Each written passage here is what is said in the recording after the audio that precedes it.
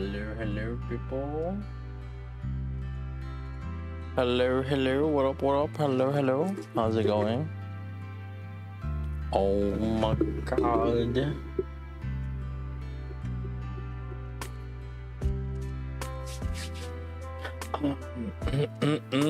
Happy Monday to some people. Sunday, NA gamers. Pacific. Oh shit.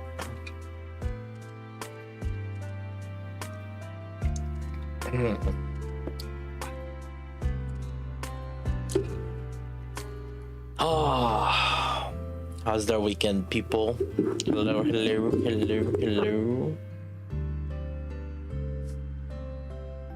Oh my god.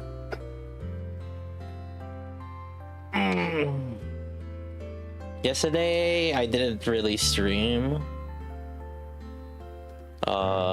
Yeah, as usual. If it's a day that I hang out with my friend, I just really don't end up streaming. Yeah, and then I think after that, went to a tournament yesterday. It was a long ride. It was like what, like 40 minutes, an hour one way. And then we didn't get anything. It is what it is. Right? I mean, I'm just going because it's just, I mean, I already got the reward from that tournament, so it's like, so it's, me going there is just trying to deny anyone else from getting it, or getting extra so that I can use to trade or whatever it is.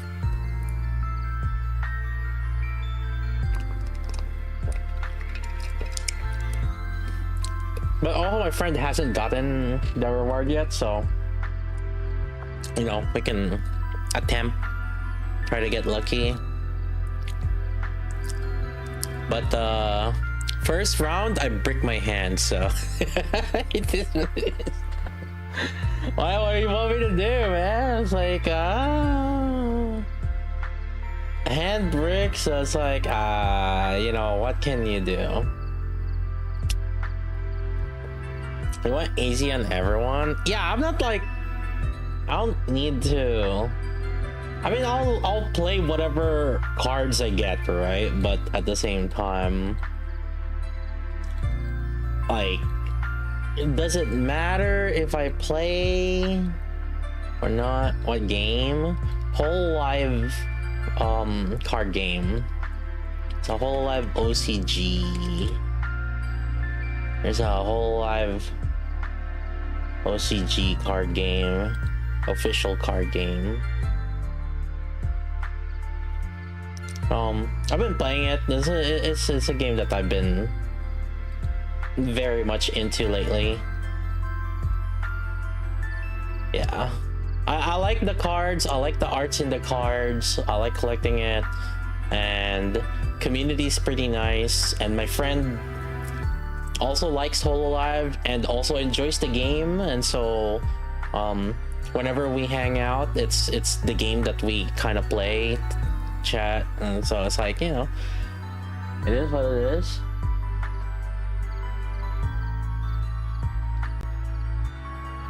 I got the Gozor binder. Let me see.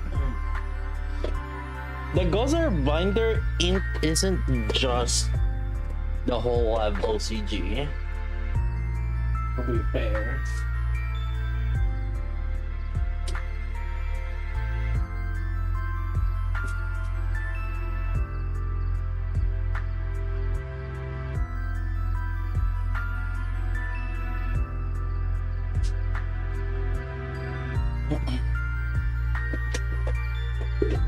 Guys, Union Arena. I have Union Arena. I think I only have, well, I bought a case of Union Arena. I can't remember how many signed I have. I don't think there was many. Actually, no, I think That one binder only had, or that one case only had one signed card, I think. Yeah, I can't remember. I just remember buying in an arena case and like coming out not very happy. That's all I can remember. No, we got the Gozer binder. Look at that Gozer binder. Wow, oh, pow. Well, although this isn't really the cards, but these are a collection of like the different cards that about her that came out. But we got the actual card game right here. I've been collecting the different card games also, or the different cards that she has.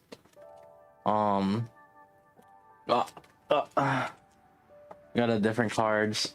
That was the English, and then there's other things here too. Different. These are like wafer cards or something like that. I don't know. It's like something like that. And then I have this other side is like the JP cards. Yeah, I've been collecting some of the Gozer cards. Yeah.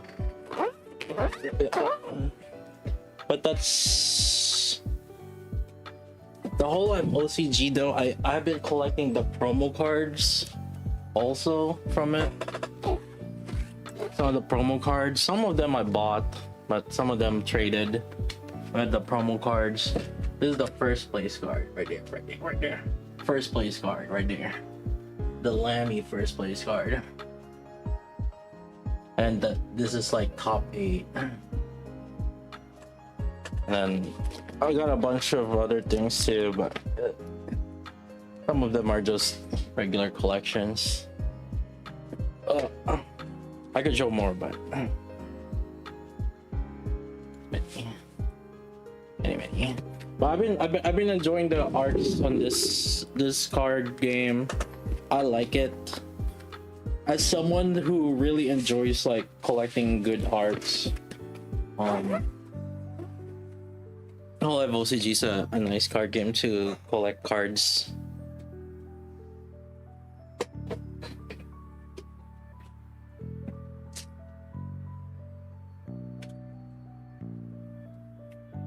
Like I've been collecting a bunch of like posters. Like before it was like posters, right? I used to collect like posters, art books, things like that. How expensive Hololive TCG compared to others? Very cheap, actually. If you're just gonna play the game, it's actually relatively cheap. Building a deck ranges between, depending on how meta it is, but it's like $20 to $100, $20 to $100. I guess it depends on the actually maybe $30, maybe $30 to $100 depending on the maybe 160 tops, like the really popular one. But if you're talking about just playing the game, collection wise, I mean, obviously it's kind of like Pokemon or whatever it is, where there's like alternate arts, full arts, and then obviously those ones do increase the price if we're collecting.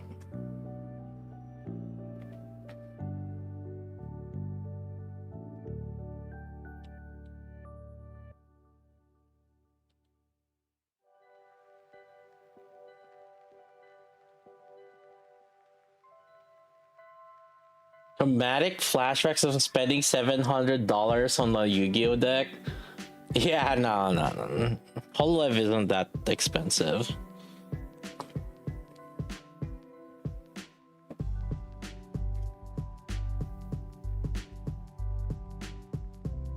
There are some cards that are like $100 or something. I mean, like signed cards and stuff. I think Narissa card goes for $2,000 right now, I think.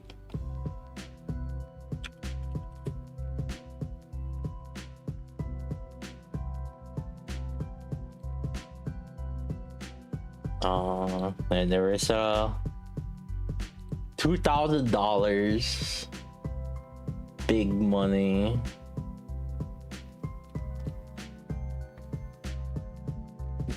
But that's the SEC, right? SEC is secret, and so it has a signature, or not really. It has a signature in it. The regular version of it is let's see, how much is it? $400-$500. Okay, seems like it. That's the regular card. There is a tax. Oh my god, big money. But that's the alternate cards, right? Like, so for example, if you just want to play, so like this is the alternate art, right? $600, $400. But if you want to play, this is it. This is the regular version of it, which is like $20. So like alternate arts, higher rarity, obviously more expensive. But if you just want to play like the base rarities, it's much, the cost is like much lower. Are you gonna use $2,000 card in your deck, buddy? On that previous tournament, okay, this guy that I faced, he had a Slammy SEC, right? He has a Slammy SEC. He has one on the deck of this, but then he owns 4 other in his binder, and then he has the fucking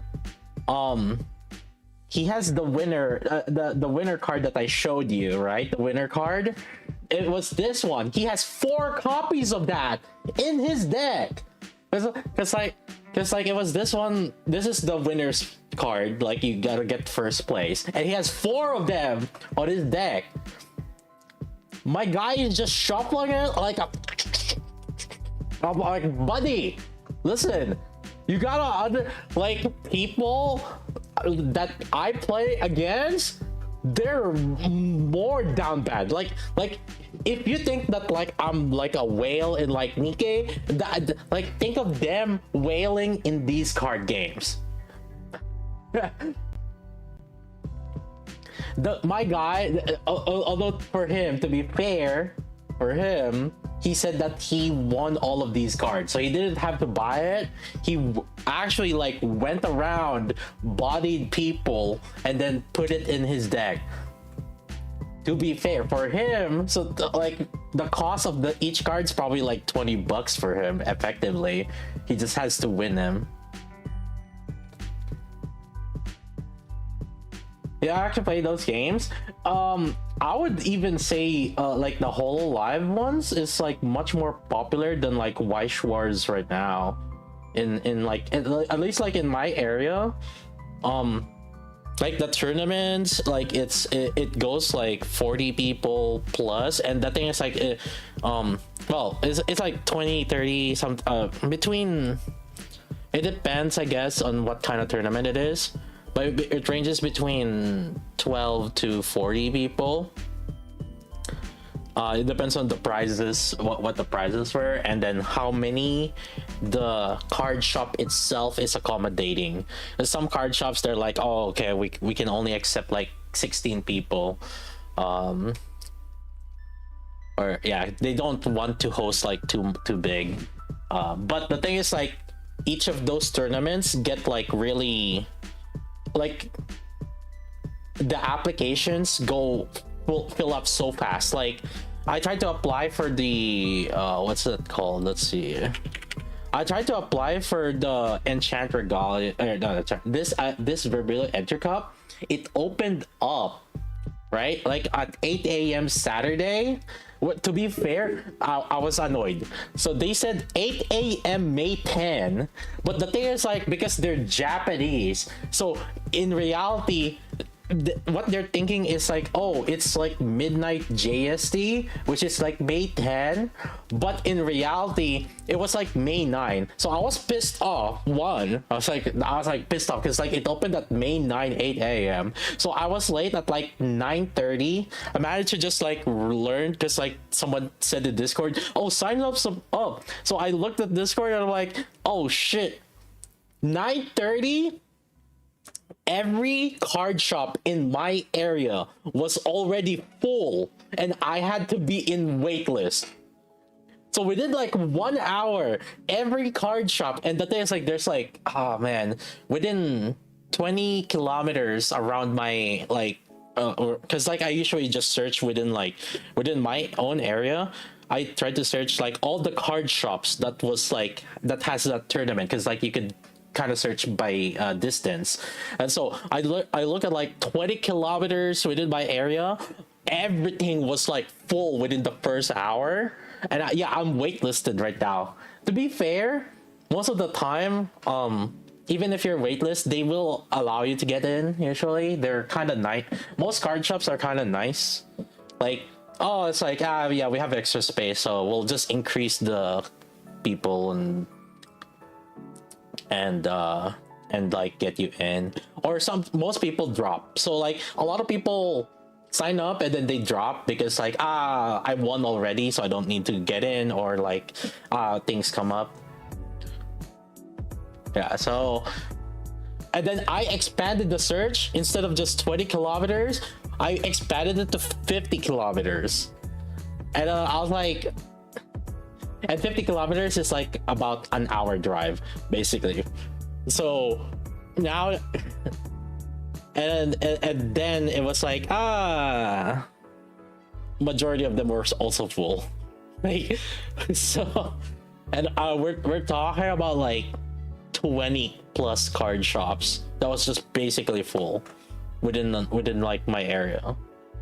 And it was full, and almost all of them was like 16 to 30 to 40 players that they accept, something around that. Yeah, I've been enjoying it. But yeah, holy shit, there's a lot of people in my area at the very least that actually play the game.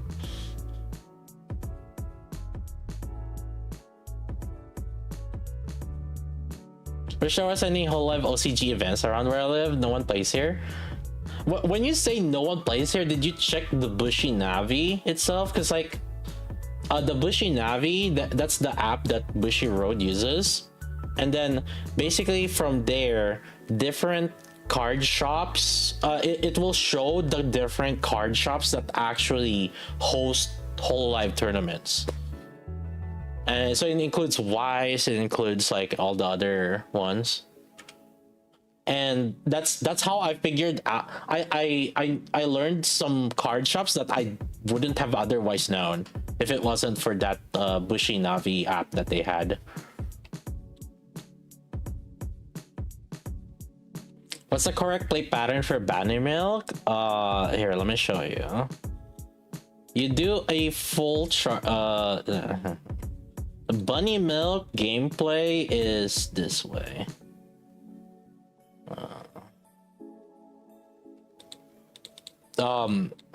It's a little complicated. Okay, let's see. Where's Bunny Milk? Okay. All right.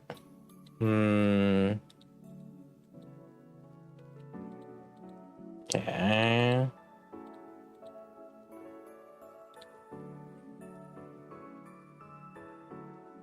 Yeah. All right.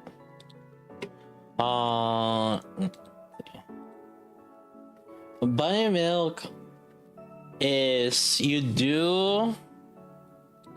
So initially, ideally you want to burst first with her because it just makes the thing easier. But and let me set this. Okay. Yeah. So when you try to burst first with her, what you do is you do a full charge first, and then after your full charge, you fast charge.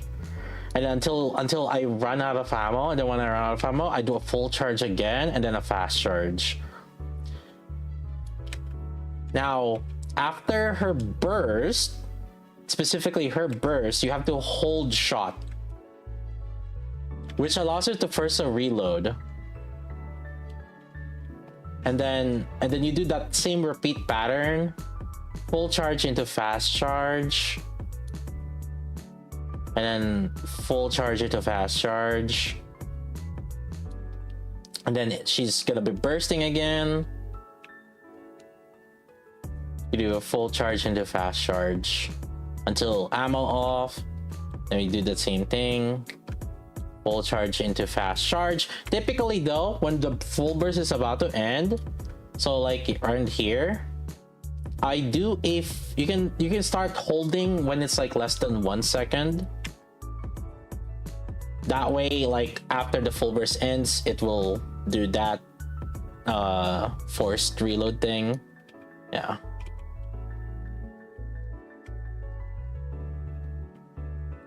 That's how you play her.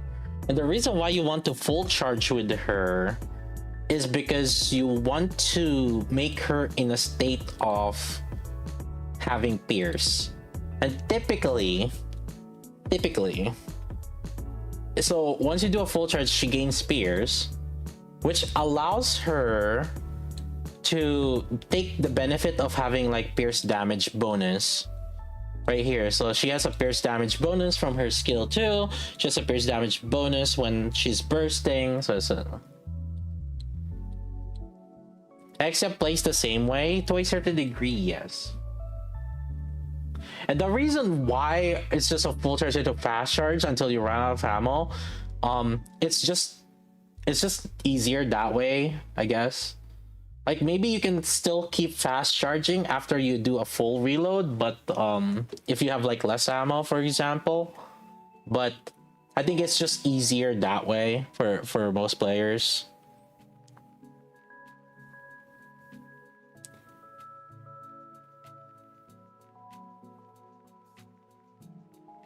I would have to go 40 minutes away at the shortest if I wanted to play at all. Yeah. I mean, I have been driving 40 minutes, to be fair, to go to tournaments.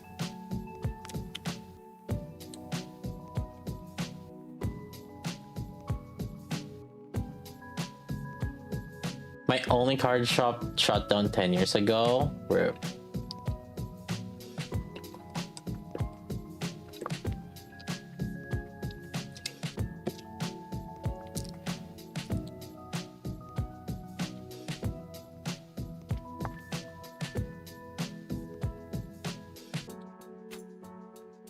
The trading cards or booster packs are the original gacha. Yeah. I remember collecting card games like in Philippines, and it's not even like trading card game. It's just collecting cards. There were like, you know, the different anime characters. It's called. Okay, Filipinos that are millennials probably knows it. Text. No? Isn't that what they were called? Like Filipinos out there. I think it, yeah.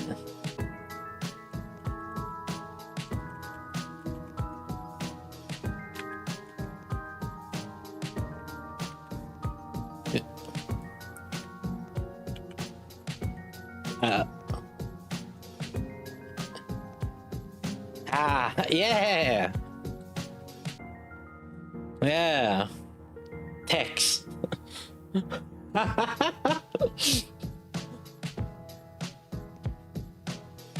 Oh, yes. That dude, holy shit. Yeah. God damn. Yeah, and the thing is, like, how you play this, there's different ways to play this. Yeah, yeah, you gamble with these. So like there's different ways to play it. Some are like you give your card and they put their bet on the card, and then you put your bet on the card, and then someone will like try to make them fly, and then whichever faces differently is the winner.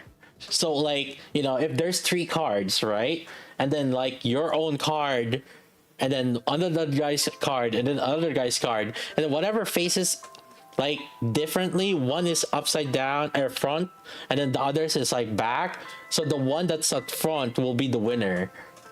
And then there's different ones where they you try to make the other card flip over, and then if you did, then like you win, kind of thing. And oh my god, holy shit,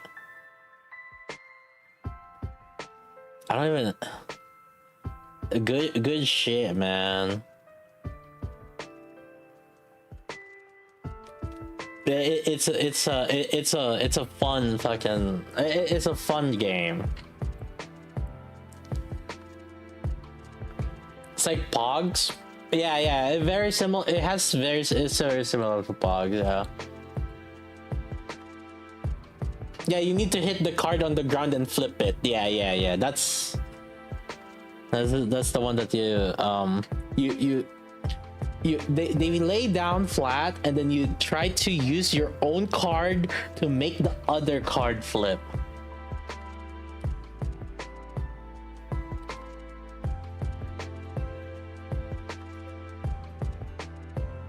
I don't know, man. There's like so many different, but I mean, there's different ways to do it, but basically the whole idea of that game is you gamble your own cards against other people's cards. The Squid Game, yeah, it's very similar to that, yeah. But that was just one game mode of it. There's like so many different game modes of it. I think the most common one that I do is like where you try to make it fly. So you have like 3 cards. So you have like a card and then a card and then another card. So you have 3 cards, and then you kind of stack them all together, and then you make them fly. And then like I said, like whichever one flips differently is the winner.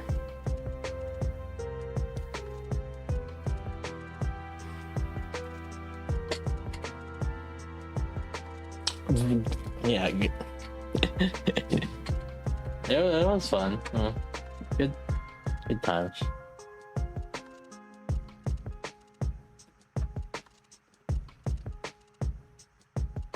Did Core 7 Nia screw you over? Screw me over as in what?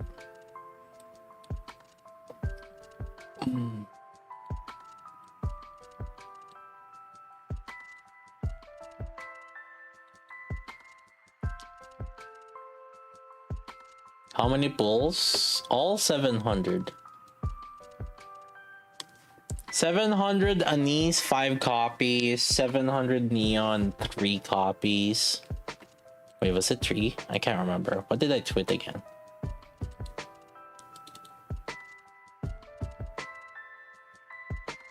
Ah, yes. Yeah, 3 copies of Neon.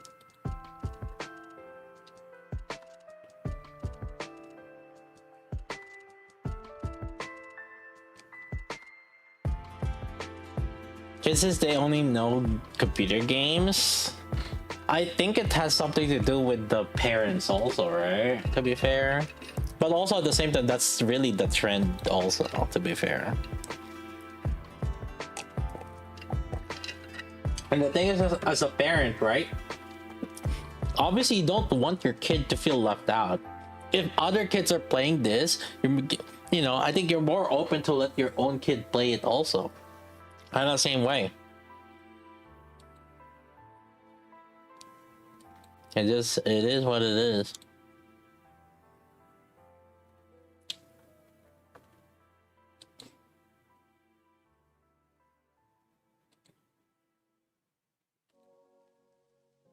Alright. Garbage time. You guys vote. Okay.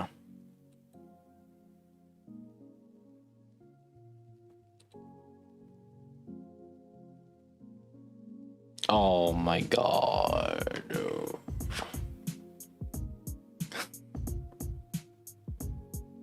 Oh boy.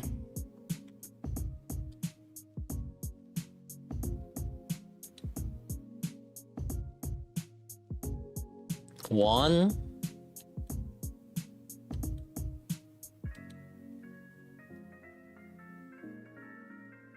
Plus one. Rip.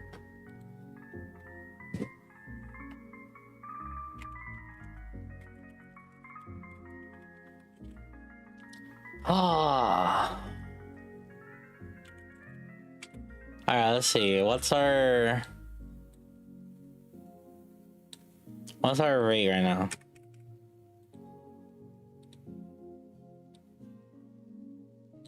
Oh no, we're behind. 38 rocks expected. We're 35 right now.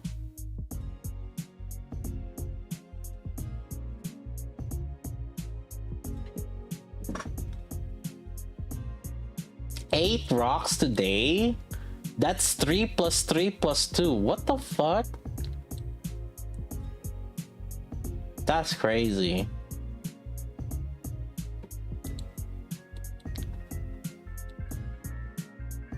On my country,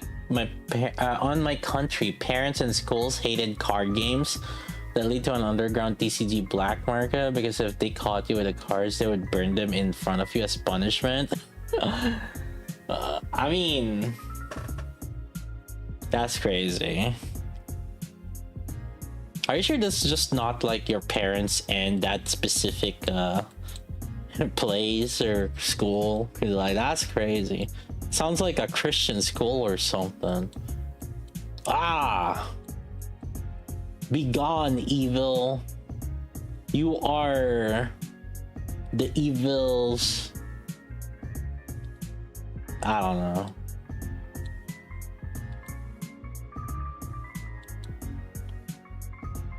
My best rock day was 11 on a full burst weekend. Are you counting the guaranteed? We don't count guaranteed.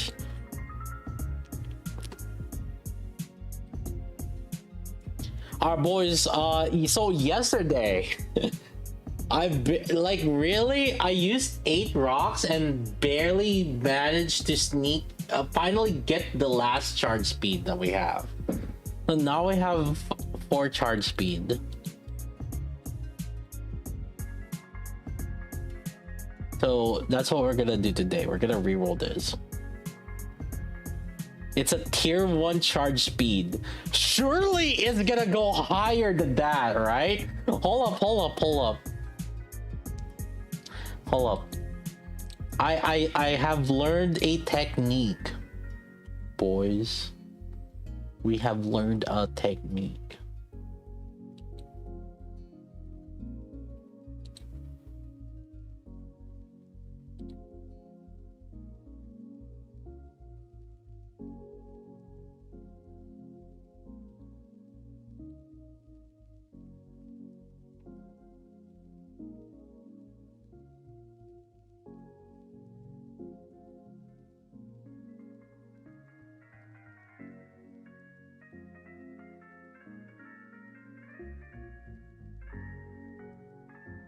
What the fuck?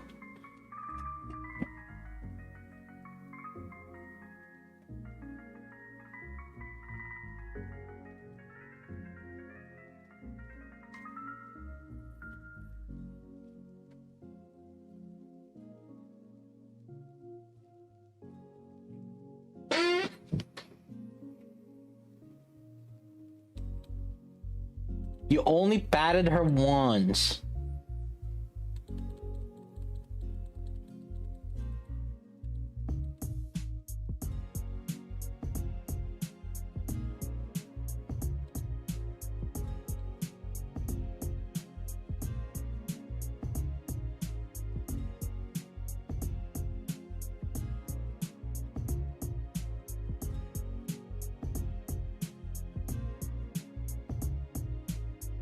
I mean, it's higher.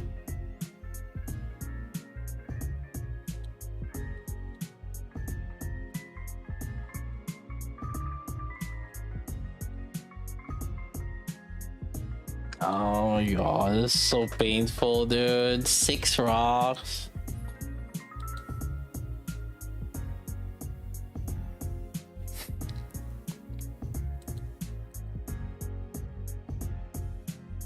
This pain.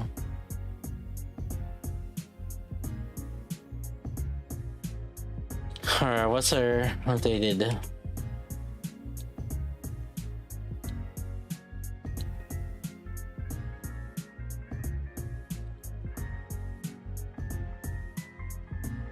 Neon.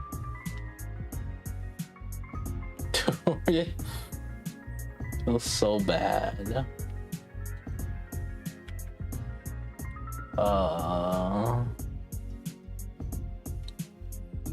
No.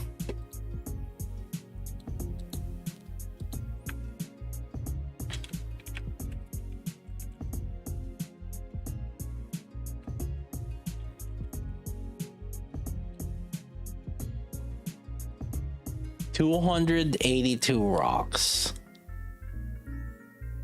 She is. I think I will stop at 300.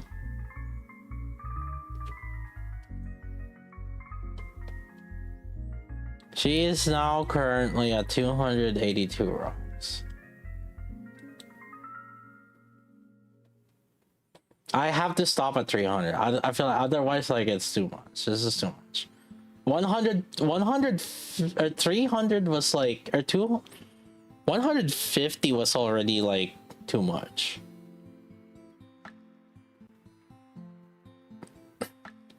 Just one character. Honestly, it's still ammo. I have an ammo line. So the thing is, like, it's all basically same. Like, they're all, the damage is all similar. Whether you replace an ammo, whether you replace a charge speed, whether you replace attack, they're all basically close to each other.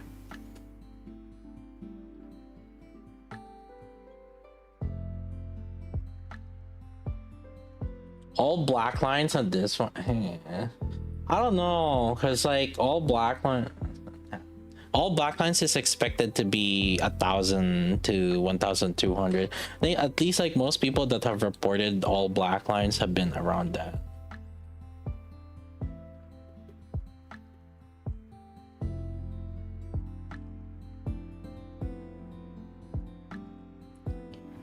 Oh.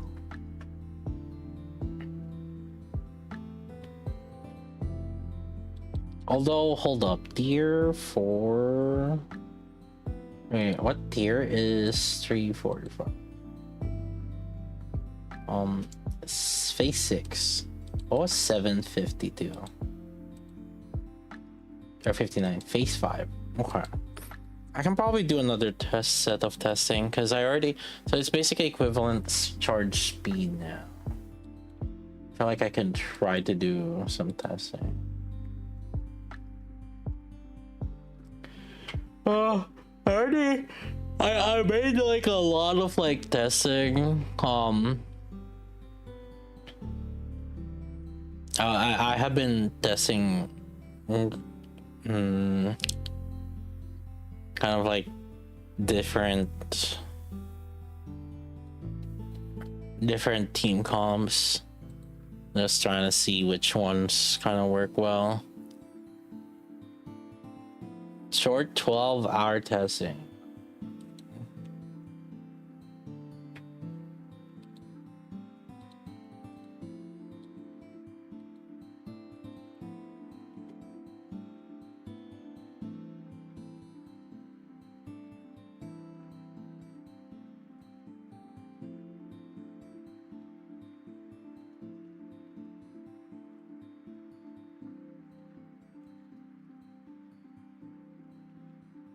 Oh, missiles.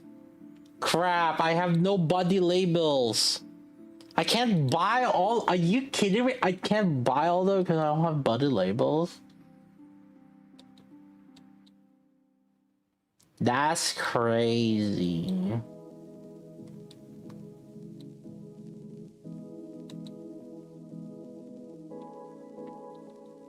Here, let's do some pulls, get us some body labels.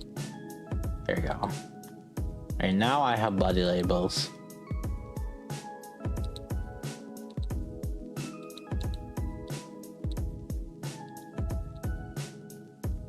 I use my front points. I used some. I have 23,683 front points.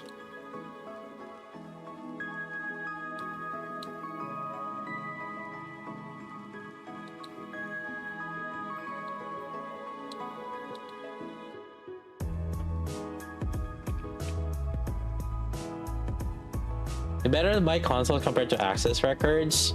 If you tend to skip units, I mean, access records is fine. It's something, and if you don't like try to get dupes, access records is not bad.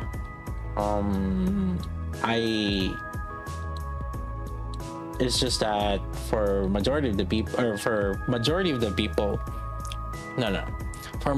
of try-hard people, they already pull for units. At least I get one copy of them, so they don't. So the dupes is not really as important to them as much as like getting the characters themselves. So after that, then most people will just try to get like guaranteed instead. If you already pull characters, you've already pulled all the meta characters, and then you don't really care about collection, then consoles is fine, better. But if you tend to skip like characters here and there, I mean, and you do somewhat care a little bit about collection, then you can use access records.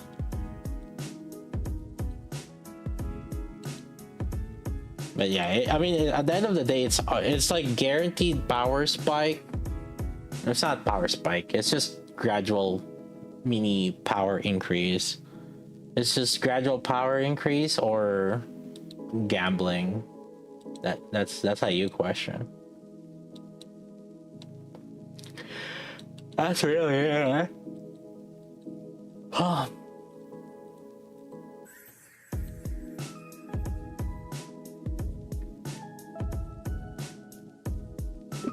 This is on sale right now.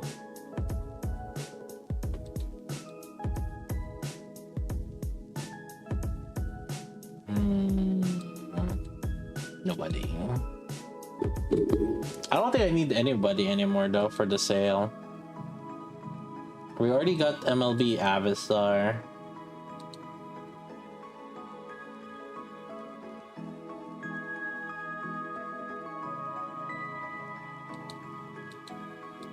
My Core 7 Neon, or not Neon. Core 7 Snow White, Mini Small White, Core 7 Chime. I guess they're both Pilgrim, so I guess there's that too. Oh, but then Rapunzel's Pilgrim also, so technically I could get her dupes. Yeah, but then it doesn't really matter. It's not like I need to raise this arc rankings. They're not copying.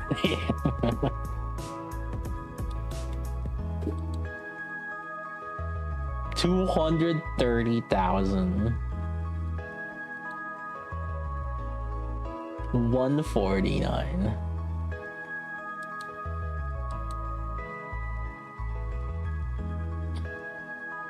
Yeah, they ain't thinking it. Is the guy active? That's crazy. What's the last? Oh yeah, it's active.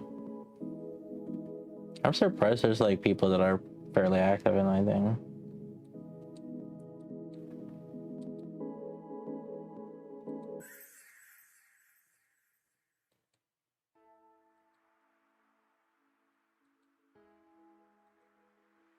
Twitter posted mint? What the fuck?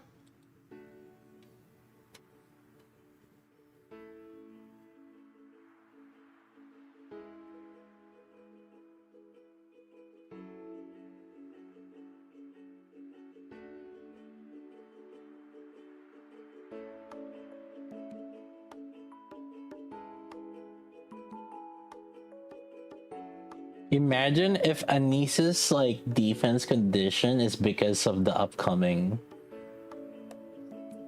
Because of these.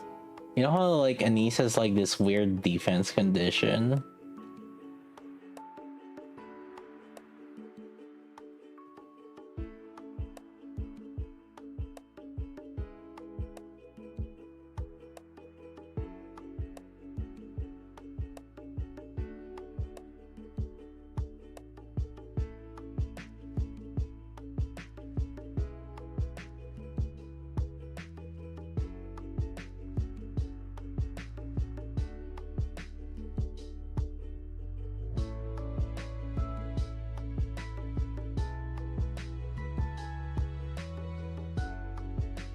Dang chat, I lost.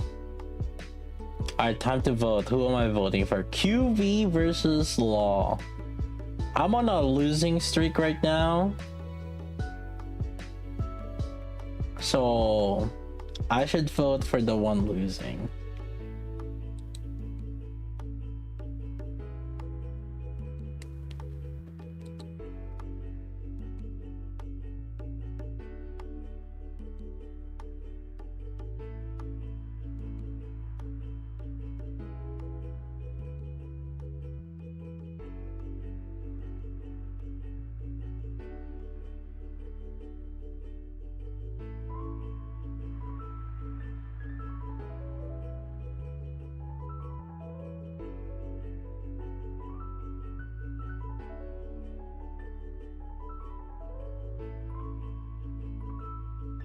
Will they both be electric units? I don't know. It'd be crazy if they're electric also though.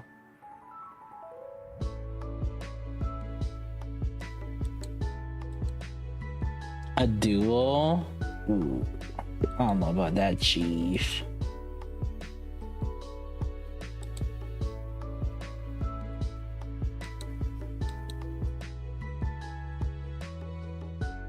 Recommended team comp for Biscuit. For what? PvP?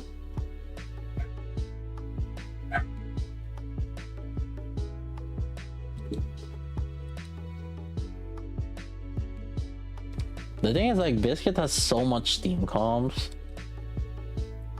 Is that door barking? Wait, you guys can hear the dog barking? Yeah.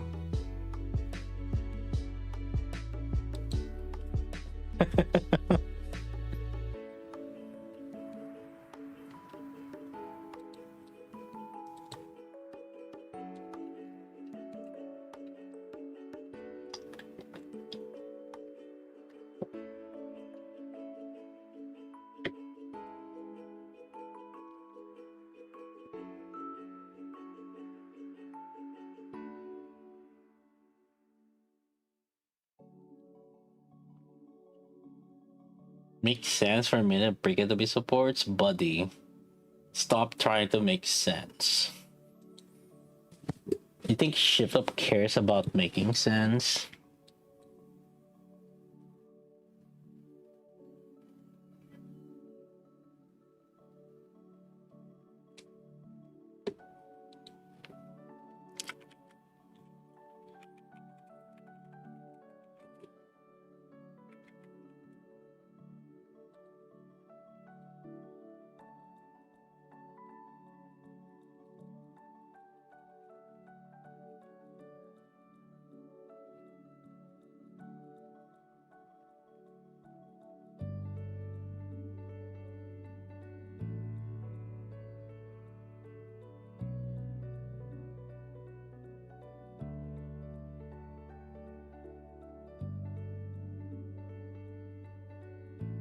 Oh god, I have no rocks. Fuck. Shit. Oh no. I have no rocks saved. Oh, if she becomes meta, we're fucked.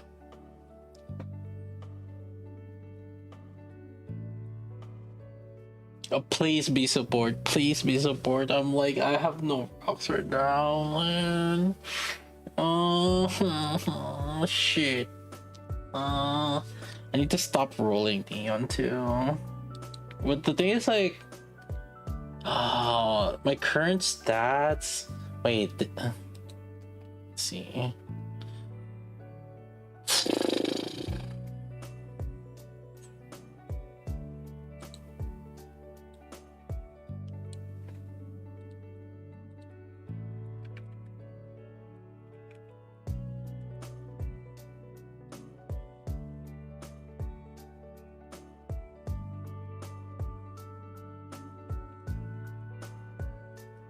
Oh my god, it didn't make a difference. So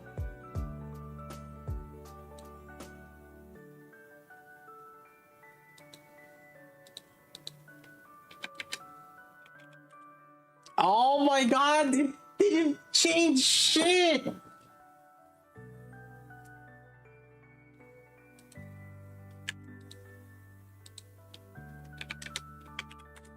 No way.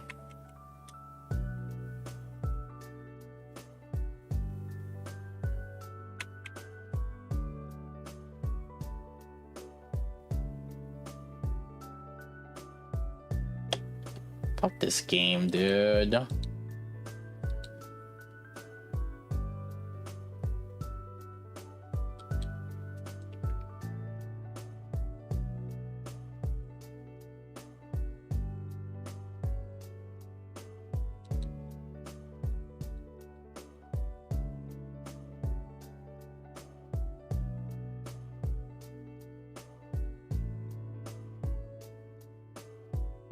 Keep rolling. Shit.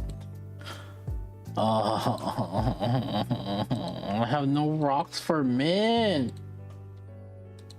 Dude.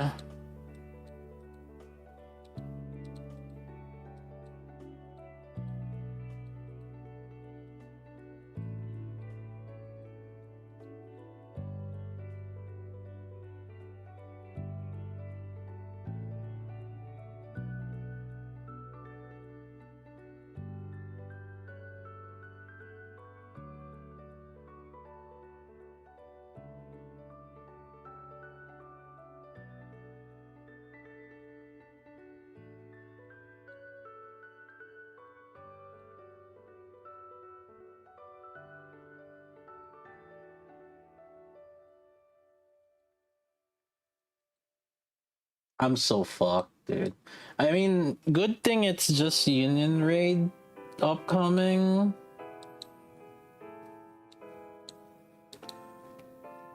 So, like, you know, I hope she's useless.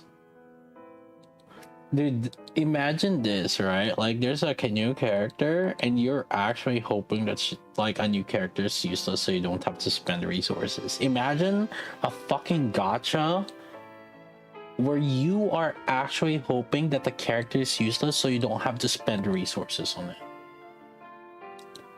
That's such a bad design. I'm just saying.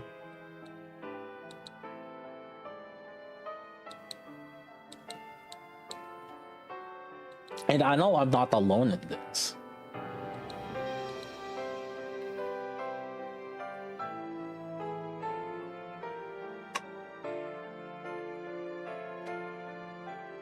I feel, yeah, there has never been a gacha in my history of like playing gacha, and I've been playing gacha for almost like 12 years now, where I actively hope whenever there's like a new character announced or something, that I'm hoping that that a character is actually useless, so I don't have to spend resources on it.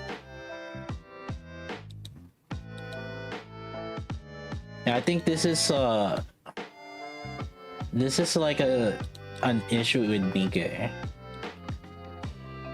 And I think the reason for that is just because we're constantly running out of resources, and then there's this like forever indefinite situation where we have to constantly spend resource, which is like rocks, specifically rocks, right? We constantly have to spend resources for a character to finish them.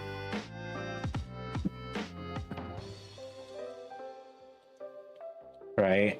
Or to make them even viable, because there are some times where like it's a 1% unit or whatever it is, right? Like a 1% or 2%, right? Like basically there's a new unit, right? Where in order for you to use them over, okay, so like there's some situations where there's like a 2% unit, right? In order for you to use them over a unit that is 1%, so let's say you spend you have like a good 1%, like Snow White Ha, Roppy Red Hood, for example, Liberalia, whatever it is, right? Before you even start using whatever the 2% unit is over, instead using those other 1% like units, you need that 2% at like a specific amount of stat line in order for them to start outperforming. So to give an example, right, like before you even bother using like Scarlet, even Scarlet, the Drunk Scarlet or whatever it is, right, you probably need like 80, 90, 100% elemental, as opposed to just like using a unit that is neutral, that's good neutral. You have Snow White Ha, Liberalia, Roppy, Mihara, right?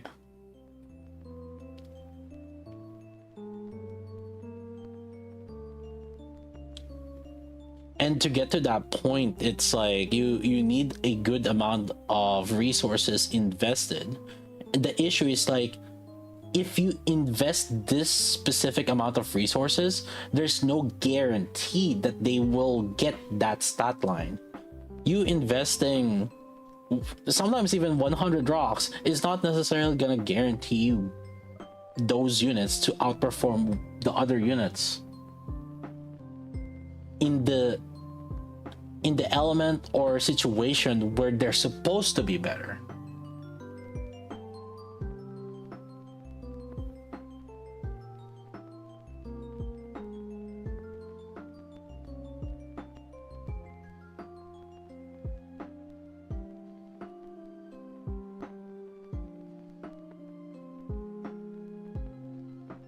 And it's because of the RNG nature of rocks.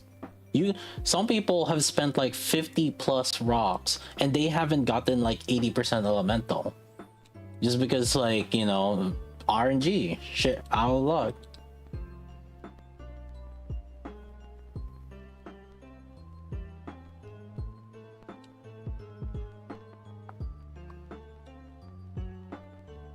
And that's like not a amount of resource that many people are willing to dip into if a unit just somehow suddenly is just barely better for that element.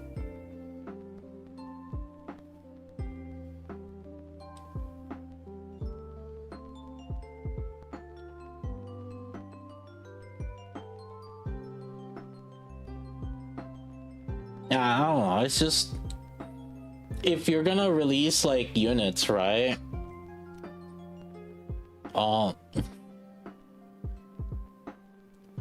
I feel like there needs to be some just base performance.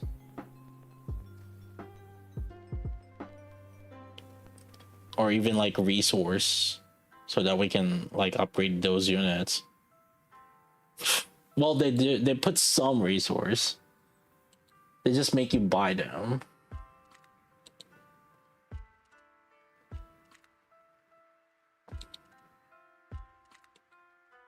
Oops.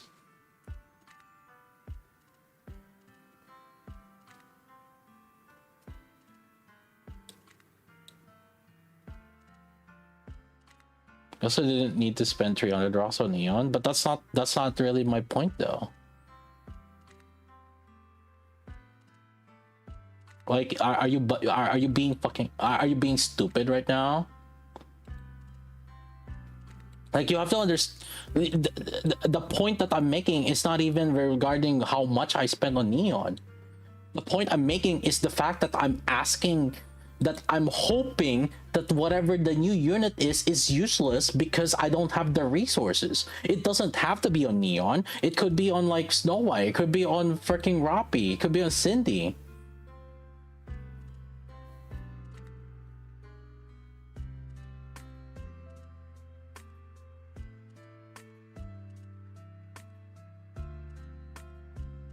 If units just came out one after another that are good, and then like we start hoping that the next unit sucks so that we don't have to spend resource, what kind of fucking design is that?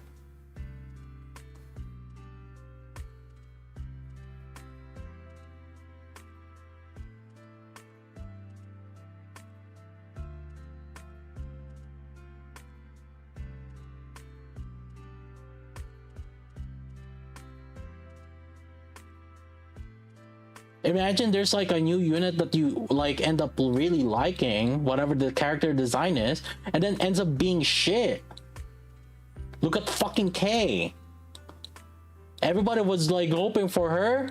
Dog ass shit. Fucking EH came out. Oh, fucking dog ass shit also. Snow Crane came out. Dog ass shit also. Good character designs gone wasted.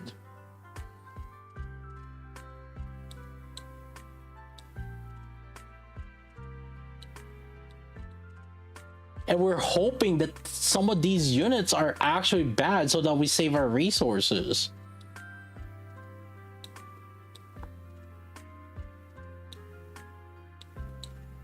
Some people breathe a sigh of relief when these units were like when these units were released. It's like, ah, crap, thank God I gotta save resources. But then the people that wanted them to be good,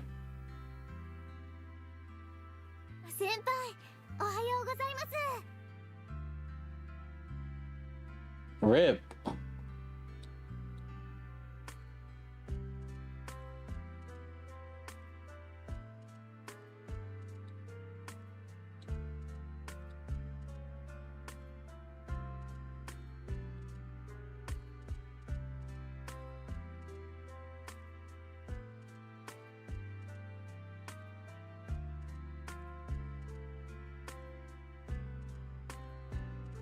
I mean, it's because of how the game is designed.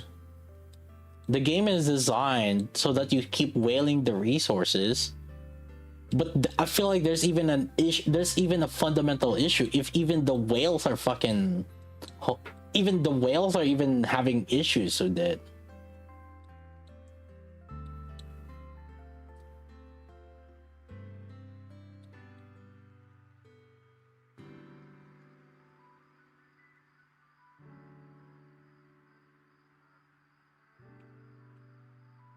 I don't know, it's just, you know.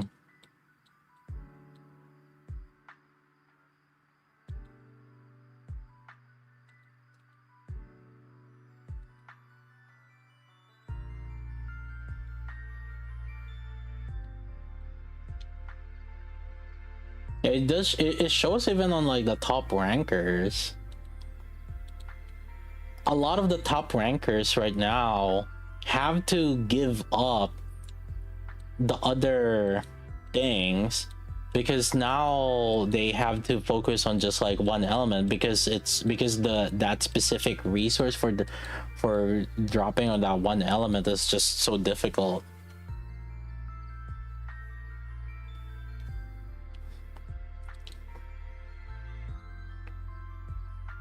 Like if they started splitting the resources, it's just difficult now.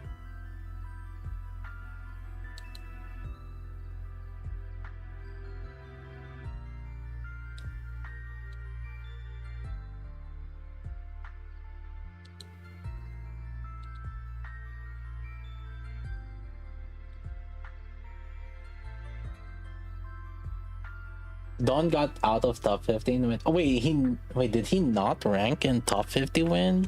That's crazy.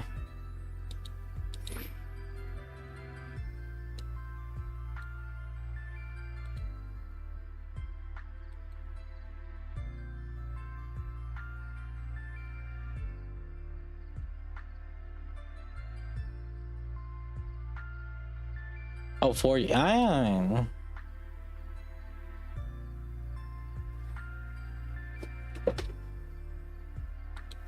I'm pretty sure some of them will try to step it up to keep maintaining that top 50.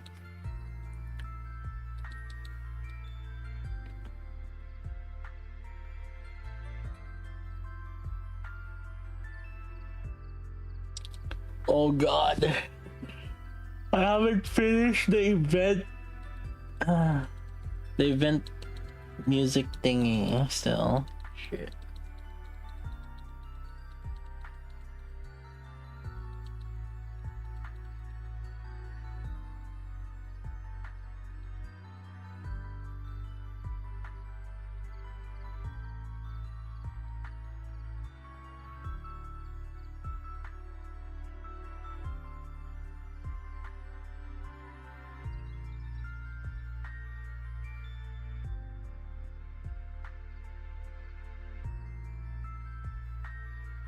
Let us use the overload lines at least.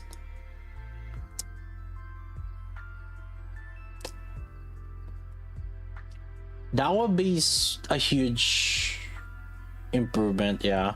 I could, if they do introduce allowing us to choose the overload lines, it'll probably be like some sort of like event, like reward event shop, where they would limit still how many we can do, how much we can like keep of those, so that way like it's you can't, people that have invested on other units don't feel too bad about it. But I could see them introducing selector overloads.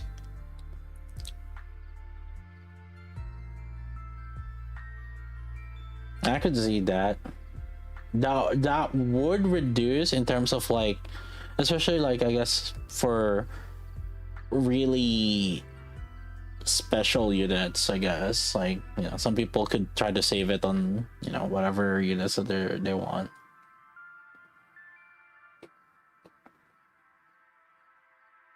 But would they do it? Here's the thing. I feel like even if they do it, the whales would still wail. Honestly, like, I don't see it any differently. Like, the ones that have been buying rocks will still probably buy rocks still, even if they select it. So I honestly don't see it. And in fact, they might be even able to make money out of it. Like, if you, because this is classic shift up strategy, right? You release like a concept or something, and then eventually you start selling resources for it. They initially weren't selling doll materials, like, for upgrading dolls. They initially weren't selling them, and then they started selling them after like a few months. So it's like, listen, I mean, what's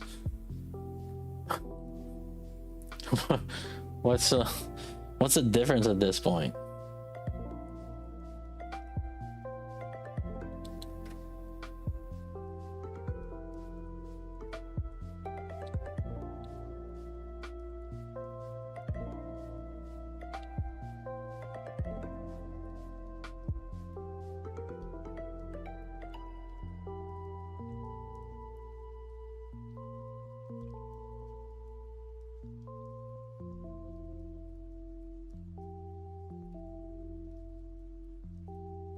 If surface content was better, see, we would probably have back specifically for surface content. 100%. Oh god, like, those like Tetris items thingy majingy, I'm 100% sure they would have like tried selling them. 100%.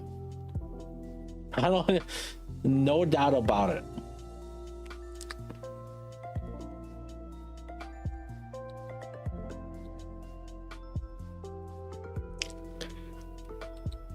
The hexacode block, yeah, the hexacode blocks.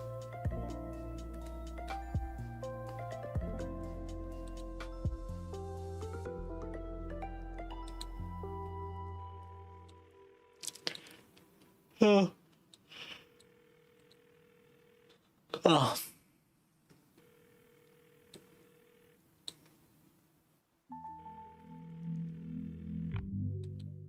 How many pages is this?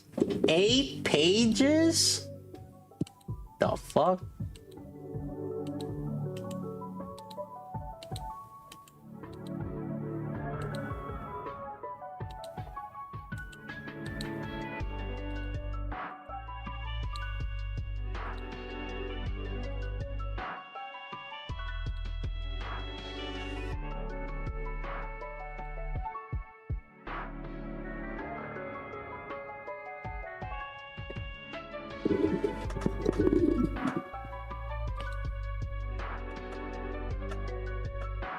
Oh my god, that's a lot of pages.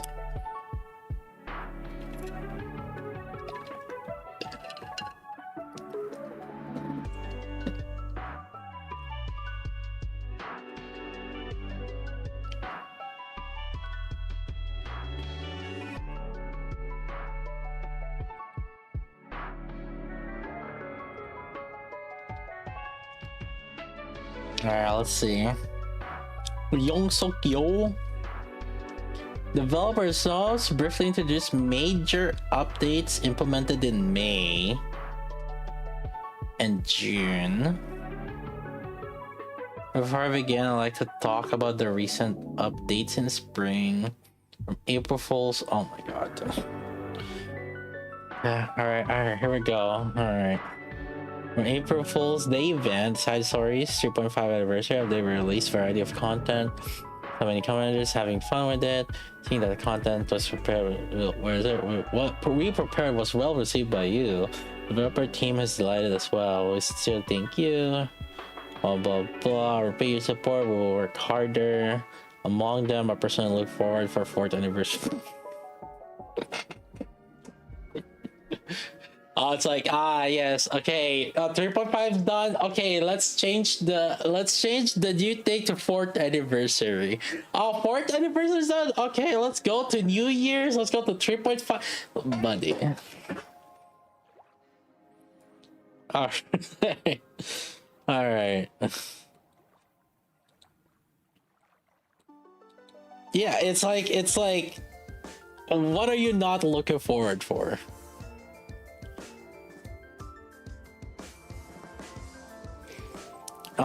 New Nikkes in May, an event preview. First, let me introduce the new Nikkes coming this May. The 3.5 anniversary update represented the new look of the Counter Squad through overspec Anise and Neon. The fact that the members of the Counters who have kept us company for a long time would be showing more mature side of themselves made this update an especially exciting one for the development team as well. We believe this update raised your anticipation for what comes next in the story. Of course, many of you showed strong interest in TT Star through the 3.5 anniversary event. We're sure many of you are anticipating an appearance of other members. In response to your expectations, we're making preparations to let Mint and Prika meet you again in May. And they did announce Mint already. Okay. To explore the stories of these two Nikkes in more detail, Event Star, B-Side Idol, and Bitter Spies will run respectively, along with pickup requirements for Mint and Prika. Please look forward to them. Acting like Mint and Prika weren't pre-planned for months.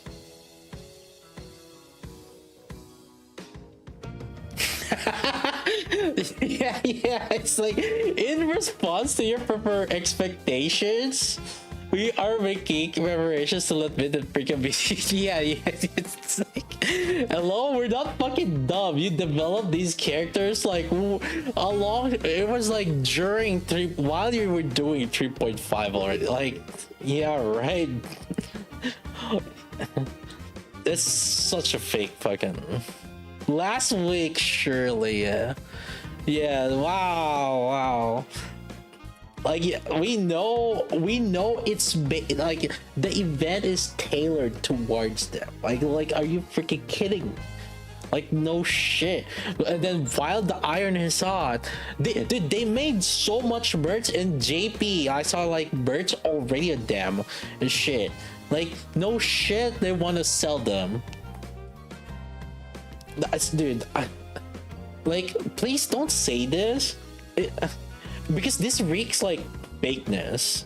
I'm like, in response to your expectations, bull fucking shit. It's like, I would like, yes, we knew that I would have like taken them. I would have been fine. Like, yeah, it's like, yes, we knew you were gonna like them, so we like, you know, we already prepared them ahead of time. Like, we already prepared them. We are making preparations. Bullshit. You already made the preparations. Oh, that what, dude, this, oh my god, now that you pointed it, this statement reeks fucking fakeness. Like, oh god, I'd rather have people tell me how it is. Like, yeah, it's like we knew that, you know, based on like how, yeah, it's like we're gonna sell them. Like, we already ready this ahead of time. Yeah, because like we're not even fucking dumb. They said it a long time ago. These new characters and stuff doesn't, it takes like more than like months, many months, half a year or something, to prepare all of those. So it's like, all right.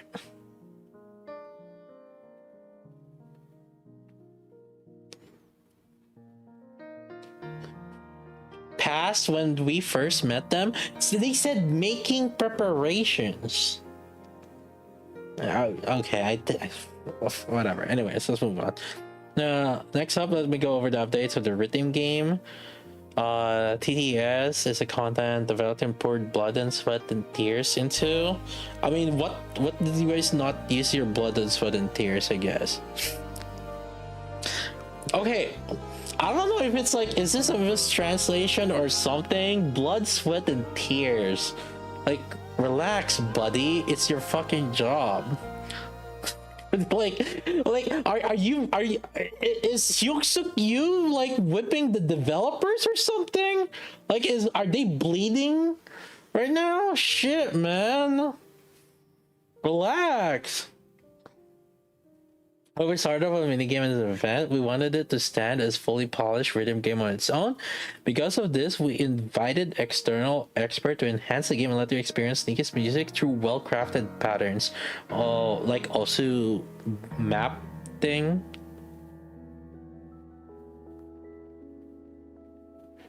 For existing competitors, this is another content you can enjoy. For people that have yet to experience Nikke, it's also an opportunity to showcase Nikke's music. We'll keep adding new music and content, improving. Basically, it's a permanent mode. A permanent mode. Hurricane will be added for free. Wait.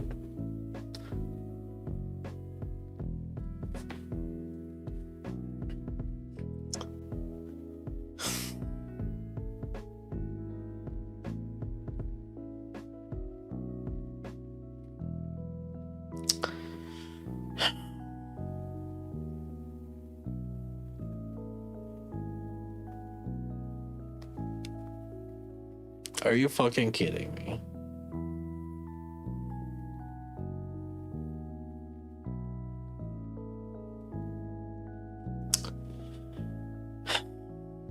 We plan to launch CTS Special Shop and a release pack.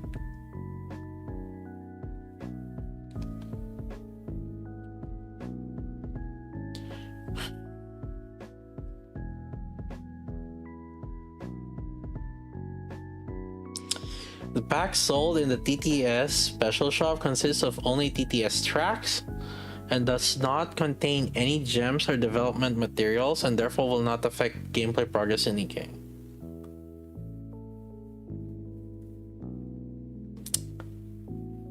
that's not really. We hope this will structured by players who primarily enjoy TTS. A first pack contains 9 tracks will be available later through notice. Starting in May, improvements to TTS will be also rolled out progressively. We'll share more details in an update notice, but I'd like to mention in advance that we're planning to separate the rankings by difficulty. Currently, scores from all difficulty levels are reflected in overall ranking. For commanders who mainly play in intermediate levels, we think this scoring system is somewhat vague to allow everyone to enjoy competing and setting records or their preferred difficulty. We plan to separate rankings by difficulty levels.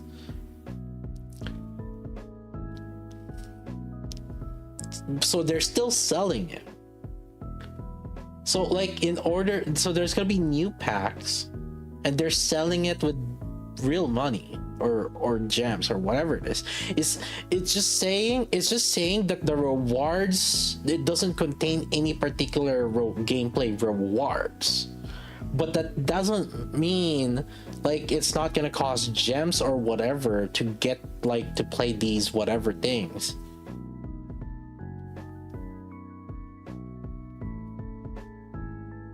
Yeah, I'm thinking it could be a dollar pack. I mean, it could be a dollar pack, it could be a gem pack.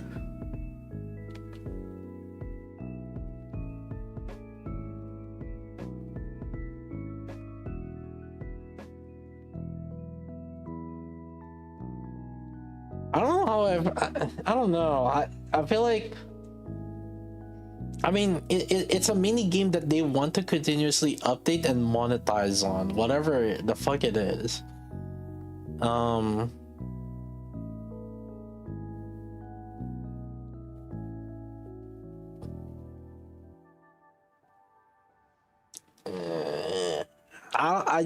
don't know.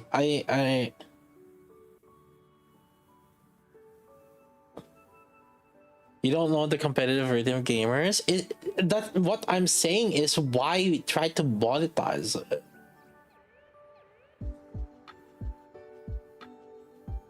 Oh, it's just kind of weird. So because like that means that they're putting in development effort for this, which is like whatever.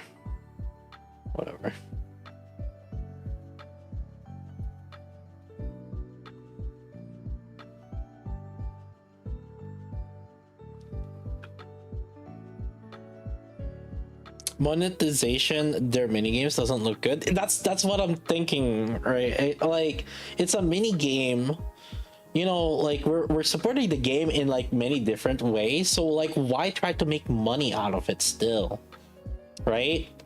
Like if you really want to develop new things in it, it's just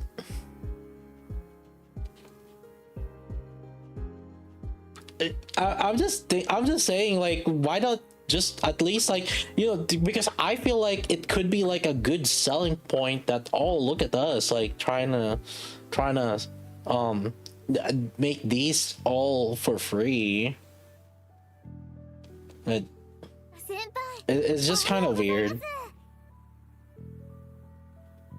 I like, to a certain degree I understand it, right? Like, okay, they're putting in effort to, you know, probably pay whatever developer or something to it to continuously add, and obviously, you know, the selling them is so that it'll make money. I don't know. It's just weird for a mini game to be monetized. That's within the game. Yeah, I'm not looking forward for this because like it's a slippery slope kind of thing too. Because now, like, if it's super successful for some reason, then it might incentivize them to even try to make money off other mini games. Like I said, because like there's so many other mini there's so many other things that the game itself is making money out of.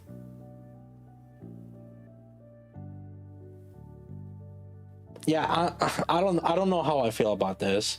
It's a very slippery slope. I don't like it based on how this sounds like, because it sounds like they're trying to make money out of it more. Yeah, it just reeks money that I don't. This nothing. This just looks really bad. This just looks really bad. Like, I'm looking at them, in a lesser view, just after this, right?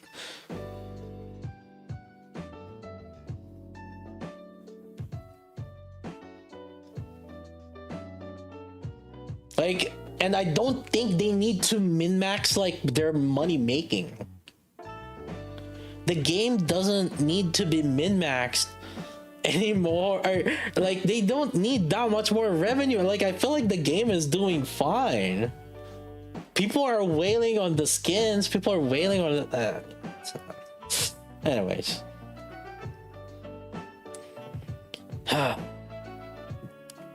It's this just looks bad. This just looks bad. I feel like there needs to be a bigger pushback on this, and I hope, is there a thread already in, like, I why does it feel like I have a feeling there's already a thread in the official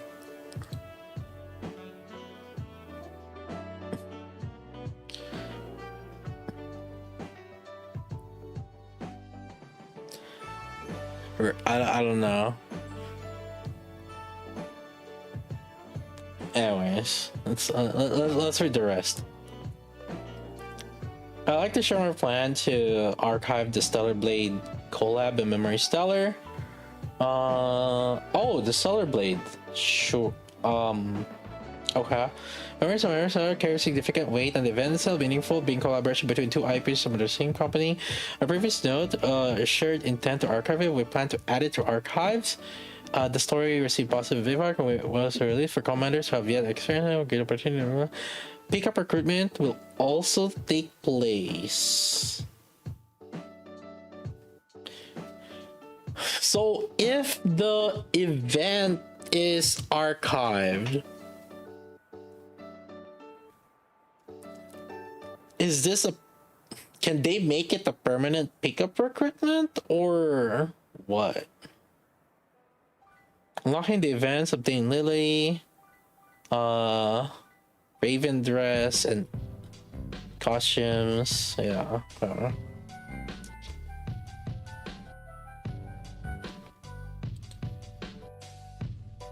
Yeah, they got a FOMO. I mean, if it's a recurring pickup,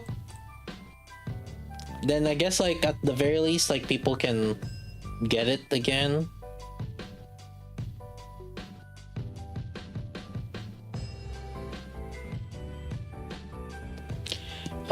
At the very least, like, for Iron, these two are pretty up there, especially like when the boss doesn't have like peers. Even Raven do perform relatively well, so these are good Iron units.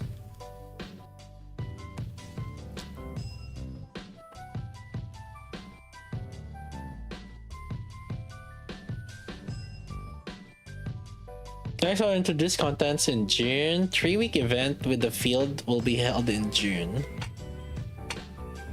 Although it does not have formal theme like buddy events or main events, we believe it offers a fresh experience, different from previous events. Moreover, the pickup recruitment of long-awaited character that many commanders will definitely love. A long-awaited character. Landon said, "Oh my god, we're getting Chatter Bro. Finally. Nikke Chatter Bro."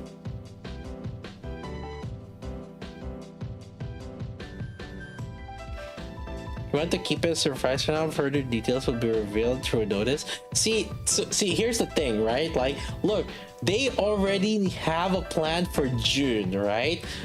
whatever the fuck they're smoking here, right? Like, oh, in response to your expectations, we're making preparations to let me go. Like, bullshit. You already had it. It's already done. It's already ready. A long time before the event is out. I want to keep it a surprise for now, but further details will be revealed through notice in future. Please stay tuned. The event Boom the Ghost will be archived across summer. Papillion. She did get introduced way early in the story, and she still doesn't have any, huh? I guess. The mini-game BFG Cleanup will also become available in Arcade. We invite you to re-experience this mini-game. Many commanders players enjoy. Okay.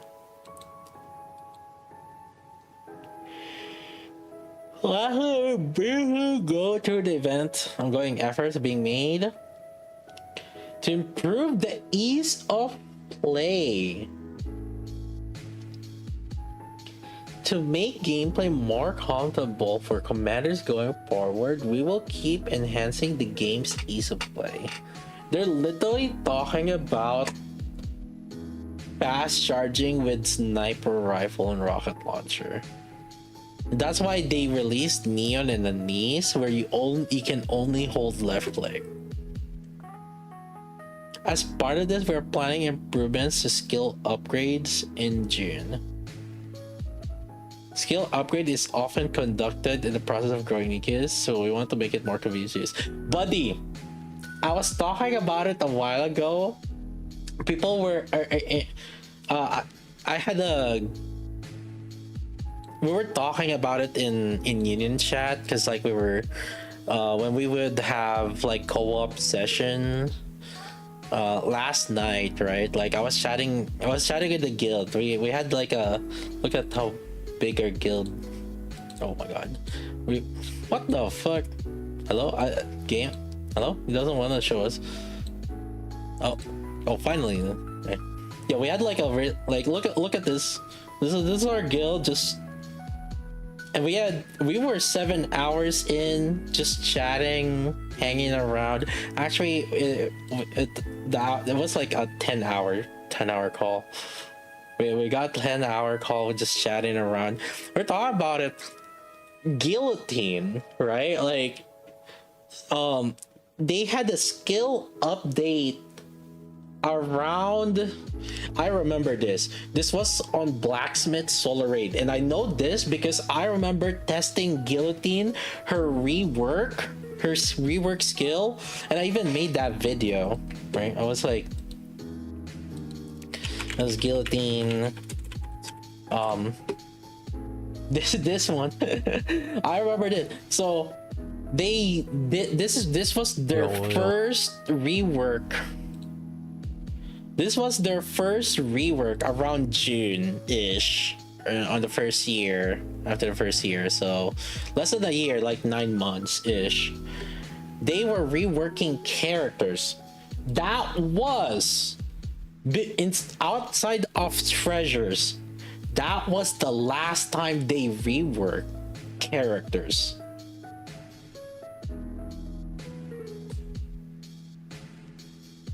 So I'm assuming that whatever they're saying here is separate from treasures.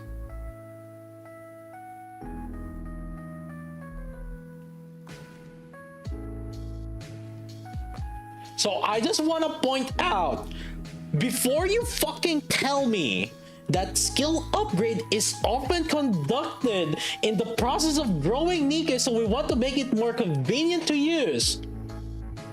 The last time you had the fucking skill upgrade was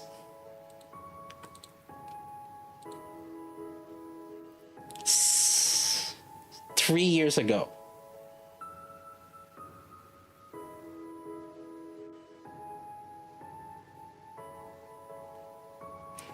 So don't you fucking tell me that skill upgrade is often conducted, because that was the last time you tried to upgrade skills for free.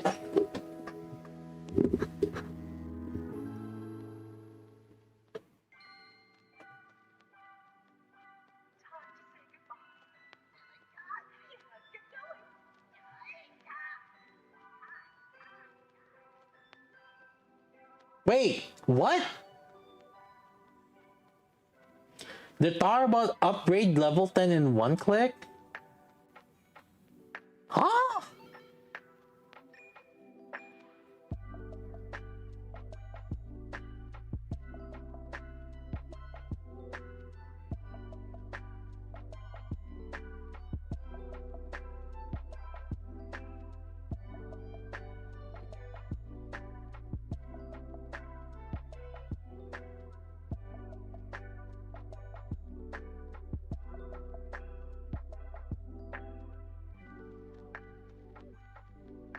Why even mention it?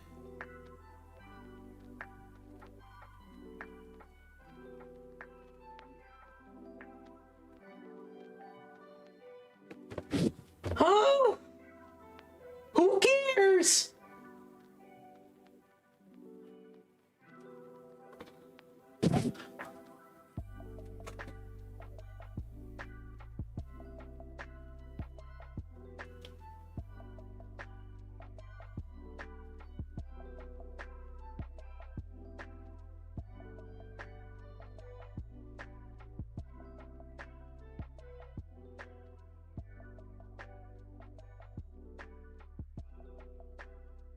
I don't understand.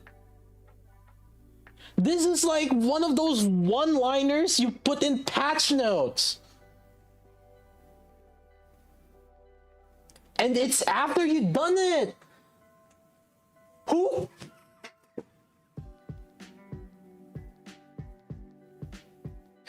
No, my point is like, why even bother putting it in the developer? So I'm expecting. This is like this is literally fucking trying. This is like school work. I swear to God, every time there's like a dev notes, Shift Up thinks it's like a fucking school work. They're trying to pad their word count just so it feels like they did so much more of like a whole lot of nothing. Are you fucking kidding me?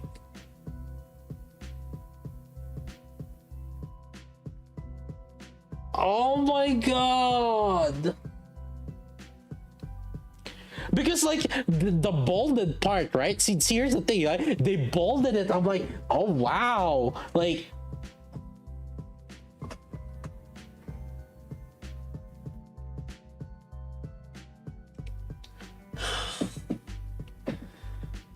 blood, sweat, and tears. And see, the worst part is like they're making this seem like they got like so much cooking points, and then they're trying to make money out of you on these fucking TTS shit, right?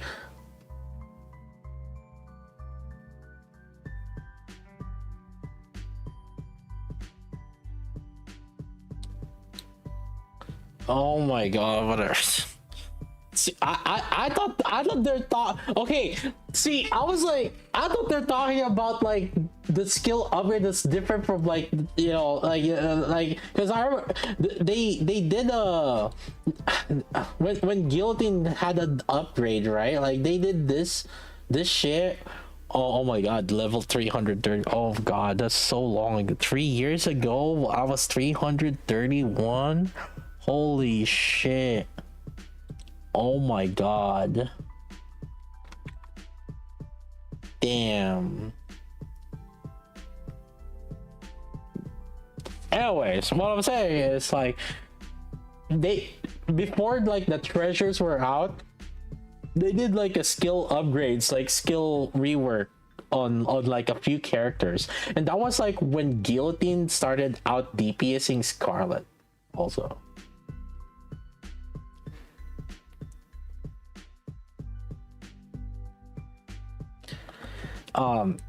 And I thought that they're just putting it back again instead of like treasures.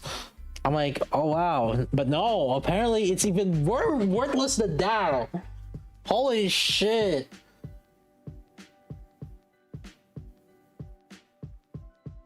Again, like it should have been a one-liner that's just like in the patch notes, like no. Anyways, we carefully listening to your feedback on gameplay content. In the latter half of this year, we will increase the number of participants in Champion Arena League and did we not like say like this literally on the first release? On the first release of Champion Arena, we were already complaining that why is it only top 4? It took how long to respond to feedback?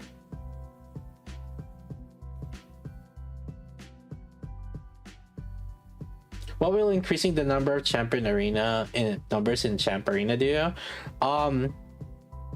It would probably squeeze it would squeeze the amount of SP Arena brackets, likely so.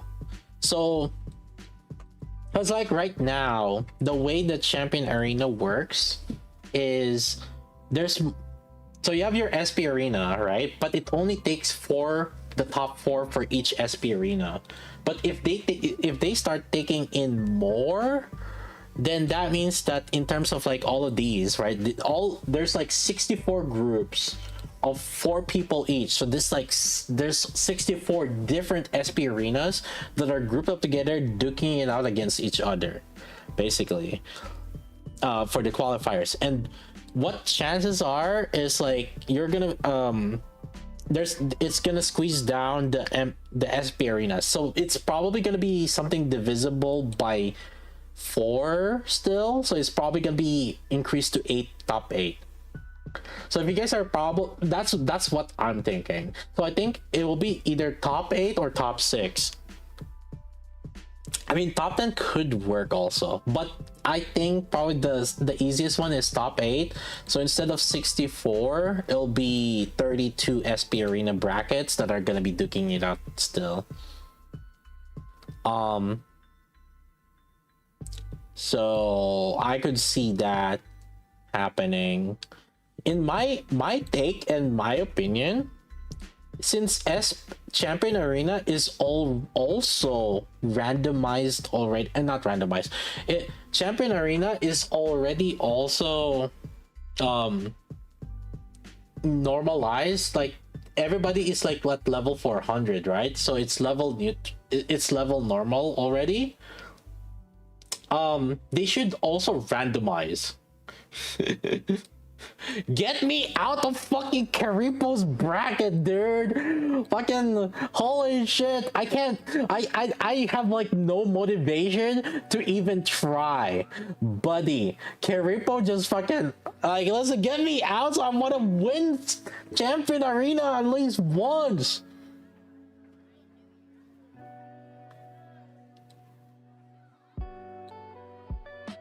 I voted on you and you lost? Buddy, you're not supposed to vote on me. My team suck.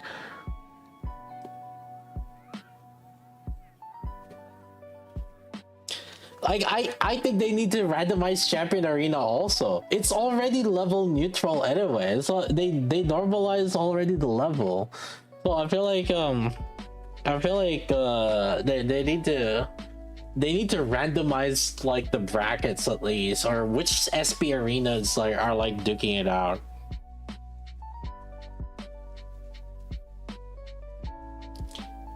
Wait, improvements to arena, co-op, union raid, and other content.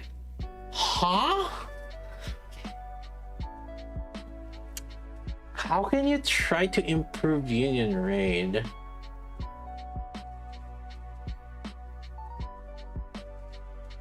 And co-op, the biggest thing that I could think on co-op is like selecting your position, and then like setting the lobby, and that's the biggest improvement I could think of right now. I mean, the other improvement that I could think of that would help the general public is allowing to create lobbies, public lobbies that people can try to join, and then at the very least, like, you can try to like preform your teams and coordinate via it. I think that's one thing that you could do before the matchmaking happens. I could see that. However, it could also be abused. So I could see like restricting the what like what people can type or something. Probably like predetermined like you know, voice messages or like chats, voice or chats, text chats. Like, you know, typically what Nintendo does it on their online thing, right? So I could see something like that happening. But yeah, that's the biggest thing I could think of, where people can create like a lobby, and then like pre-select like, you know, the units perhaps, stuff like that. Yeah, and again, but for my purposes, letting us pick the position is probably the biggest one. But the thing is, like, most people don't really care about that. I would say like the ones that would benefit on that would be top 100 players, right? People that tries to get top 100 in co-op, getting the positions and stuff like that. Yeah, so but mainly I could see that as for top rankers. And like I said, for general public, I think pre-making your lobby before the actual timer starts and it's like selecting stuff, I think that's even better. Current top, the 1 to 4, these are hackers. The real top one right now should be the Dawn team. And then, so top 1 to 5 is Dawn, and then they carry this guy and this guy, and then the next group, top 5, is ours. Well, yeah, I guess like, yeah, these ones are different guilds. Like I said, see, dude, like I said, right? I already told them. Freaking Sin, Rat, Scarlet, Azure Sky, whatever shit, Majingi, right?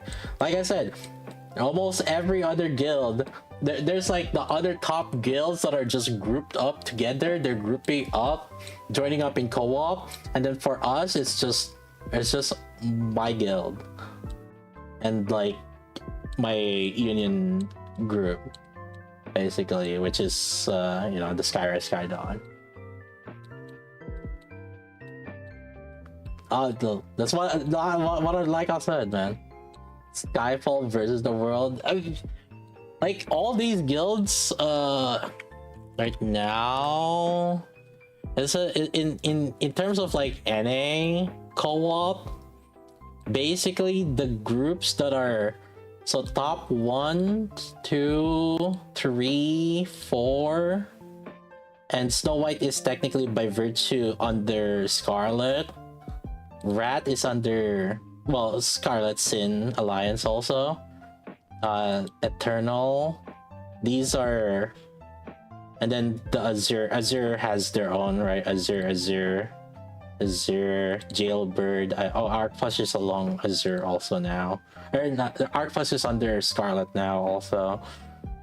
So like these are the guilds that are like grouping up in co-op.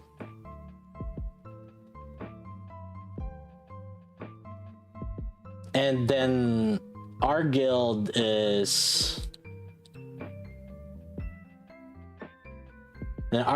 this, yeah, and then we have Skyrise and Skydawn, but technically that's within us, that's within our own thing.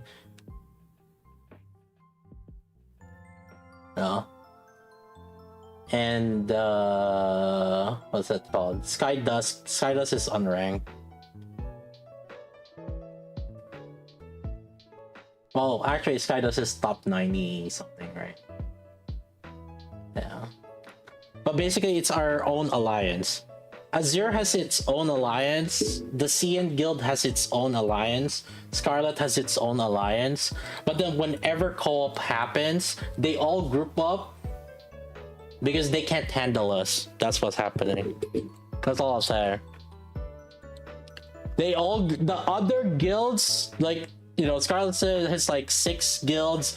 Dawn's like the CN guild is like 3-4 guilds or something like that, and then Azure is like 4 guilds or 4-5 whatever. I don't even know how many Azure guilds are there. They all group up because they can't handle us. That's what this. That's one way to see it, basically.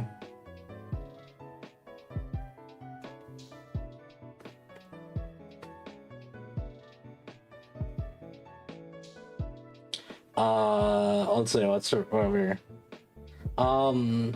Union Raid. I'm trying to think how they can try to improve Union Raid. The only other thing I could think of is just if they make all the bosses permanently infinite HP, and then basically people will just hit their best elements or whatever it is. That's kind of bad, but it helps in terms of it helps in terms, yeah, if they get rid of the reason why it helps is because it helps in terms of time commitments. And like, yes, that might be cheating, because what ends up happening is like now everybody is like, okay, what if like you just dump all like electric hits or something like that, right? Like for some reason, or you do a wind hit and the water hit and then like electric or something, right? Maybe like whatever the top elements are.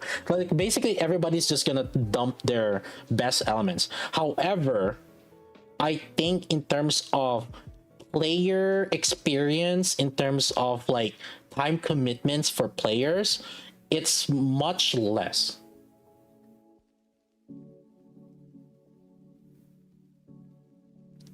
That's the that's how I see it. If they're gonna try to make improvement in Union Raid, and like, yes, that is a slippery slope, because like now, oh, what if like this whatever element is like super strong, then now everybody's just gonna dump on that hit. But I mean, how is that any different from like really now? To a certain degree, it still requires like, to a certain degree, some coordination. It still requires people to test, like, you know, what are their best elements, right, and stuff like that. So and it still requires efforts from people to do their, you know, their best, right, their best hits. However, I do think that there is a level of like time commitment and sometimes like frustration, I would say, because like there are some people that like, oh, you try to hit and then somebody like gets in and then hits and then like yoinks it from you, right? But because you have to look at it from also the lower guild perspective, or some of the semi-competitive guild or semi-casual guild, where to a certain degree they're somewhat like active, but at the same time they're not like, you know, super casual, but they're also not super competitive, right? There are some pain points in between in those. Put a cap on total hits per boss, that could be too, and that's something that I remember. Like these are things that we said back then when Union Raid hard mode first came out. We were telling different like ideas, like, okay, so let's say that if somehow there's like a limit, okay, then put the if somehow it's infinite HP, maybe put the limit on how many can hit on that boss. So you're still coordinating to a certain degree, right?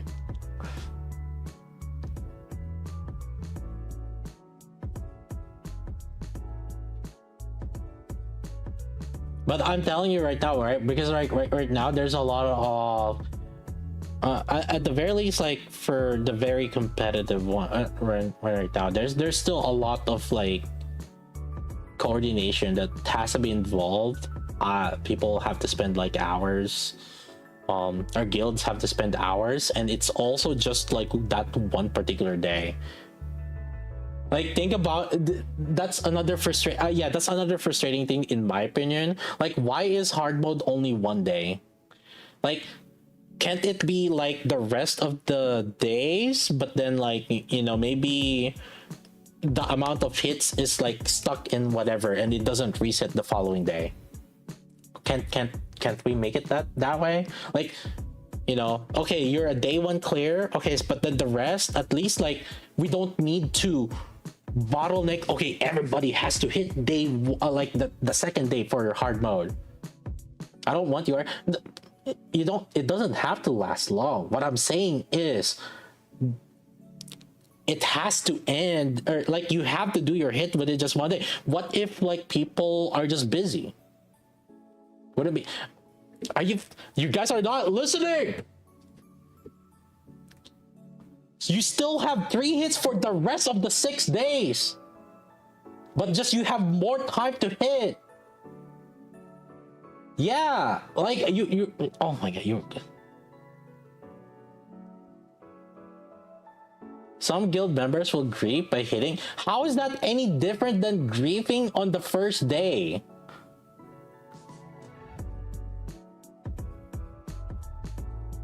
Sometimes, chat, you guys need, you guys don't use your fucking brain.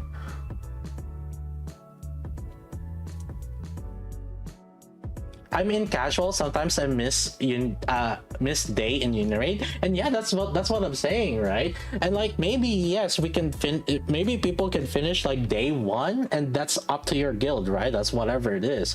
But you know, again, you have to look at it from the perspective of like the other guilds that are, you know, in the maybe diamond or platinum. I agree. There's some times where I do my normal hits, but then hard mode is Saturdays, and I'm usually super busy with them. That's what I'm saying, and that's the thing. Like these are things that they can improve in unit raid. Giving more days can give sweats more time to min max.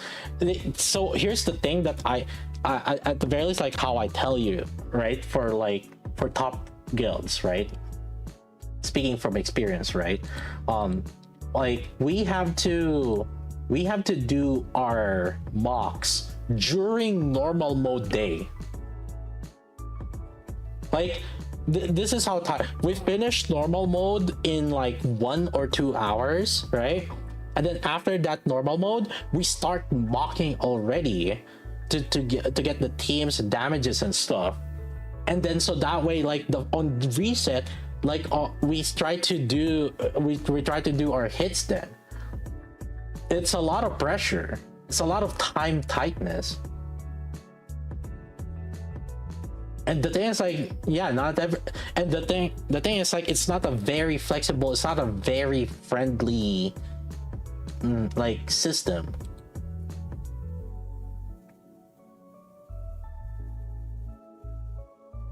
They don't have to like extending it to 6 days or whatever the leftover days left, right, for the particular arena.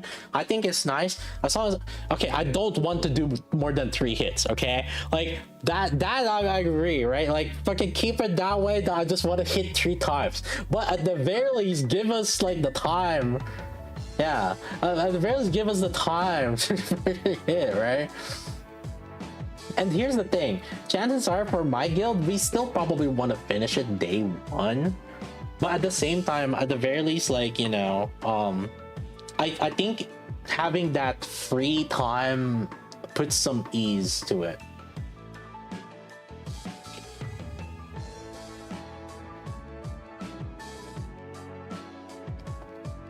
Five hits, dude. Remember when they did the Union Raid hard mode at the beginning, and then the killing blow gets like an extra. The killing blow will get like their hit refunded to them. I was basically hitting like 10 times. Okay, I'll just say that. I was basically hitting 10 different teams.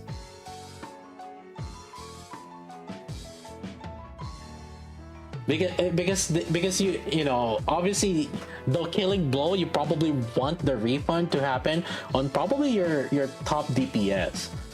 It's like, or the highest level, because then you they can do another hit, and then and you're taking advantage of their level synchro gap diff.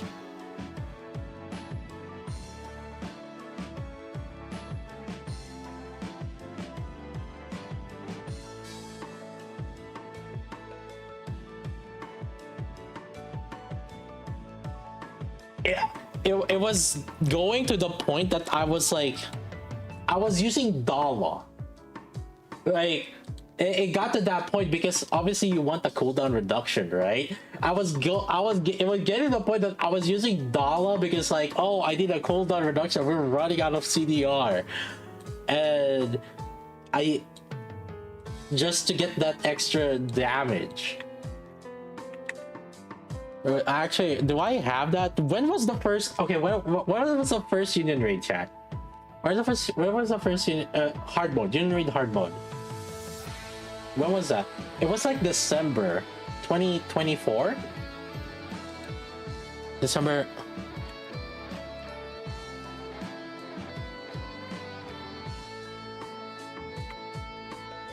So it'll be like January, I think.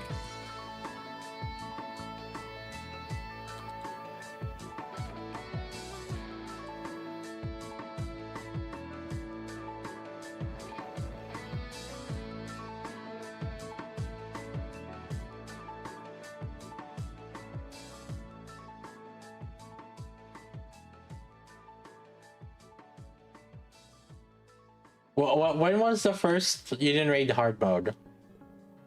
Actually, season 24.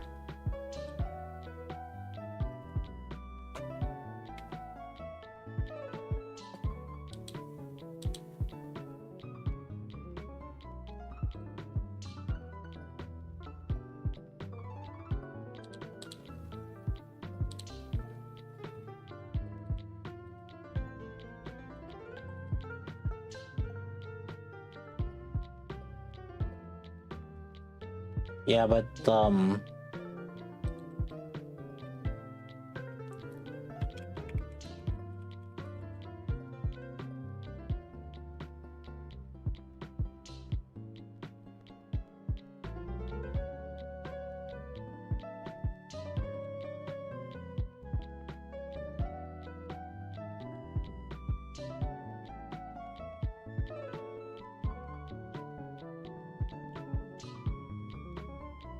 what date?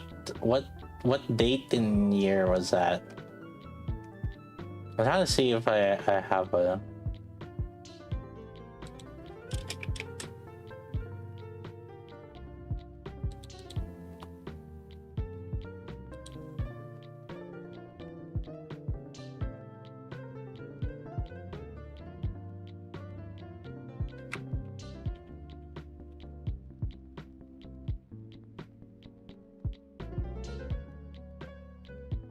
I'm seeing speedruns still on these.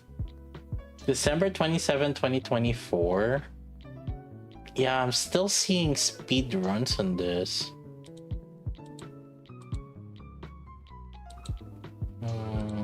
Why was that the case?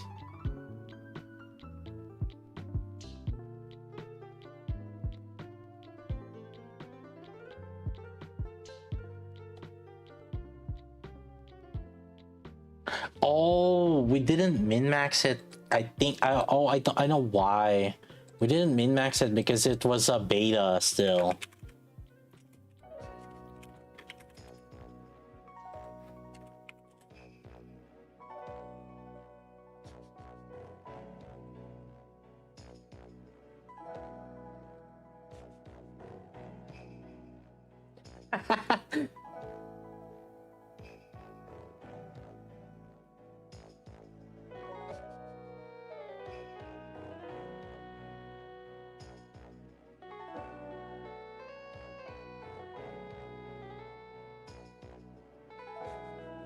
A 7 hits.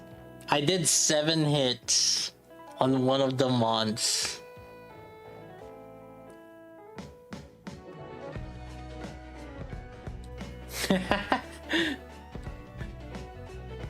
February 2025. Right there. Killing blow here. And then killing blow here.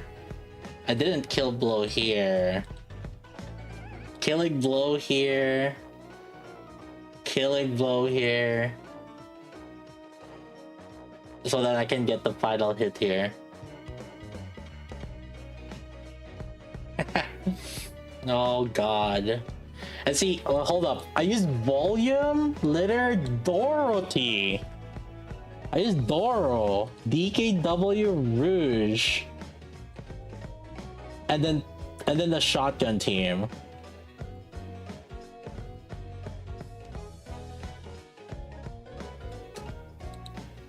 This is February 2025.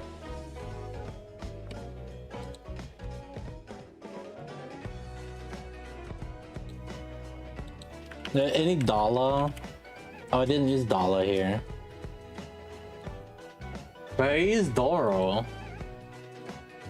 It's, yeah, not this round. Let me see. I think March though. I think they removed it on March. Let's see if they. Let's see. Oh wait. Wait. March has it.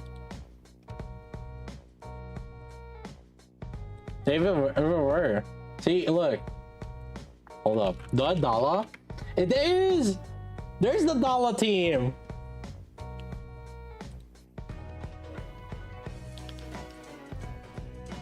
The Exia Treasure Trina Scarlet Ein Dollar.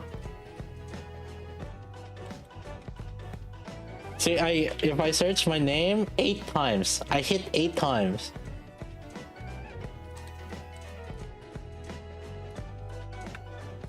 Solo kill Sunbather, solo kill Rebuild Armstrong, killing blow on a Stormbringer, killing blow on Sunbather, killing blow in play, and then a wind hit and electric hit.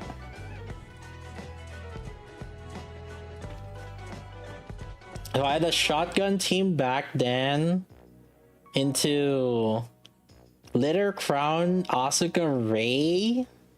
Oh, this wind. Helm. This wind. And then Doro, Naga, Quincy, Ludmilla. And then you have the Exia, Trina, Dala, Scarlet Ein. Then you got the Rappi, Asuka, Ray, Mod. Volume Maids, SBS Alice, DKW Reddit, Maxwell, Summerhelm, Mari, Rouge. Yeah, dude, I don't want to come back to this, man. I have to hit 8 times.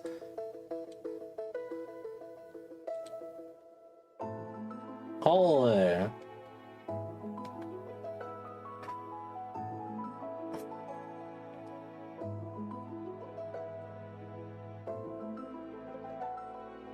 Yeah, imagine I have to mock so many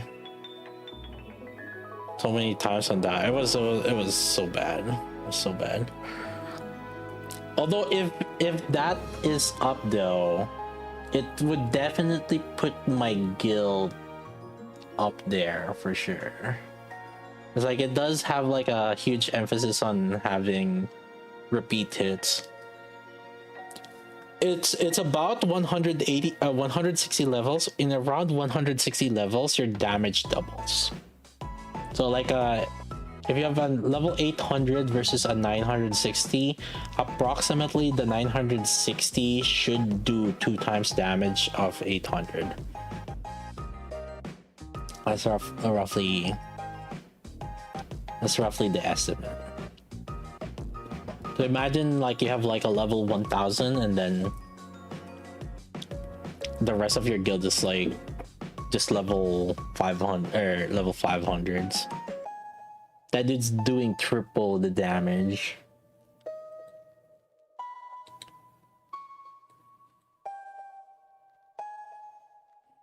We're grateful to commanders, love, support, feedback. Take this set of messages to our sure to try our best. Do our best as always. GG's. Yeah.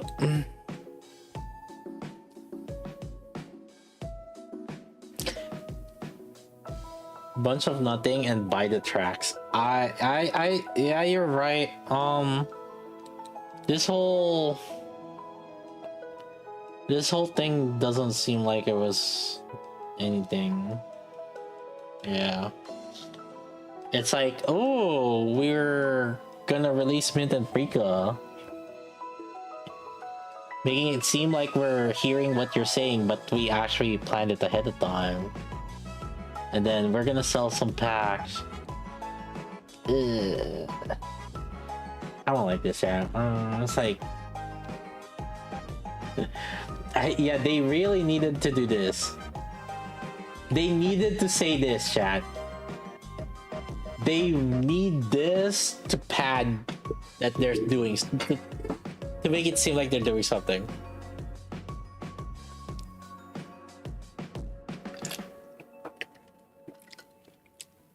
See, here's the thing. This part is what we're expecting out of developers note. This part. Like improvement, like on, you know, Champion Arena, which is like, if you look at this, I feel like oftentimes in developers notes, this is something that, like, you know, what you would expect really out of developers notes, really. And it's the last part of the thing, and it's the one with the least information. Like they're yapping on this, all these things, like these reruns, this freaking the TTS rhythm game. It's like maybe the rhythm game, maybe, but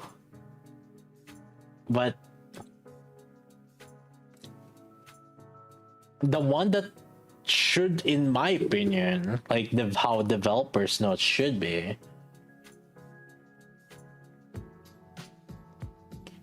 is the one that has the least amount of information.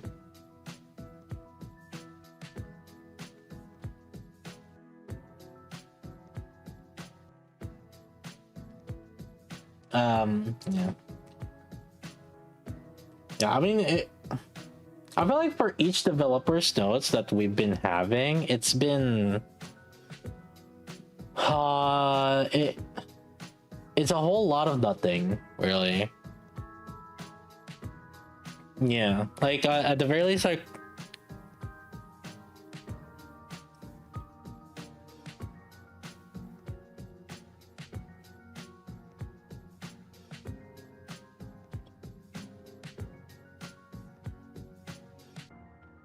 you know, I feel like the developers notes are places where we're supposed to have a little bit of conversation with the dev, pick their brains out, see what their thoughts are.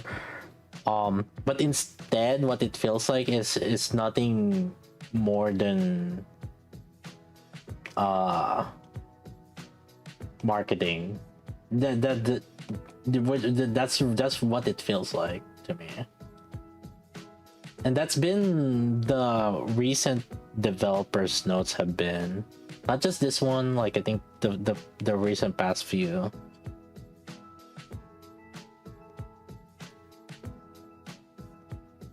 Yeah, because like in other games, like developers notes, at the very least, like not necessarily, you know, Gacha, I would even say like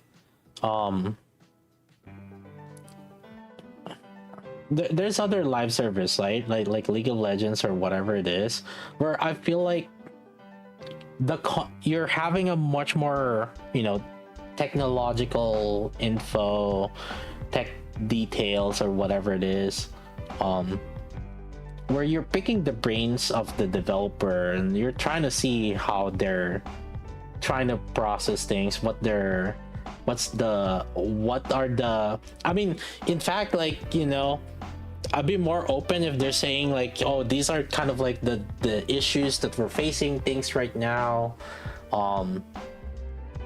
and we're trying to solve those issues, right? Like, for example, in here, right, we're carefully so in this specific part, we're carefully listening to your feedback on gameplay content. We will increase the number of participants and gradually implement improvements. Like, but then like, what improvements are you gonna do, right? Like, and these are things like, oh, we're constant.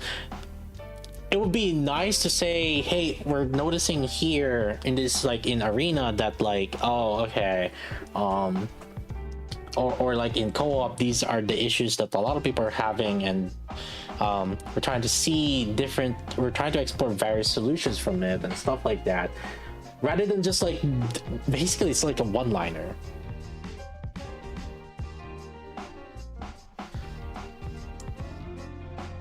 Why does it take 6 to 12 months? The reason why it takes 6 to 12 months is because of their aggressive schedule. And this is like a very Nikke, is a very specific to Nikke problem. It's not just Nikke, but like it's how they structured their content cycle. So in a lot of other gachas, in case you haven't really noticed it, like they do 3-week cycle, 6-week big patch updates, but then 3-week event cycle.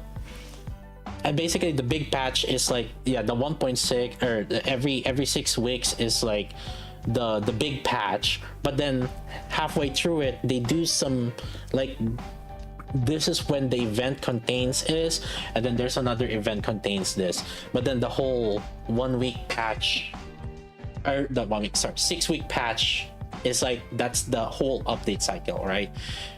It gives them a lot of time to address like any additional improvements, but they also take time on releasing characters. The thing is, like in Nikke, I'm sorry to tell you, it's a 2-week rush, and at best, like the most breather is 3 weeks, and even in those 3 weeks they're putting in 2 characters, so it, like really every 2 weeks there has to be a new character. And then effectively, in those 3 weeks, typically when it's 3 weeks, they release 2 characters. It's like 1.5, right? 1.5 week and 1.5 week.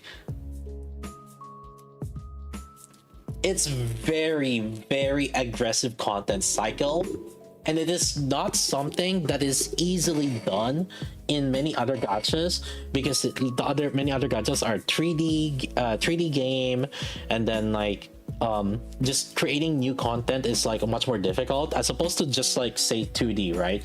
And I would even say it's so easy to just make a storyline in Nikke, in the sense that like, oh, okay, like just put their standing pose and then put some text at the thing, bam, you got your own story, right? Maybe have like a concept artist here and there to show like, some impactful cutscenes or something.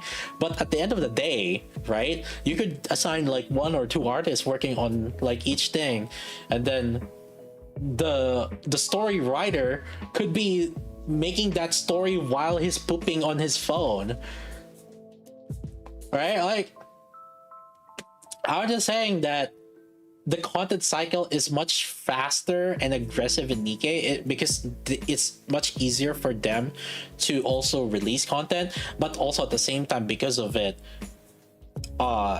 it does screw up like the other areas of the game, because yes, they're popping so much content, but also at the same time, because of it, there's all constantly they're testing the new things. Testing. They're just testing the new things. But yeah,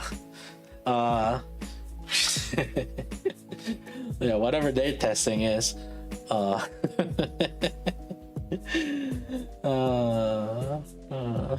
But at the same time also, yeah, it doesn't give them a breathing room time to address whatever like that needs to be improved.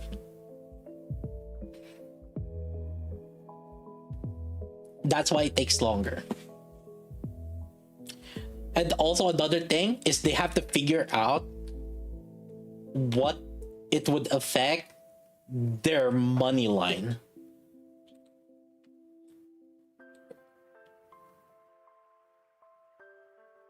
what affects like the bottom line of their the thing, like would this negatively affect like the spending behavior, things like that?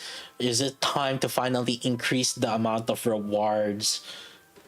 Dude, the rock pack, this $55 rock pack used to be just 3 rocks. Now it's 8 rocks. The monthly, this one used to be 10, 8, 12, I can't remember. And now it's 20 rocks, this monthly pack. And see, like it, but they gotta make those decisions because they're probably noticing like, oh, why are whales stop spending? It used to be so bad. Oh, you speak as if the current one is also good.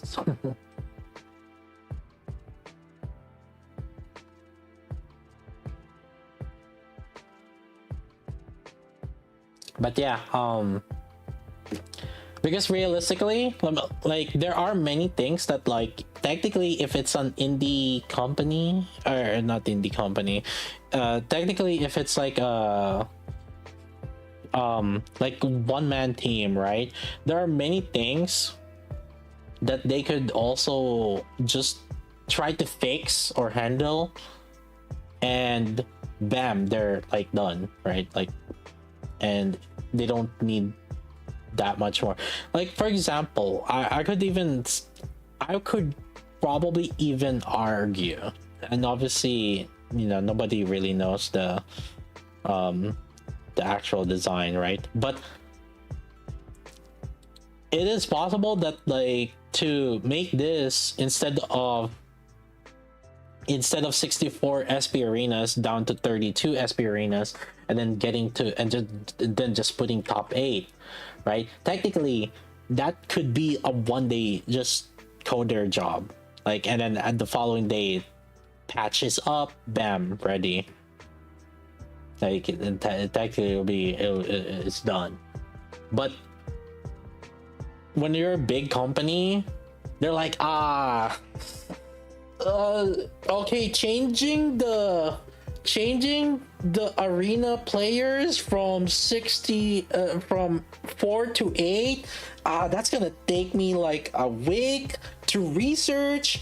Man, the following week though, that's probably when the implementation starts. Oh, the third week we gotta do some QA testing. Shit. So I'm gonna need 1 month of development time on this, boss. And then they're like, yeah, sure. Yeah, the meetings, the daily meetings, your daily meetings to say, yeah, so I'm currently working on this feature, and crap, yeah, see, there's a encountered an issue, so I'm working on resolving this issue right now. Shit, dude. Yeah.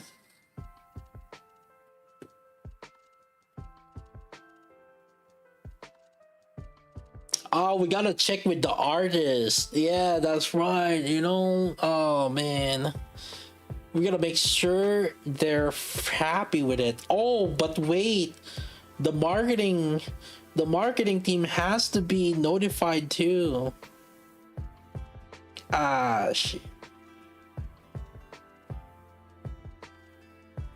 And yeah, that's the thing when it's like a big company also.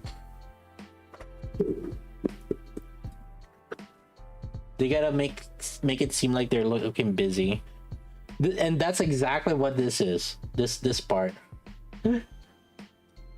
Upgrade skill upgrades. Are you kidding me right now? So that like what you can level up multiple from level 1 to level 10 in a single click a button.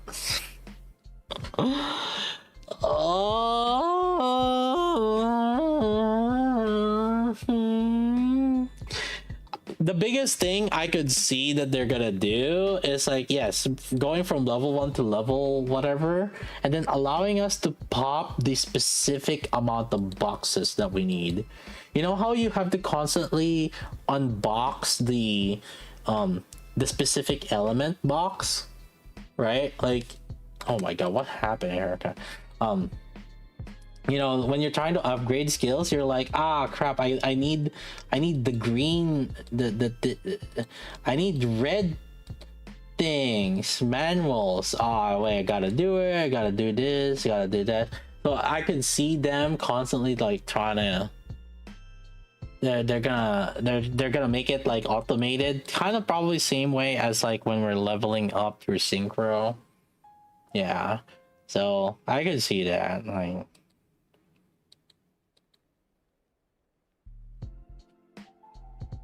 I hope it's reduced cost for skill upgrades. I doubt that.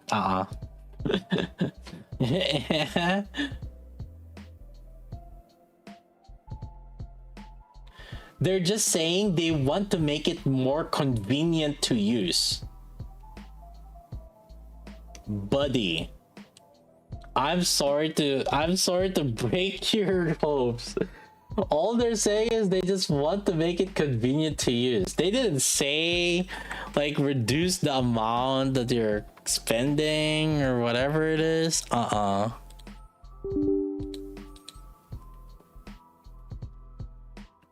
It's part of their income. It is part of their income. It's true.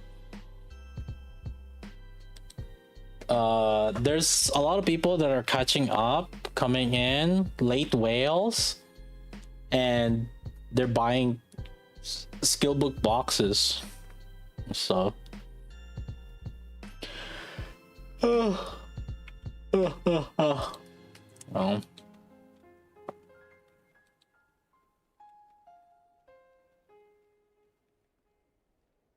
5 element mats. I think you're asking too much.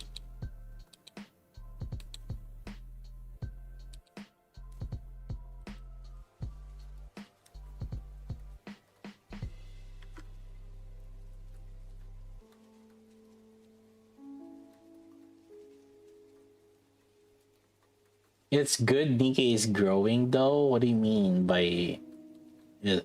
It's good that Nikke is growing though. What, huh? What do you mean? What about it is being good? More players?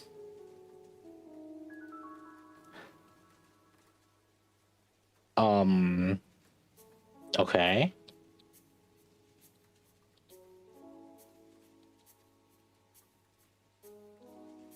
Huh?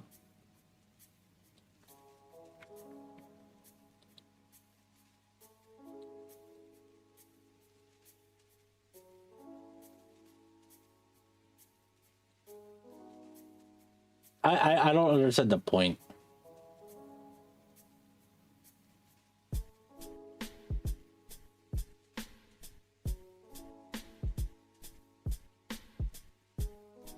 I mean, what topic are we talking about? Anyways, huh?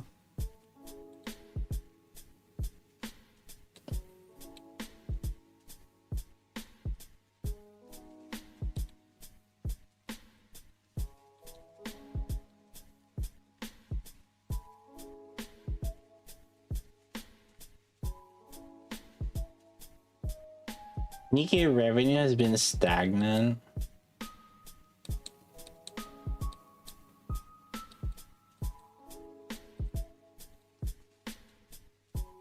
What do you mean stagnant?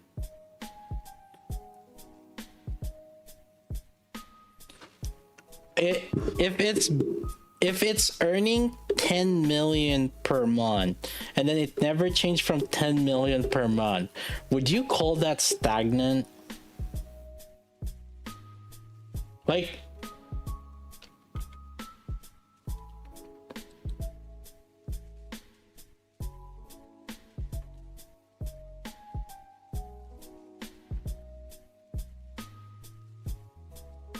by definition, yes. Stagnant in terms of how much more it's earning, but that doesn't mean that the game is stagnant.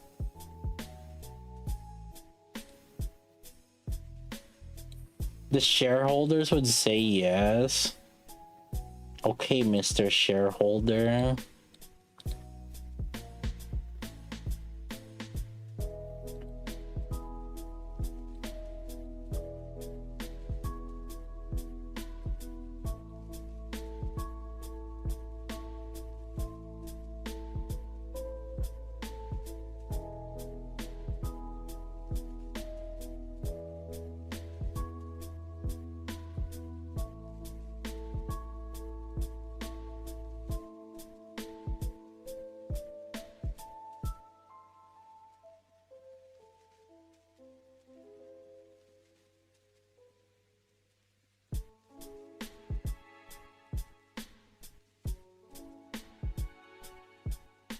People think in business money only goes up.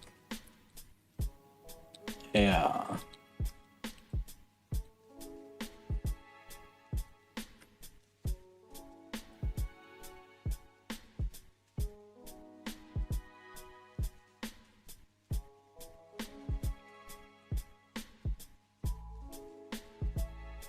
It was like maybe the money could be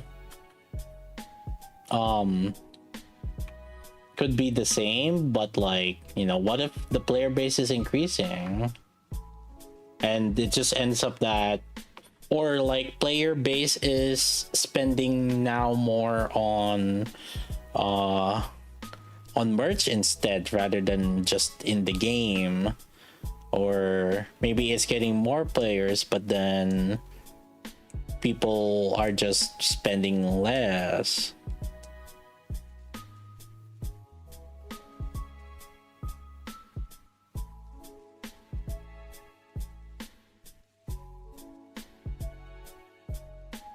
They aren't adding any new gameplay, no improvements, barely any quality of life. I agree.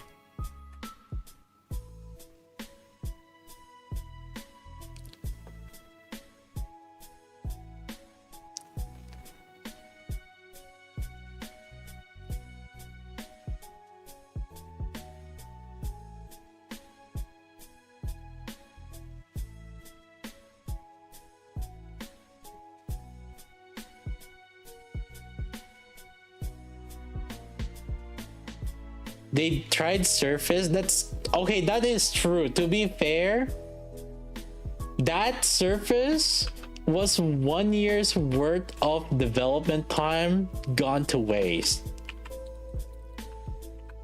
Yeah, actually,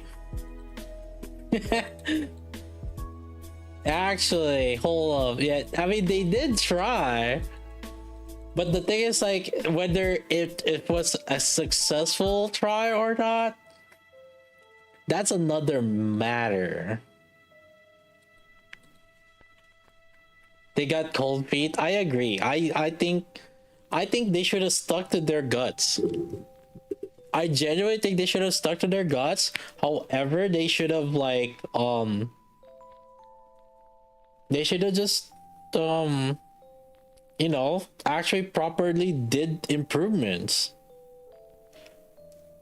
The annoying part is they specifically said we're halting development on it, and then like, and because they're, and I hate the reasoning to it too. It's like, oh, in order to make Surface to the level that we want it to be, we need to make 100 improvements to it. And because of that, we're gonna stop developing on it. Like, can you just like? I'm just trying to fathom it. Like, okay, so you pussied out because you don't want to do effort. Like that's what it looks like to me. Yeah, why don't you try to improve it then? So if it takes 100, why don't you do it then?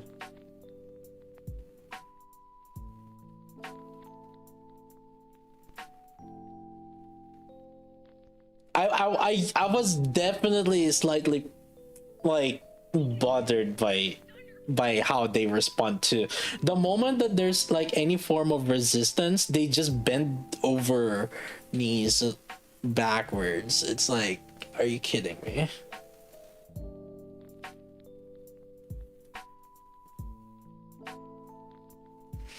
probably didn't know how to improve it without actually overhauling it, because you know, in Surface, that was like the next thing after dolls. Surface was actually supposed to be the feature that we should have that was after dolls. It was the next step of improvement for the power level of Nikkes.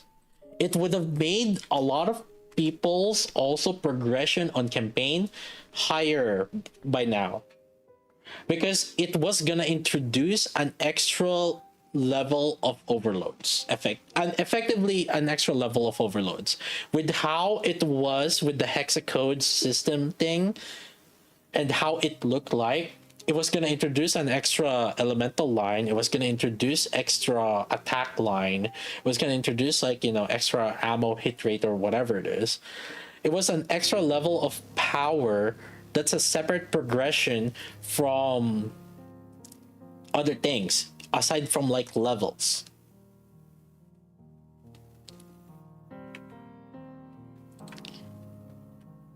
Again, I actually don't think personally, I don't think the idea of Surface was bad. It's just the implementation of it was bad, right?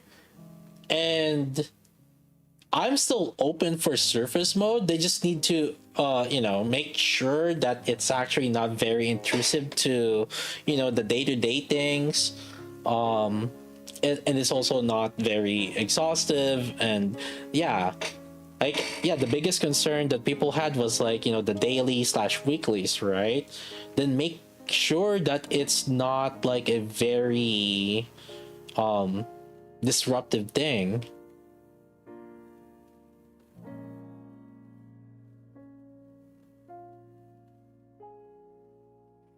It's so shitty. They purposely created issues so they could sell solution down the line, and we could see it miles ahead, right? There was like a button or something that was like grayed out or hidden, right? That is like, oh, I'm like 80% sure that it was gonna be a ×2 rewards multiplier. Like, we're almost positive that it would have been a place where you can spend gems to probably get like double the rewards on the dailies. Yeah, like almost almost guaranteed, dude. It almost felt like.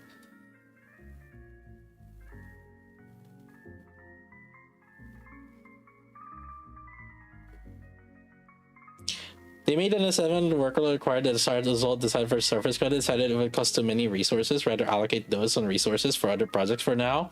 It sounds like a smart decision to shift for me. It is a smart decision, but at the same time, it shows your personality as a business. What I'm saying is, like, the moment there's like an issue, and then also, yeah, like. I'm not saying it's a bad business decision, but at the same time also, right? Because it's showing us how you would approach the moment that there's any sort of like conflict or you know, any sort of difficulty that you start facing. This is how you would approach like that thing. And yeah, another thing is, like, they wasted a lot of, like, you know, manpower already and resources to it. And then another thing is, like, because now you're also just telling me that you're just gonna continuously do whatever the current system is, as opposed to, like, okay, what we're gonna do is we're gonna have like a separate team that's gonna start handling, you know, trying to improve it, or honestly, like, maybe they should rethink how their current content cycle is. Like, maybe the current content cycle of being 2 weeks every 2 weeks is, maybe it's too much. What if you do it every 3 weeks instead? And try to slow down and actually put more quality to characters and everything like that. You know, there's many different ways to approach it, and you chose to do this way instead. And like I said, you could do whatever you want to do. It's just telling us what you are.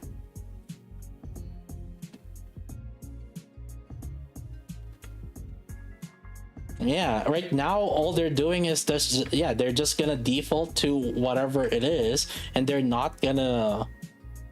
It's showing that they're not willing to explore new things, or even like properly do it. The moment that you see any form of adversity, this is how you bend over backwards. And you know, like I said, yeah, it's fine.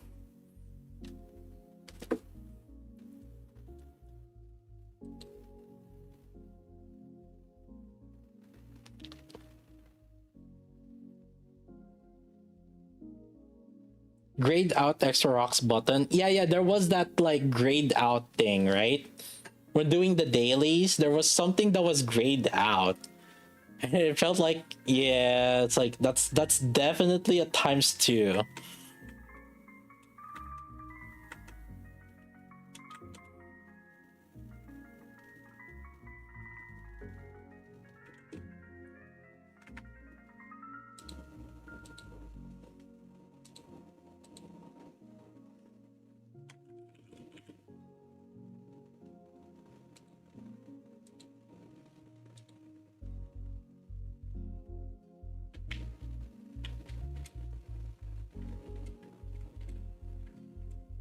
People complain about lack of content. People also complain about lack of resources. People complain about so many things.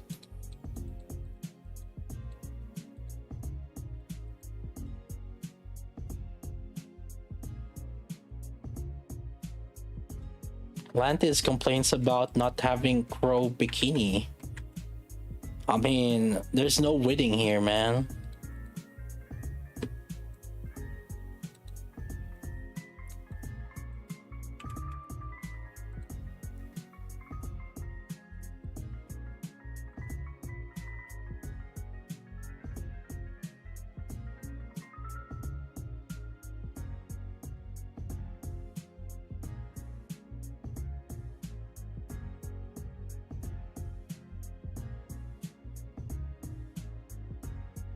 Can't win them all.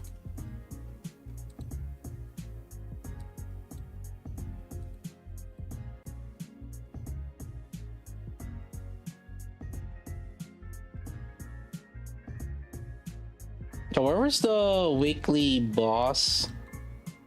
Or this one?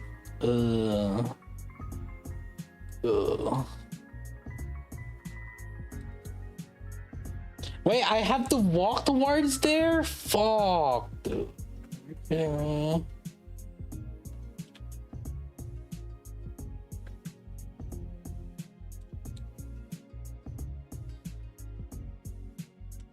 I didn't explore. I haven't had time. I want to play this game more. I haven't had time, man.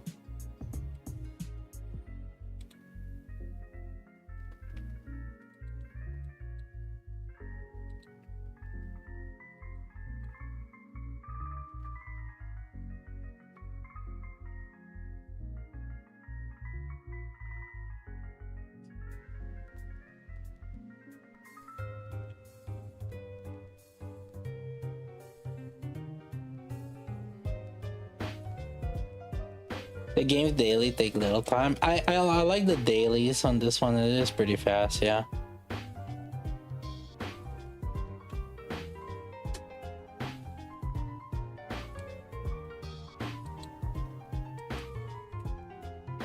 Oh.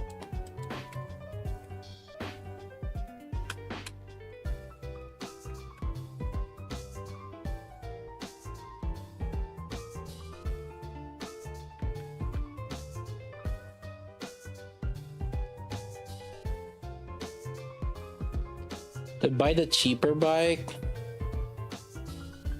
How much is it? Maybe I should buy the...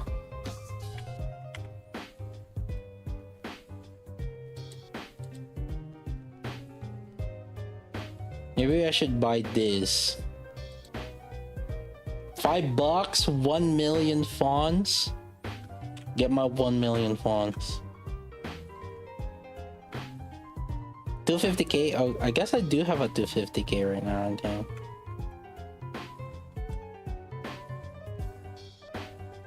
Wait.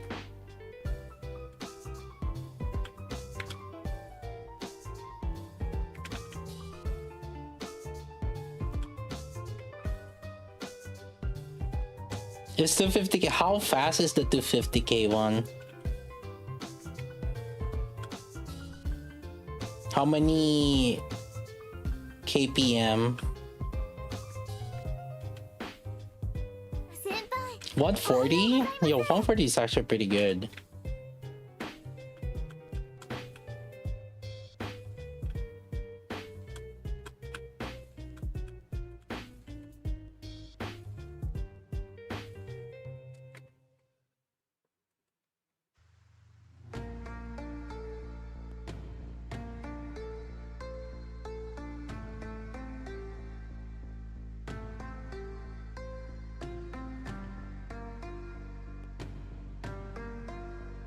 How many of you try to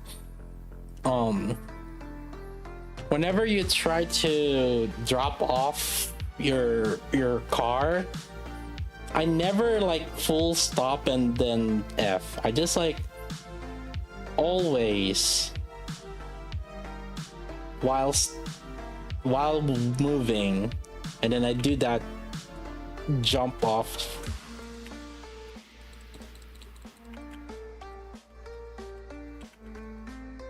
Crap. I do shit damage. Shit. Oh my god! Okay, I need to actually play the game.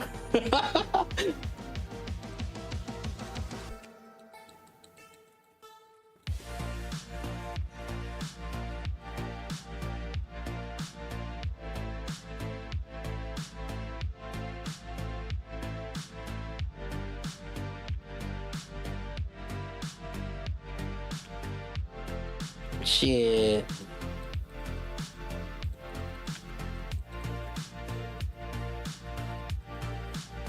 While you're also playing NTE? Oh god, I don't have a healer in my team. I'm tickling. I know, I need to... My issue is like it's a weekly boss.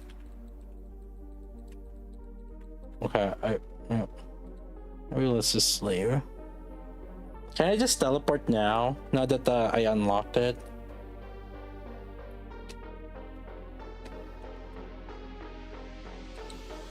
Okay, I can. Thank God. Okay. Let's see. Right.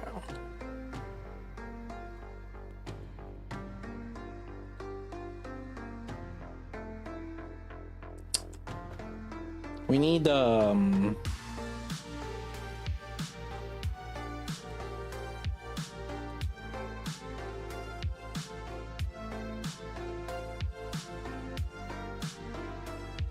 reset is today? No. Wait, it hasn't reset yet in here. It hasn't reset yet. For me, that's the issue.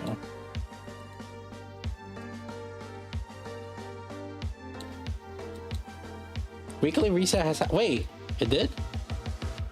For NA? Did it or no? Wait, what? I don't know about... That's what I'm saying! I don't... NA hasn't reset yet.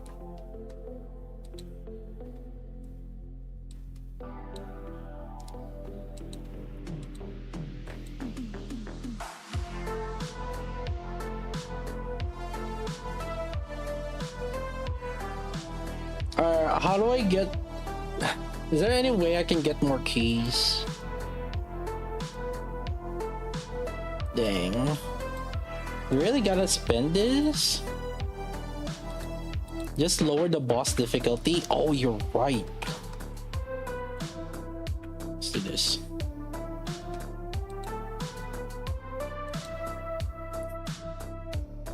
True, true, true. I'm pee-poo damaged right now. Don't tell me I'm gonna do pee-poo damage here again. Oh, we're better. Shit, I don't have healer. Who's a good healer? Yeah. Not Guy. The fucking... Who was it again? Adler is shield, and then Edgar's... I can...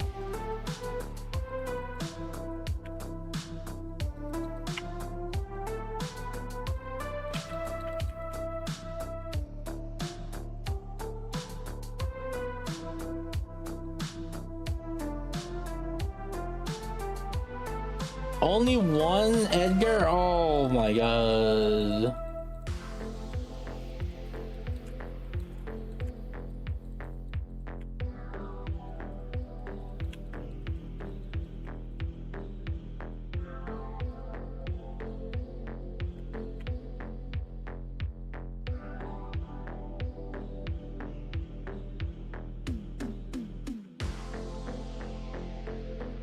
Now, how do you properly heal on battle here?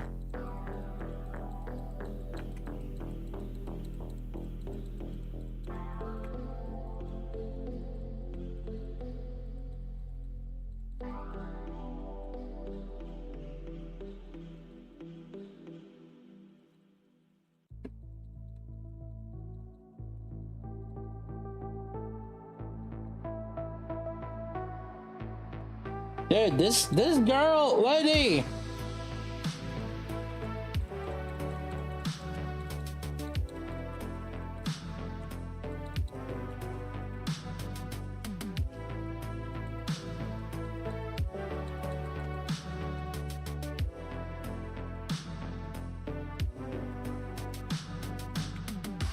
Feel freaking free to play right now. Well, I am free to play, to be fair. Oh my god, what is she doing? Am I supposed to do anything here or just focus dodging? I guess whatever.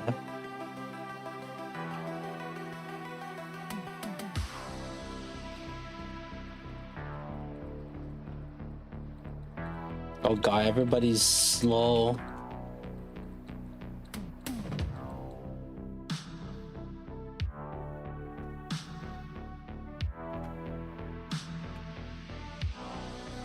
No! No double? Oh my god.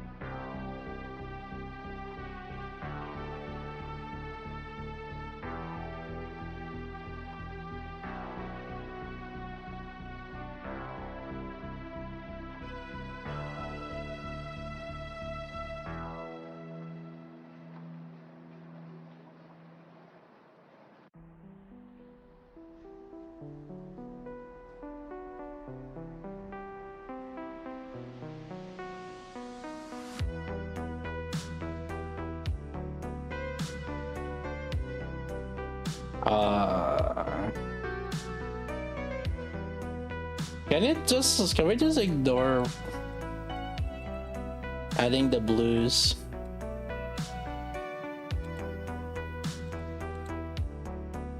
Or whatever. Anyways. Alright, 2 more.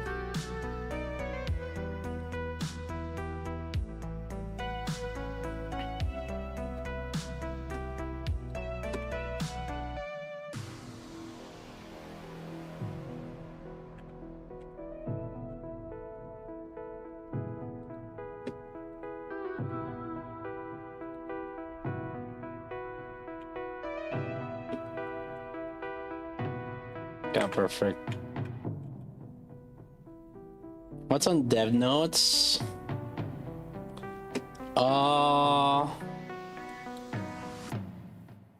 Nothing. I was like, okay, we just read through it, and then like, I was gonna tell you something, but like, nothing. Yeah.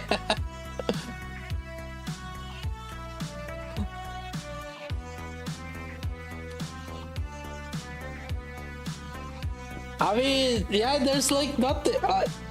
I'd like to say there's something, but that's just me trying to cope.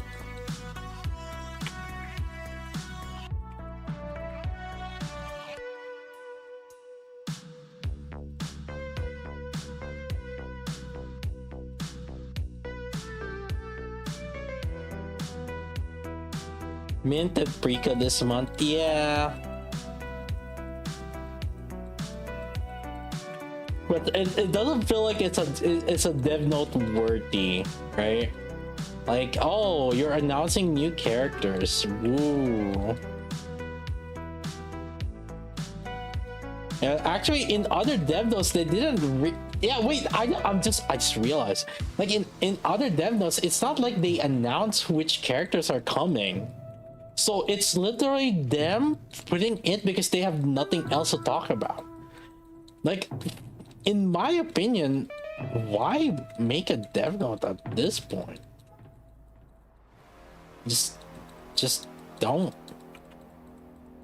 I would have rather have it that they didn't put out the dev note.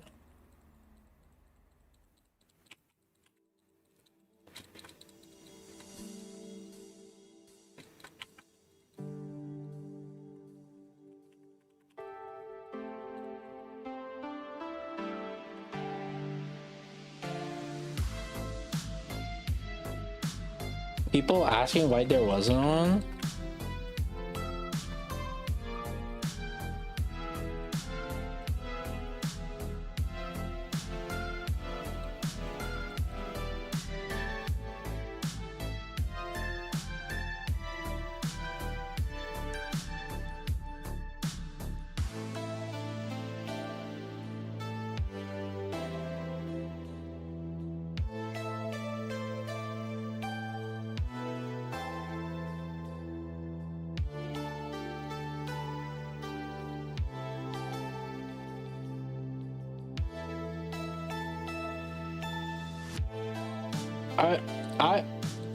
You know, my train of thought in it, it's like,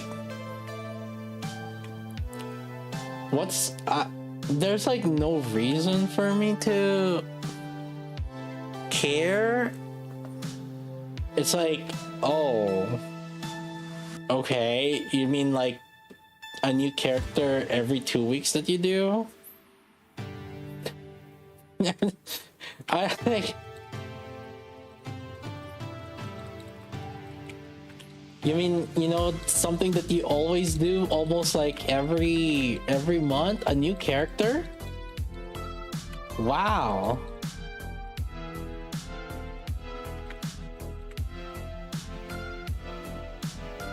And see, here's the thing, right? Let me, like, what's the point of it? Because, like, weren't there a lot of people that kept asking for K to release? Why did K not get that treatment, huh? I'm just saying. Like, what is this? What the fuck? Like, there's a lot of characters that a lot of people are asking for. Yet they don't get nothing. And then so what's new about like a character in June?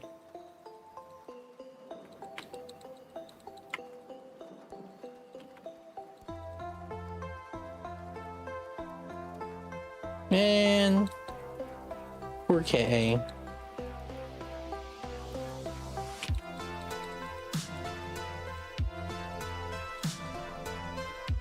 Dude, fucking boss, you bitch! Stop moving!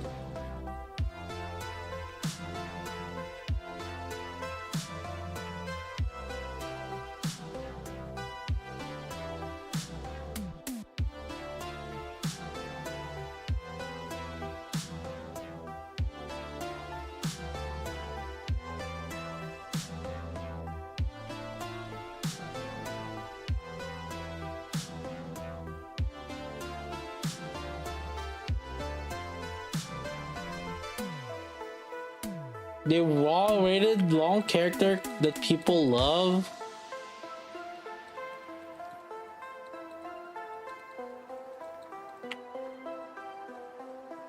Finally, we're getting Chatterbox as a playable character. Our Chatter Bro.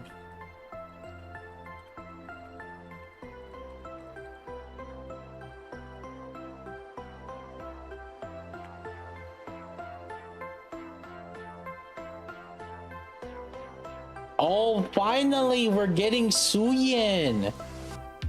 She keeps winning that NPC Ah, I get it.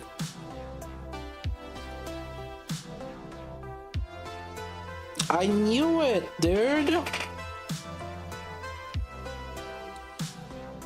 Did Suyin not win like popularity poll?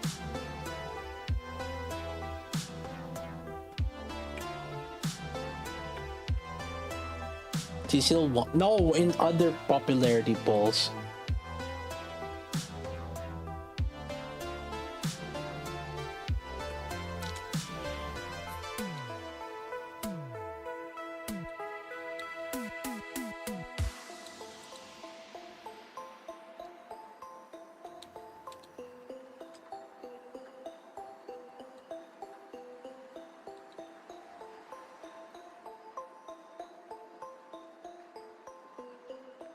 Cecil won last year? Oh, huh?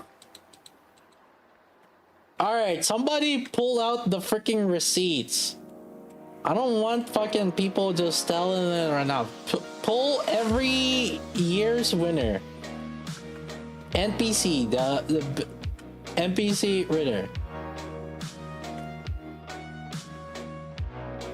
Pull out every year's.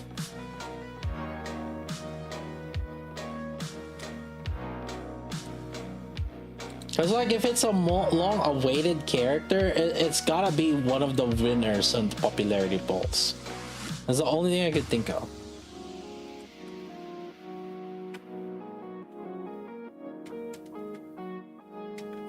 Grok, oh, you know, Grok is pretty useful. So, all right, Grok, right here.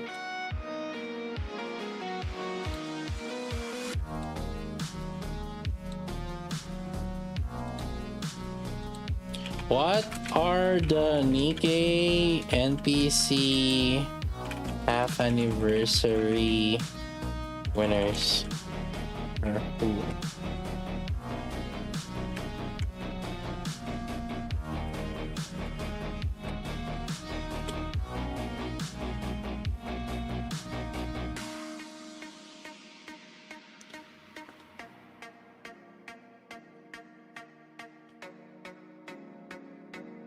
Shifty, Anakiro, Cecil. Oh. Double Cecil.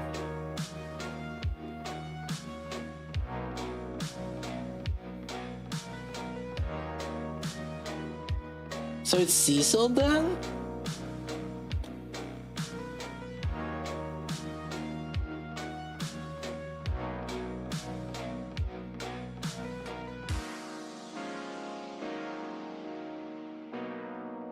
So Cecil is human, buddy.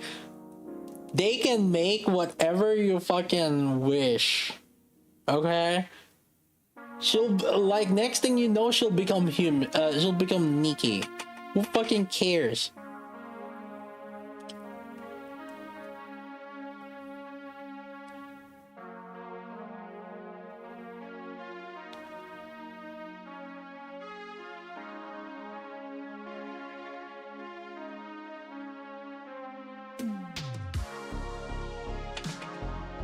Get shot, boom, Nikke now, true. When is the next story update? Are we gonna get the 3-day event because of the next story update? On summer? Give me a month, chat. June? Are we expecting June? August? That? Wait! No, wait, 3 months from now? Oh my god. When is Nikke story updates in 2026?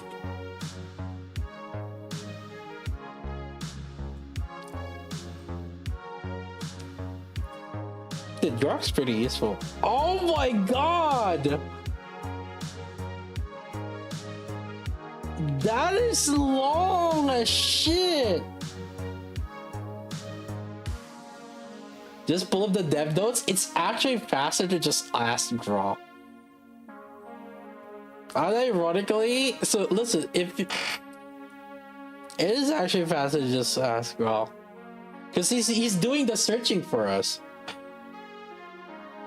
No, because like he puts in the source and things, so it's like whatever. That's crazy. Oh my god, we have 4 months of dead.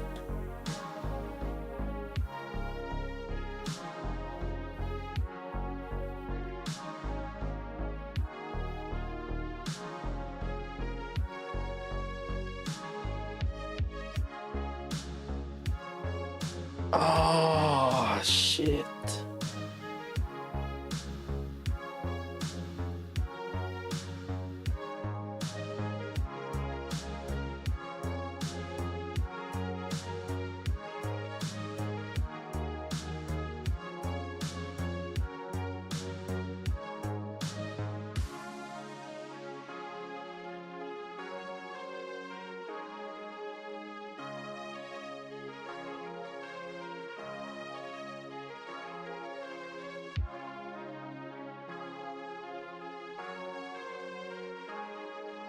You know what that means? I have to start dumping my... Well, not start dumping. That means I can just pop my boxes until then. Or basically, I'll be max level before the next story update. Oh, that's crazy. So what are the weeklies in Enfield again? I can't remember.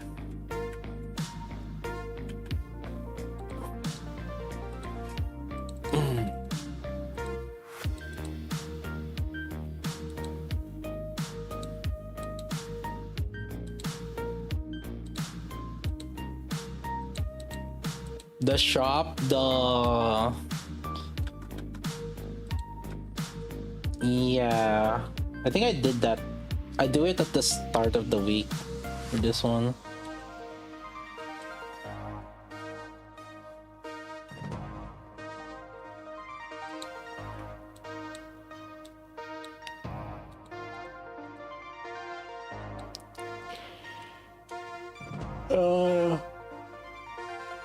Where's my daily sloth pad? Oh, true. Where's my daily sloth pad? Uh-oh. You guys might see the porn list that I have here. Oh no.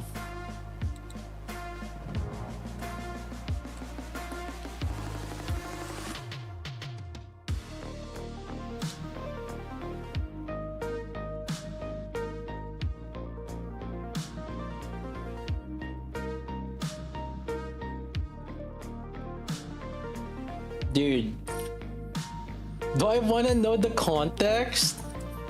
There's a streamer that pulled out a notepad and it has a list of porn sites, or I don't know. What was that again?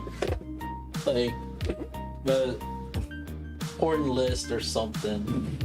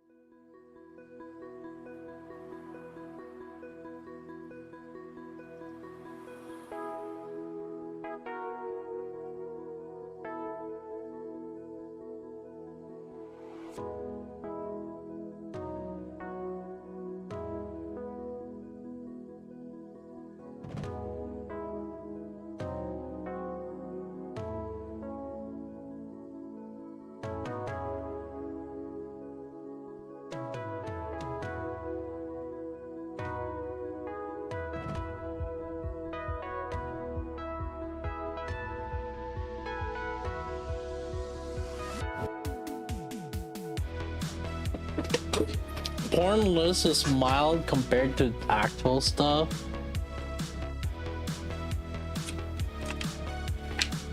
Yeah, I don't know what the porn that wasn't legal. Yeah.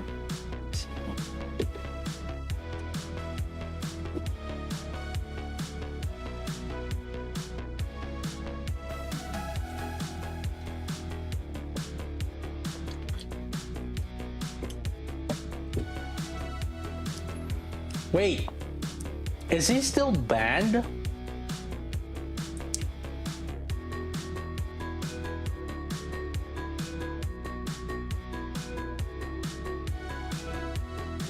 He's been gone since? That's crazy.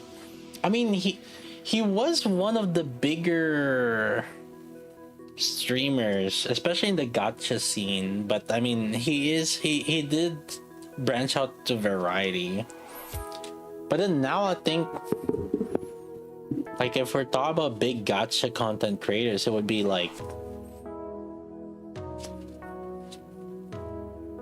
Fob, Genazad.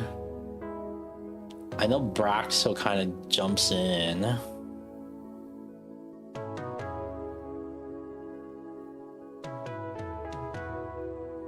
Lakari isn't banned, but he's not streaming. Oh. Does he make... And even YouTube or any content creation?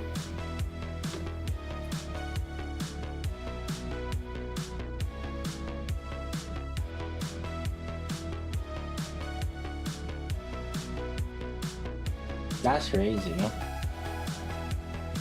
Notepad, dude. The Tectone doesn't... Okay, I wouldn't... I mean, Tectone isn't a gacha content creator now. I mean, he was before. Well, okay, that was a very loose term of gacha content creator. If I have to categorize Tectone as one, it was a very, very loose definition of tech.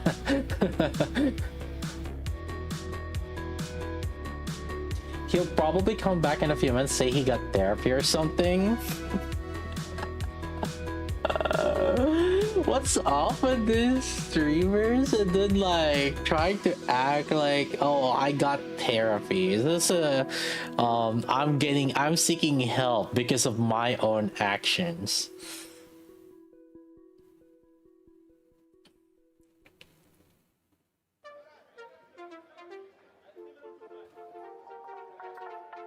There.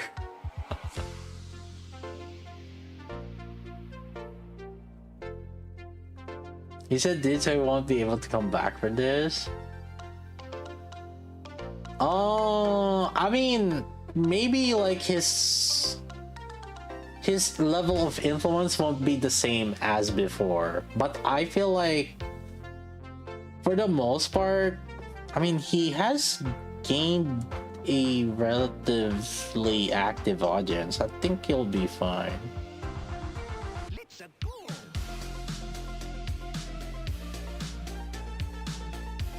I mean, at the end of the day, you just need to make content, right? Like, Dr. Disrespect can keep going, anyone can. Yeah, there's a lot of like canceled people that I feel like they managed to come back.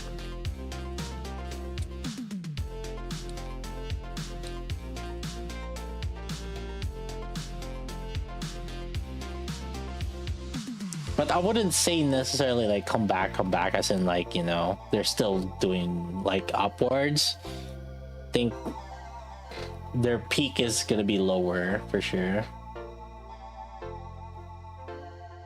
But a lot of the thing is like a lot of the people don't really care about some of the like the things.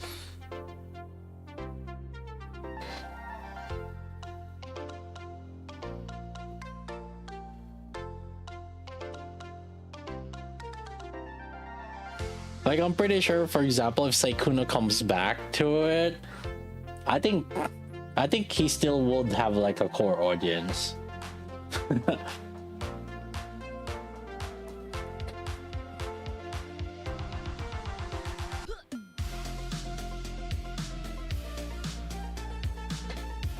He'll have his blue archive community sticker.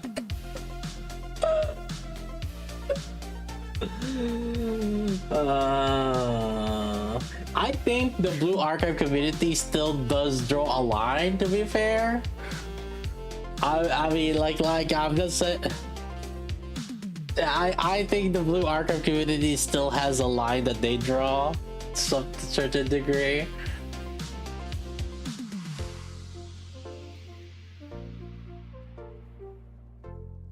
Cinder came back 1K audience like nothing happened. Yeah.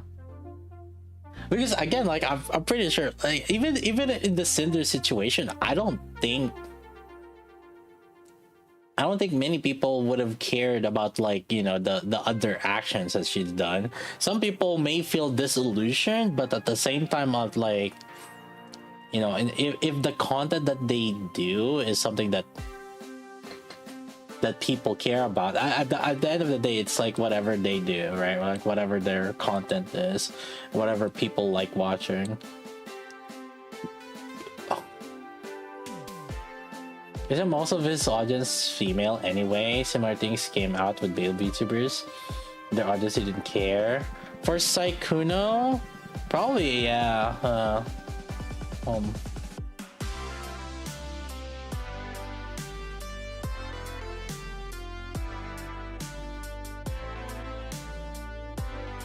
I'm pretty sure a lot of like guys probably still watch like Sykkuno also, so.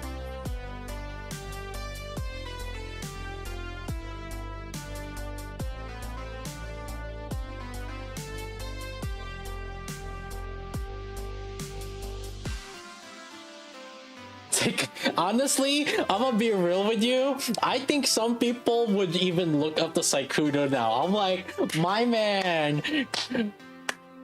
my man is an anime pro tag getting bitches.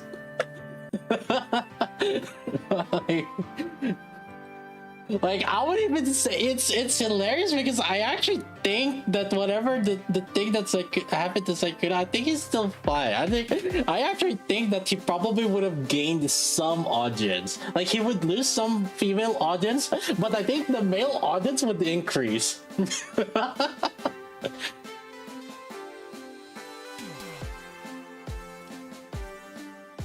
I think that would be the end result of it. Like, dude, listen.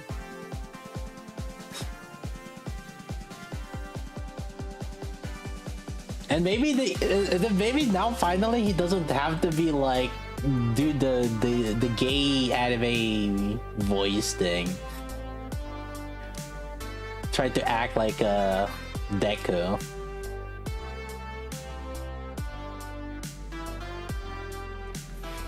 I just fuck up like that he lied about not being in a relationship with you, just cheating on this girl.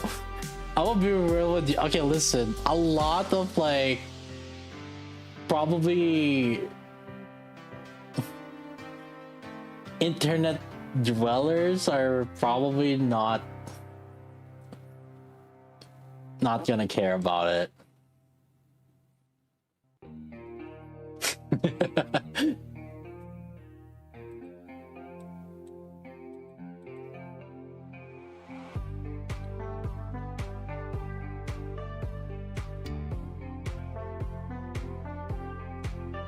Saikuda comes out with pirate software boys. Oh, there was another. Oh god, I heard something about pirate software. His mod team left him.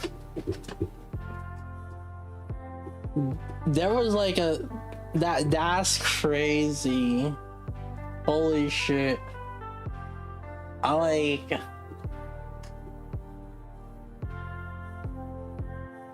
Damn.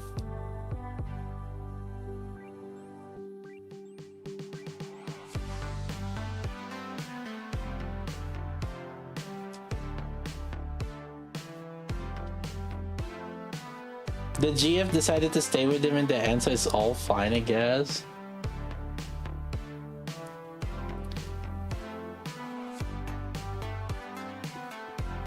Dang, you know what I'm thinking? Did Saikuno probably, holy shit, that guy's aura? It's either that or whoever he fucked, he probably got a big dick. I'm just saying. Like, I'm just saying. And this is not me being gay, but like, I think the girls just love the dick. I was saying, like, the other girl also, she's like, she still wants to keep in contact with the guy. I'm just saying.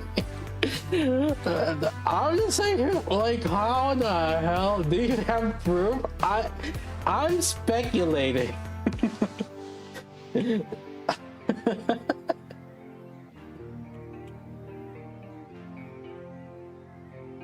Or they love the money. Listen, it could be both. It could be both.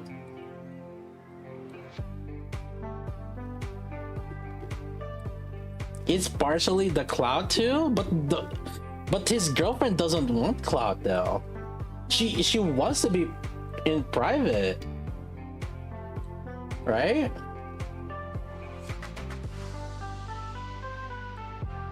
There's gotta be two: money, clout, and the D. So like, I think there's gotta be two there, right?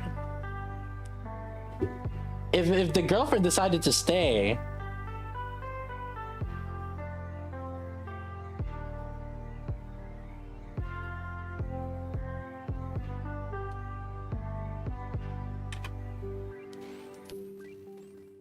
Pirates are pissed off the one group that would back him.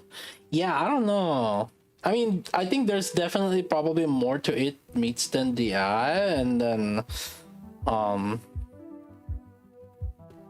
but you know, just it is what it is.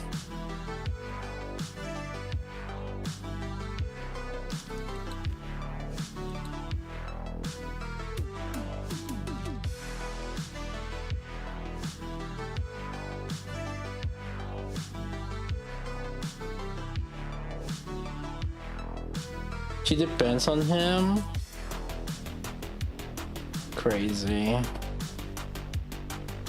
That is crazy.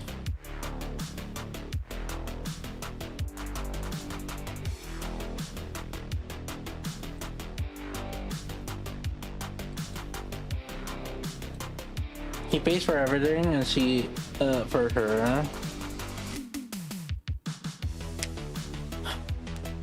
And that's what I'm saying. Sometimes, like, you know,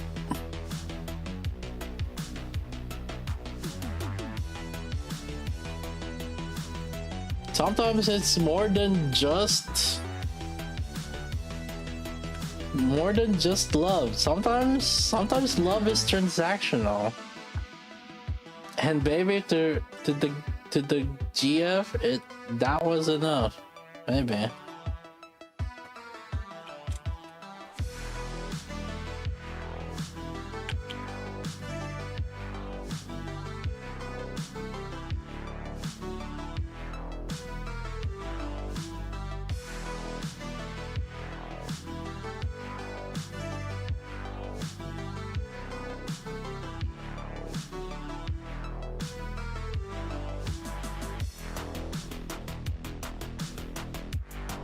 That's also his face, like Kuna's face, yeah.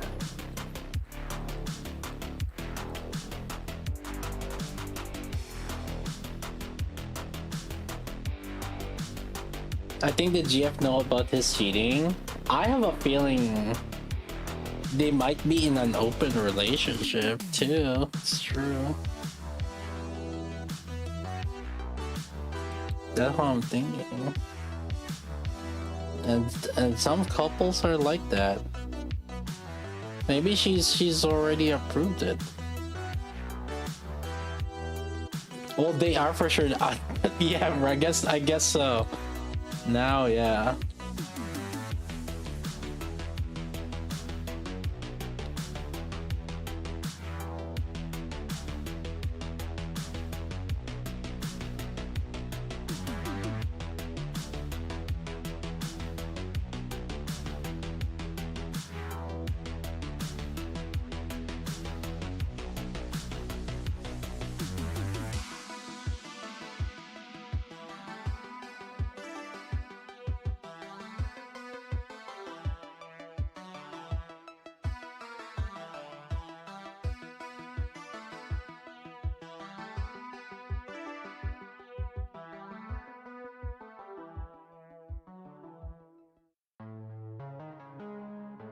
What if the GF is an imaginary one?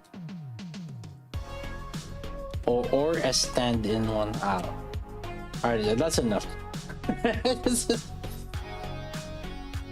Too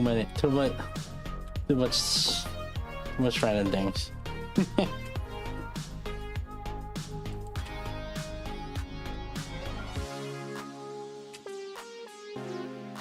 We'll let them go.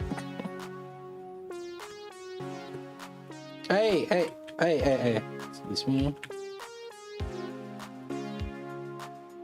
Is it one of those face actor scams? No. Give me car. Massive rush? Too bad, lady.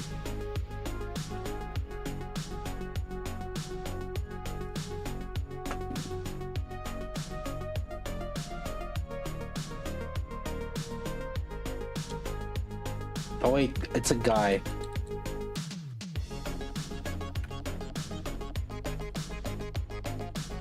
So what happened to him? Give me your car. No? Okay. Oh wait, hey, that's you.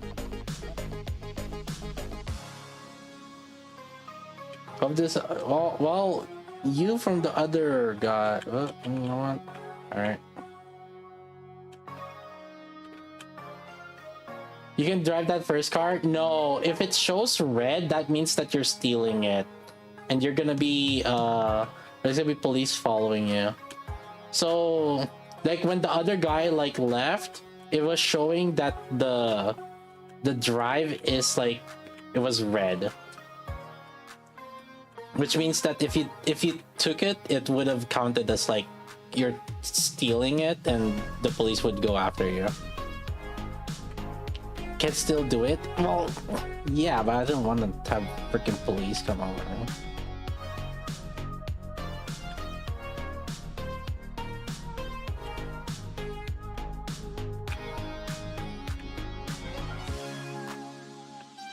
Don't forget to buy bike. Oh yeah, where's the bike?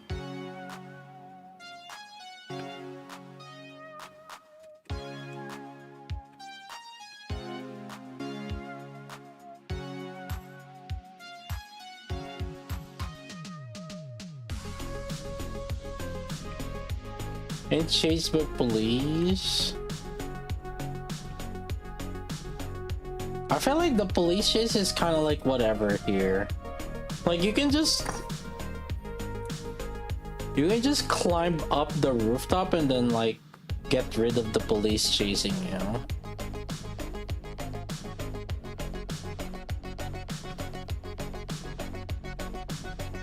You think the anti-drama will quiet down? It's still ongoing? Huh? I feel like if anything, the only drama at this point is just people bashing on Iron Mouse still. It's like, you know, and because like now they're trying to point out how, oh, why are you not playing, or why are you not deleting these videos? And like, yeah, you know, they're not trying to point out like the AI games that she played.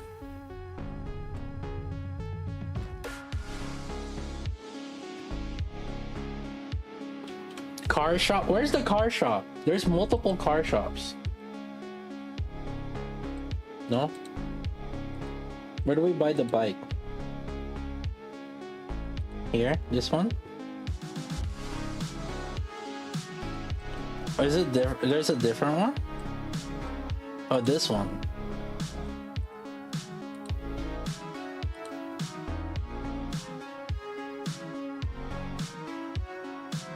You need to progress the story and you will be forced to buy the bike. Oh, forced to buy the bike. Well, can... Oh, okay.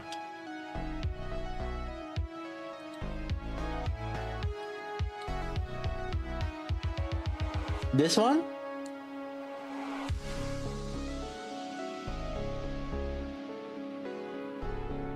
For low amount of funds. But can we buy it now without... And then maybe we don't need to wait for the story?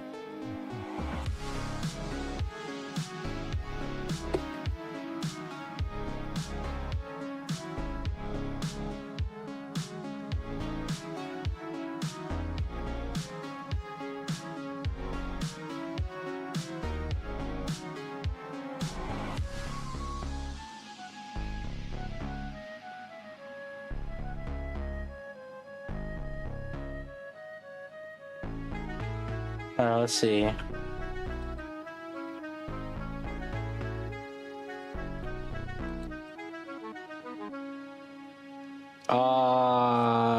It's not here. Is there a different one?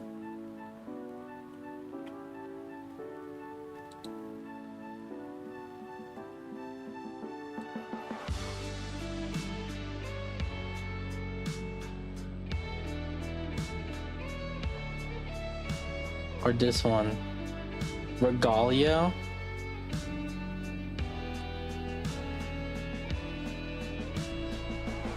I guess let me unlock this.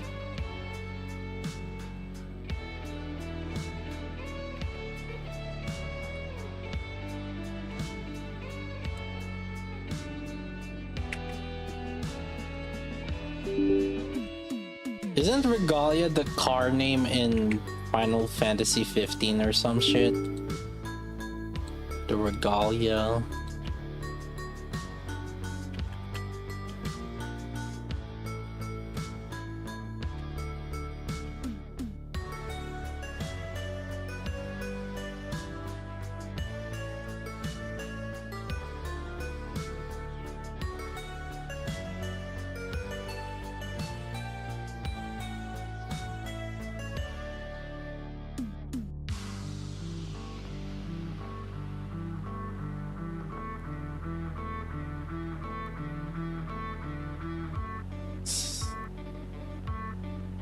Well, which one is the one that people are telling me to buy the bike?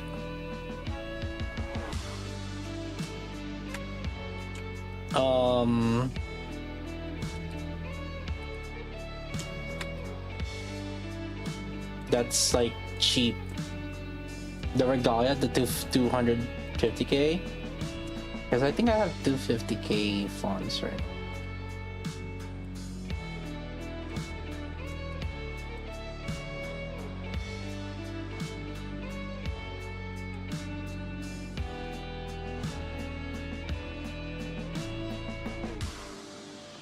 At least have something that's like fast, because like my car's the pee poo right now.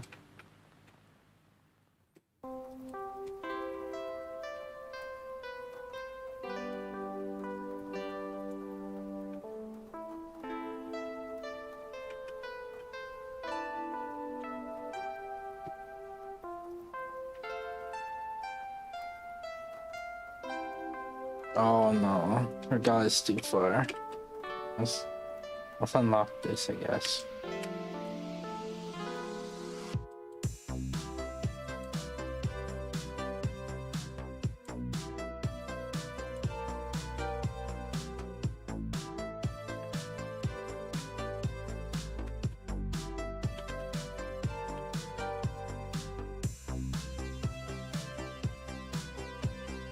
Try to not damage her.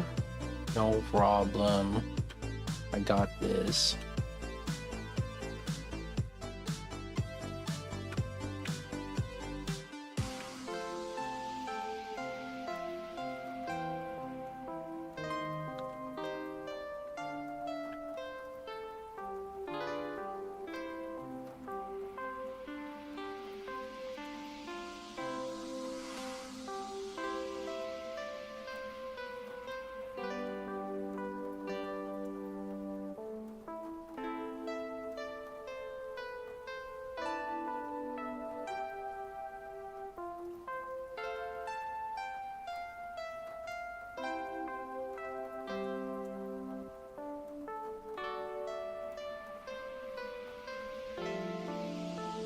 Alright, let's go to the regalia.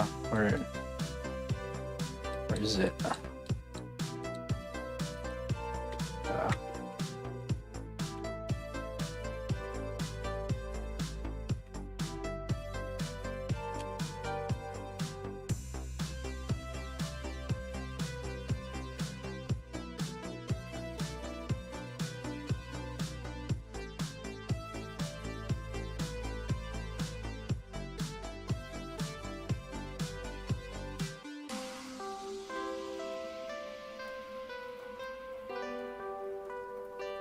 I have come here to purchase my bike.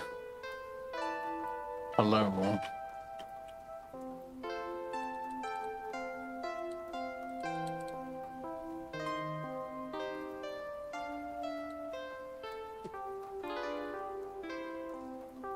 Dang. What the fuck?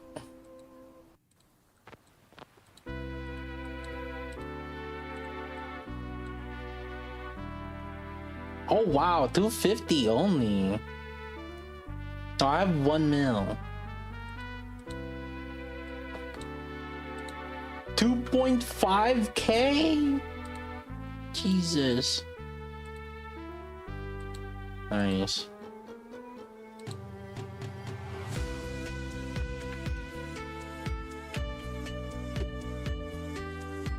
Nice. Got me my bike.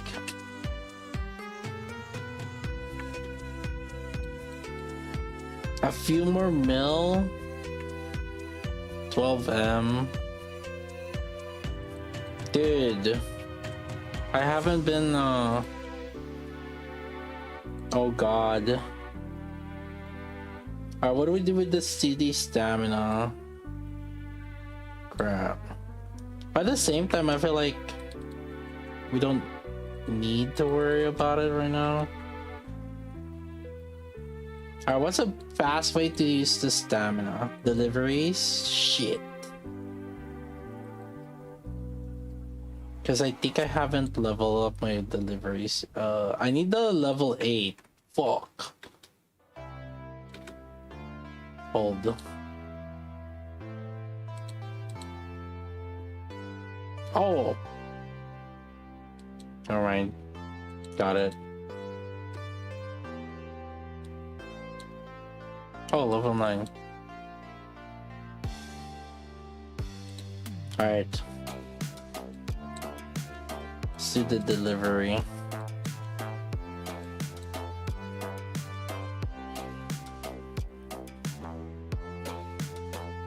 You can auto mahjong? Wait, you can? Really? You tell me I can spend my stamina auto? Do them all? Can't you keep repeating the same delivery?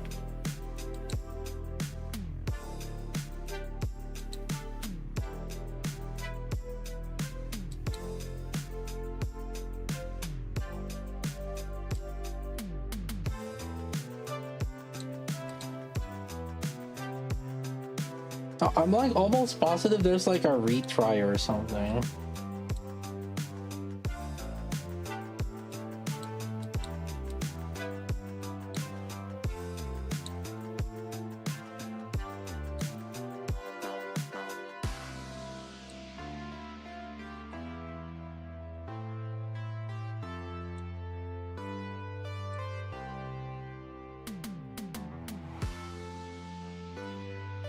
Yeah, so like, yeah, can't you just repeat the deliveries?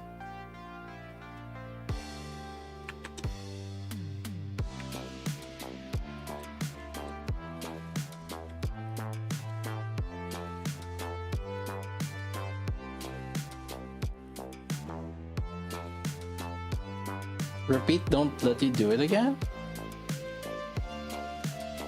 Oh, so the rewards are locked. Okay.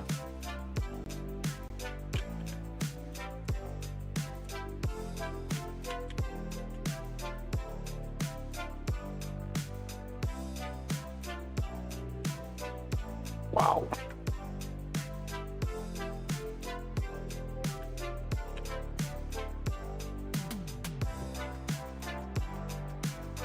Yeah, because I never tried to retry. You know why?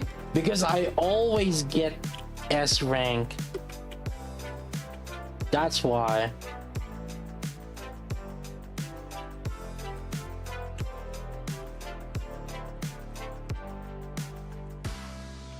I'm a good driver.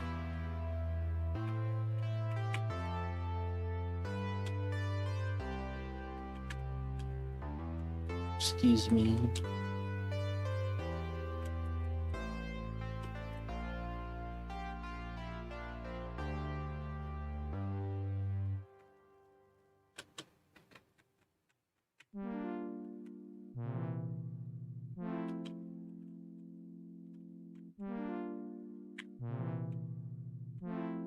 Ah.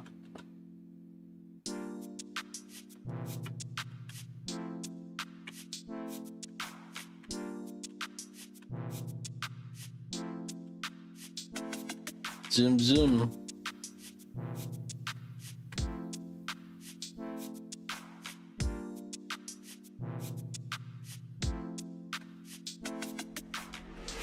This one's kind of fun.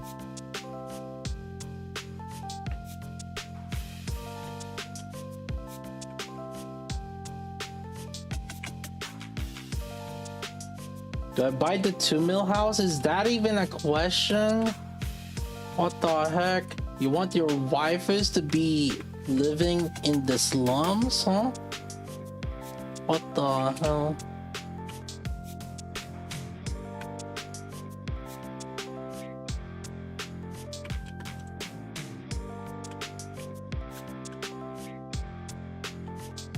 Perfect.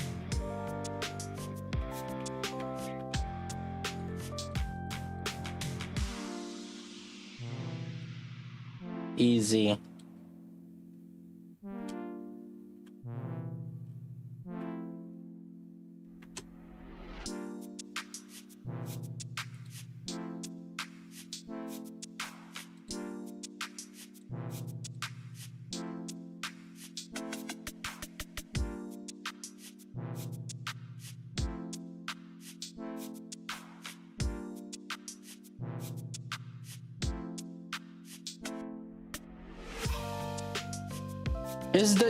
Is the price increase always, or is the price of the deliveries always the same, like 20k and stuff?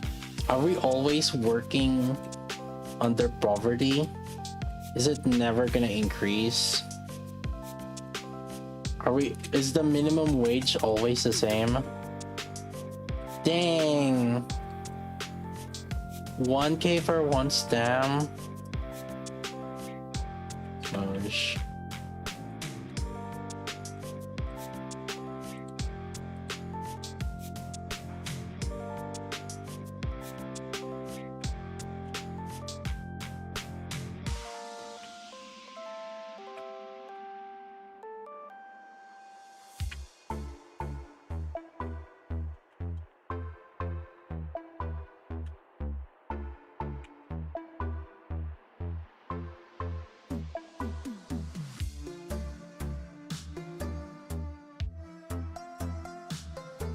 Oops. You can't even break? How about you break, you punk?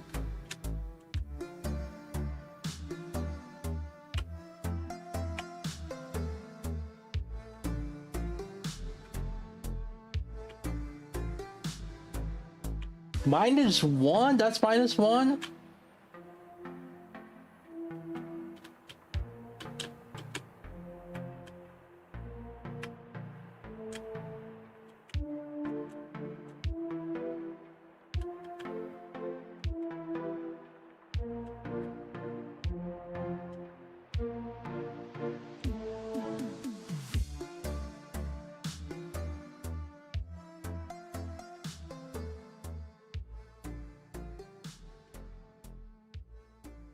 No.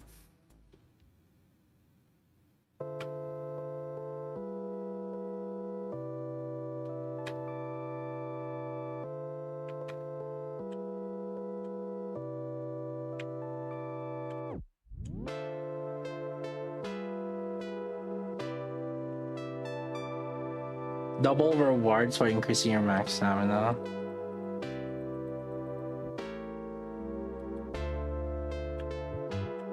Punk.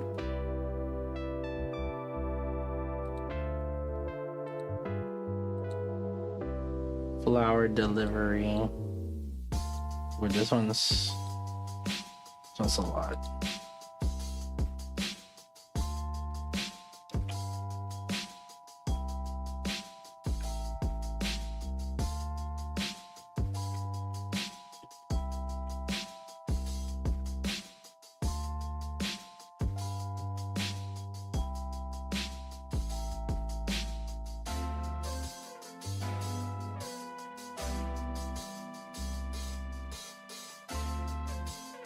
Terrain limitations? What?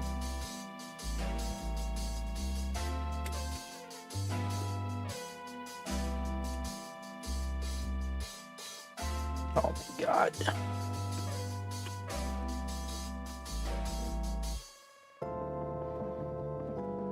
Yo, having this bike is pretty handy. Dang. It goes so fast too. Oh.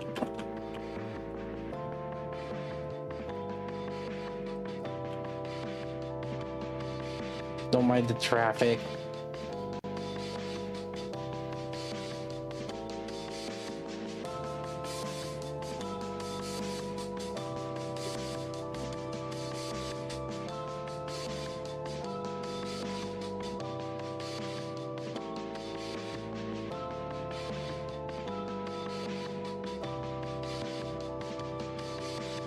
Yeah, I don't like how it takes time for the car to come in.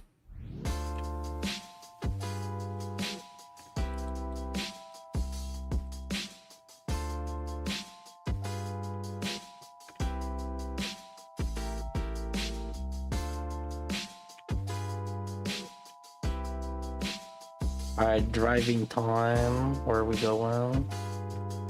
Okay, buddy. These guys decided, oh, let me block the exit.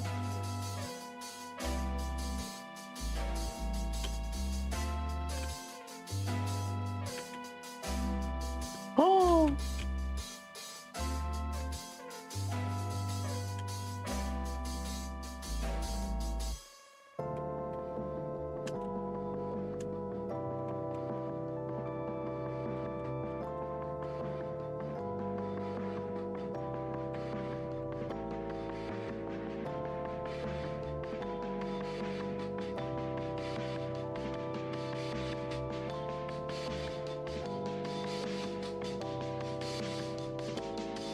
Wait. It's still perfect. Cargo's still fine. Easy. Perfect.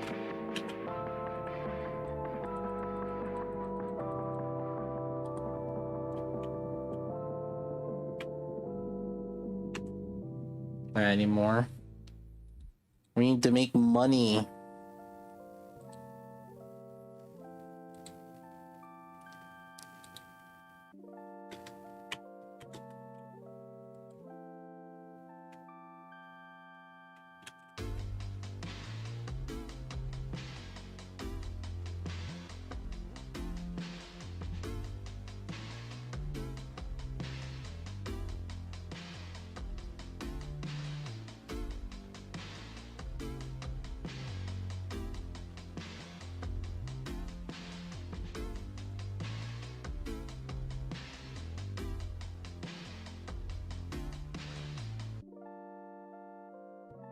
Hey, gamer meant to support. Wait. Oh, on the wait, in game? There's an actual update? What?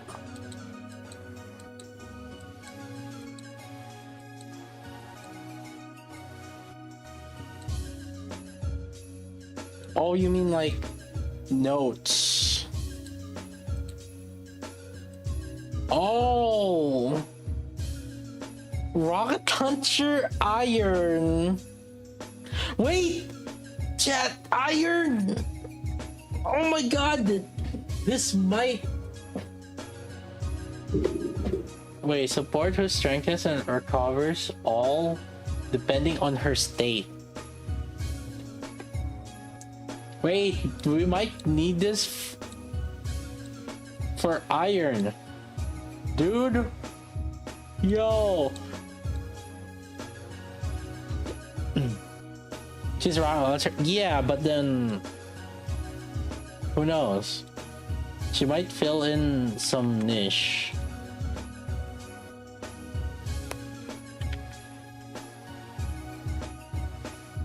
Well, it says heal, so that might be helpful. Although I guess surviving isn't really an issue for us.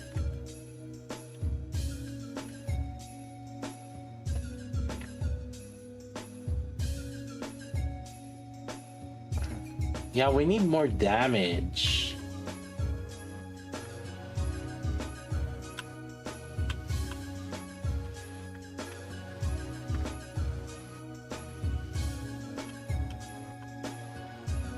Yeah, technically Red Hood, but then if it's a support, then that means it has to be a B1 or B2. Likely. Unless, yeah, a B3 isn't really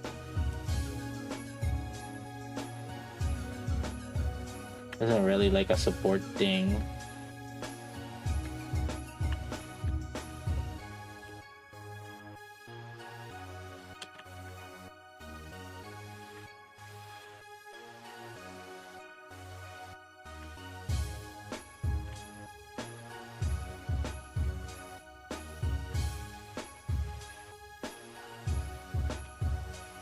Oh my god.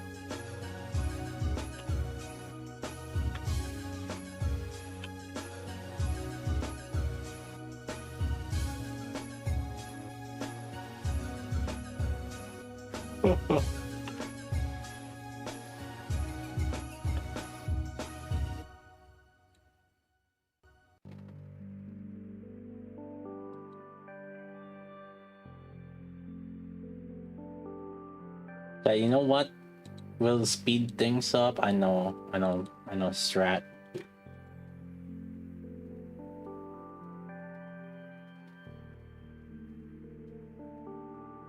Oh, a duo for Mint and Prika? Probably. Oh god, not the. Can we have like a duo B1? I'm sick of like duo, and then it's based on. It's for B. It's for B1, or it's for B2.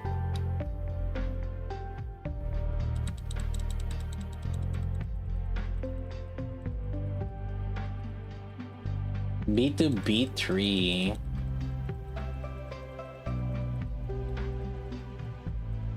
Chat, I think this is faster.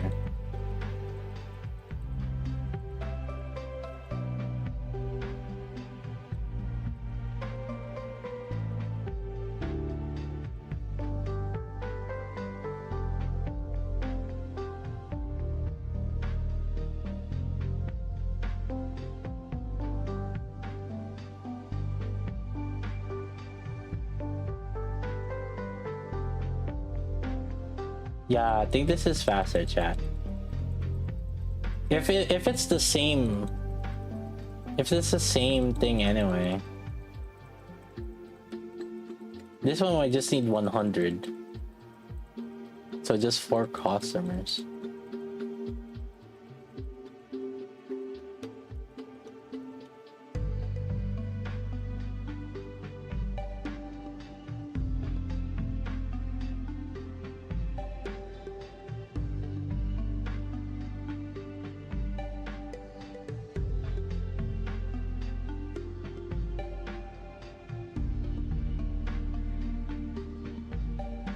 Doing manually? I mean, it's faster than delivery, no?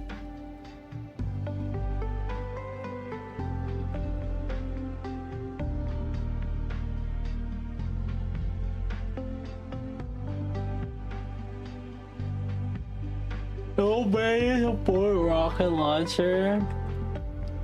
Yeah.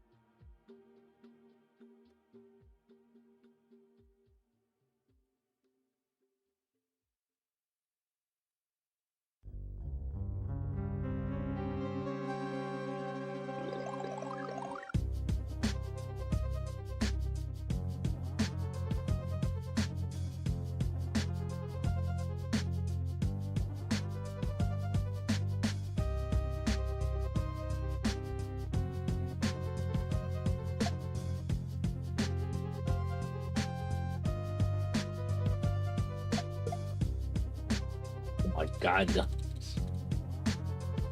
that'll take a while. I think this is the fastest one because this one's only 100, and you just need four customers.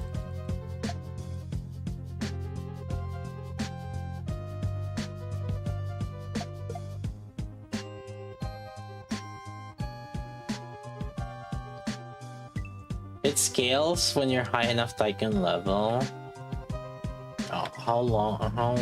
How much is it for me trying to get the next tycoon level? Oh, reach house collection level 3.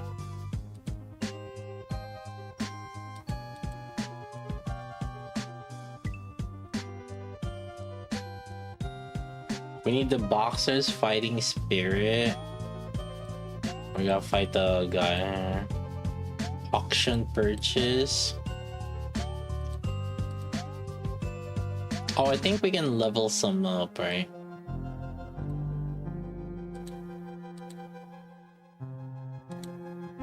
Oh, furniture. Oh, just buy furnitures.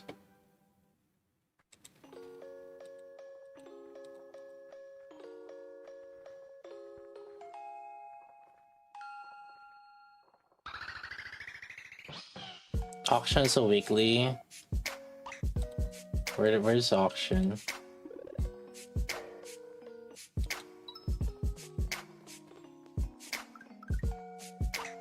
Weekly reset? Not yet for NA. 30 minutes. 30 minutes for NA.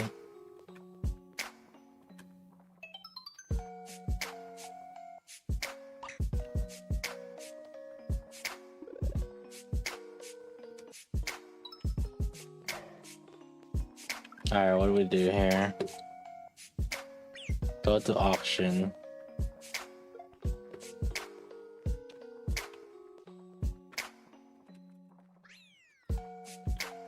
Where's the auction?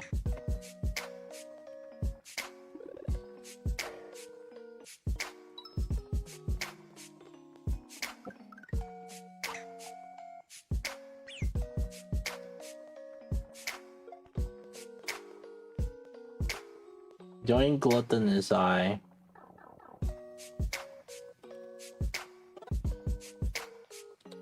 お願い譲ってください。これは入札額が楽しみです。くだらないものばっかり。ああ、興味失せた。これが必要なの。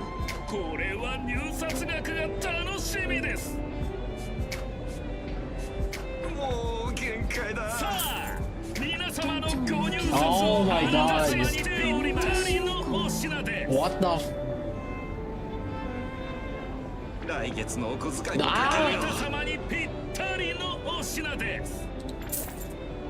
これは入札額が楽しみです。Oh my god. まだ予算内だから大丈夫。さあ、皆様のご入札をお待ちしております。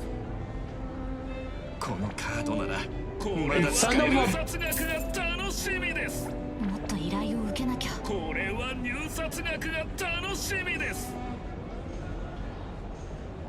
Stop being annoyed, are you? これは入札額が楽しみです。入札額が楽しみです。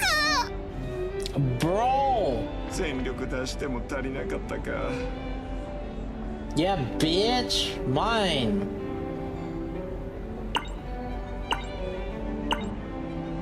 $10K?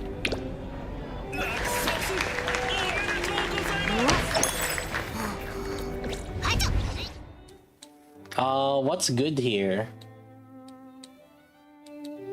Is there anything that's good?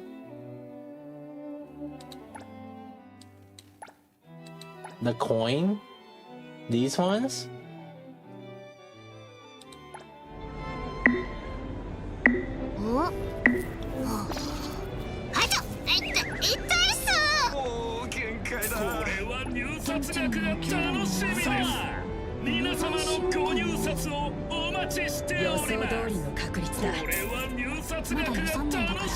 I mean, is what I'm doing pretty much the best way to do it?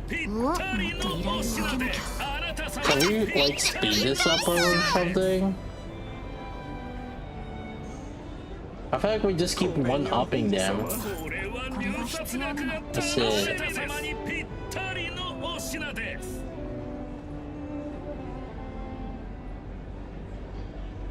全力出しても足りなかったか。That's how you did it. 予算を練り直して今回の入札を断念する。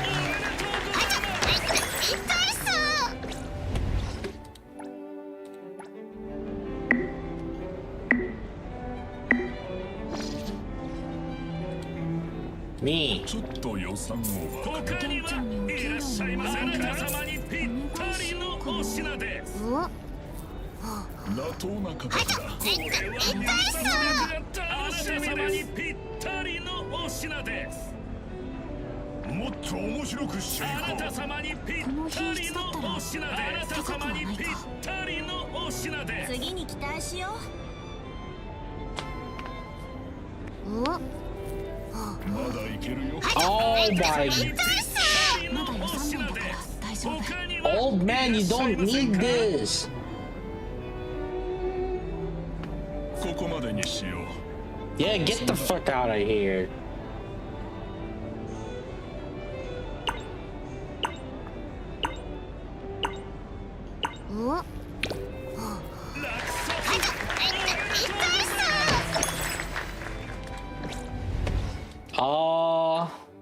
Ascension material.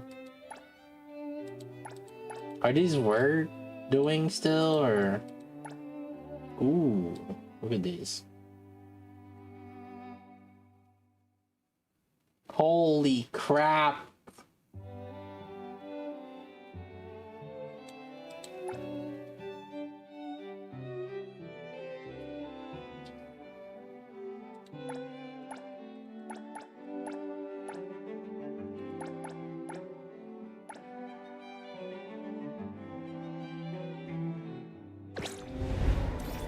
Alright, perfect. Can we leave? Oh. Nice. Oh wait, I should have stayed.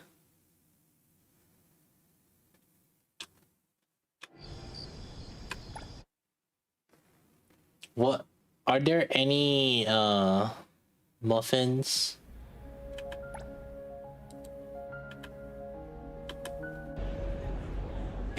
Hold up. Oh, it's gone still. Oh wait, but there's a drink here. Ah, crap, can't drink. Hey, they didn't refill the food! Man!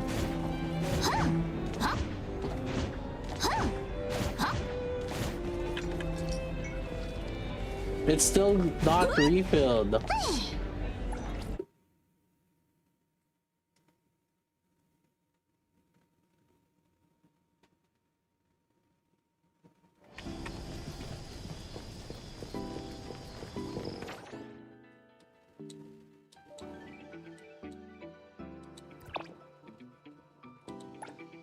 Spend your city stamina. Oh shoot, there's like 23 minutes left.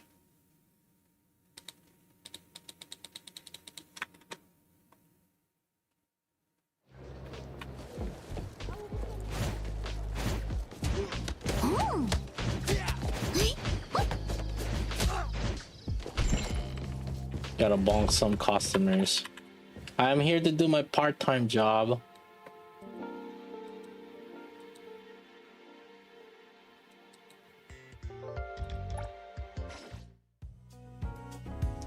Do you get the 1 mil from bank heist? No, I haven't done bank heist yet.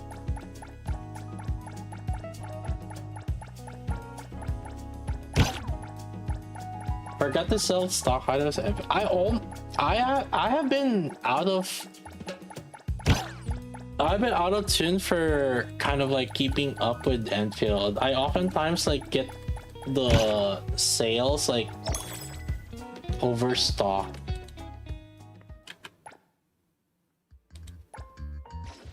Like you know, the outpost currency.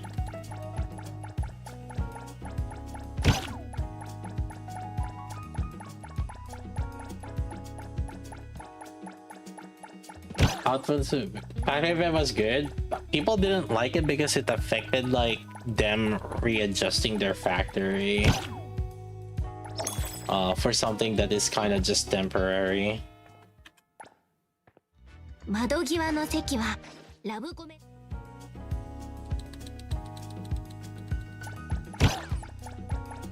The bomb camera? Okay, I'll tell you. Okay, the guy, at first I was disappointed, but being able to do this, okay, you know what?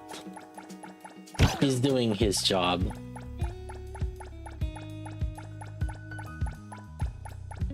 Probably because their factory starts and it's hard to adjust.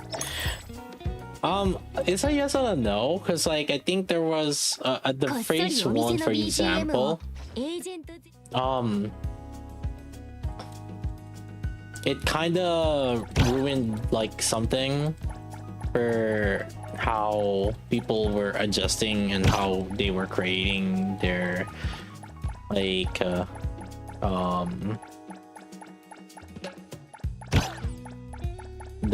their heavy cyanide, for example, and it kind of ruined just the order of things. I can see the frustration on it. Because sometimes like the way you set up your factory is, you know, very specific to, you know, the limitations of it.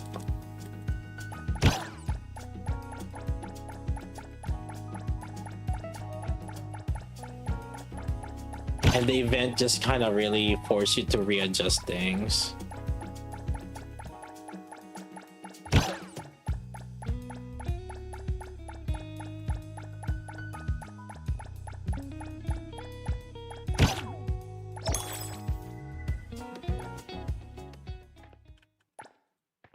Alright, soon.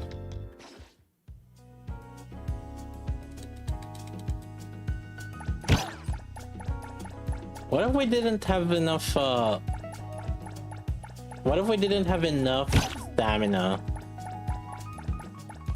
And like we needed 4.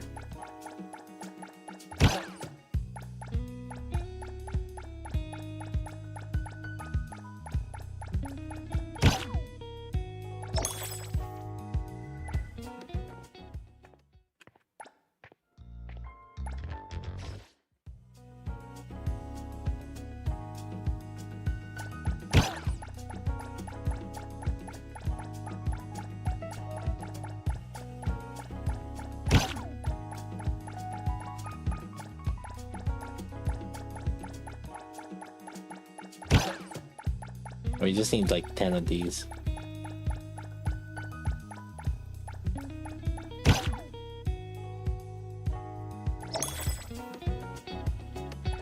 Placement cap and rolling? How you guys get into the cap, man? I don't even have that issue. One of those that get hung up on. Oh, look at this. Mega base.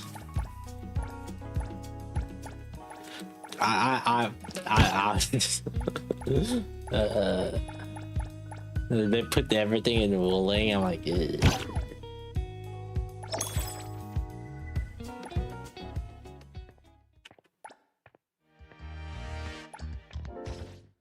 What game is this? This is the current one is the mini game from NTE right now. This is Neverness to Everness. I'm just doing the mini game right now. Technically, the way you play it is like this. Supposed to make some sandwich. Bam, bam, give it to them. But I'm doing a bonking method. So I don't have to I don't have to do this extra cooking thing.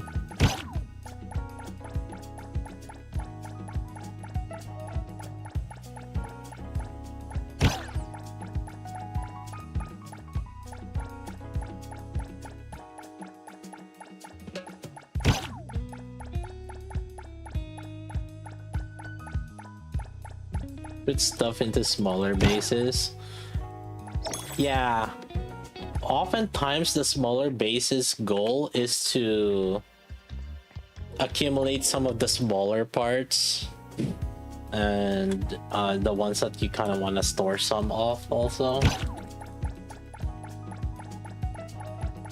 The funny thing is, if you check the Arknight's and one of the Arknight's Enfield like test accounts that I was playing,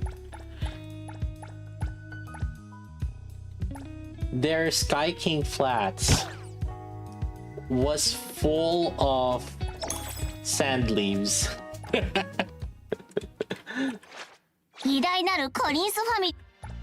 Like they literally, the only thing in Sky King Flats was just sand leaf production. And that was at the test account. So like basically how the devs imagined it, it was also how I was doing it.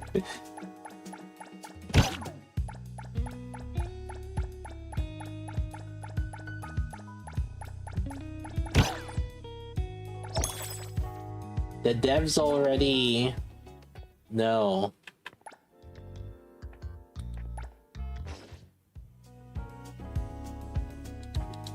Ah, crap.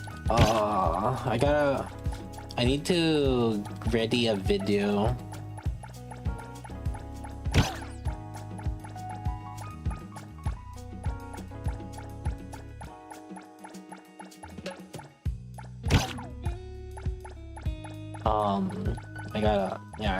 I gotta video edit some. I was video editing it. Yeah, I was video editing the tier list that we did.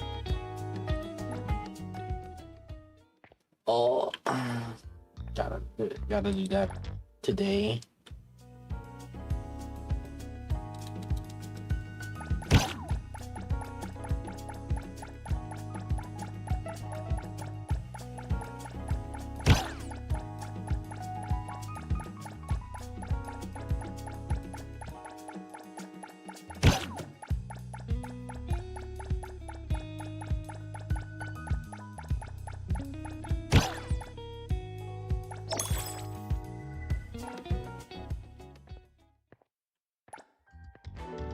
All right, one or two more, I guess.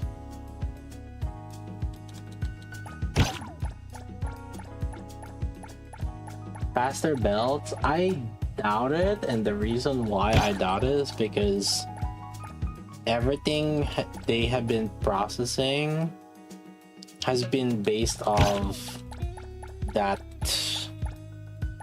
ratio, that speed. And that's how they have been balancing kind of the process. And I would imagine, I wouldn't even doubt if that was the reason, or that a lot of like their automated back-end calculation is because of that. Yeah, so when offline, like, and you know why I also think that? So in the test, right, there's like a weird scenario where for some reason their automation, it was, for some weird reason, that automation thing, or the AIC report was like not correctly processing. Like what shows up in the AIC report doesn't match how much I was getting in the test server, which kind of tells me that the test server is running at like a separate, like different timeline.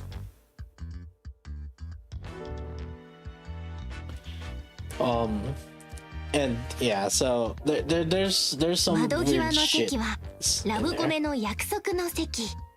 隅っこの席は推理物で探偵が犯人を追い詰めてそうでしょ。カフェってロケ地にぴったりだ。Alright, we made some money.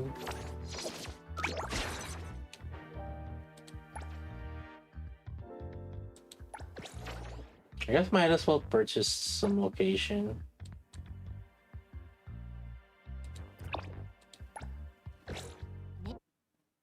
Or I have to use some spaghetti code to make it work. I think the part of the thing is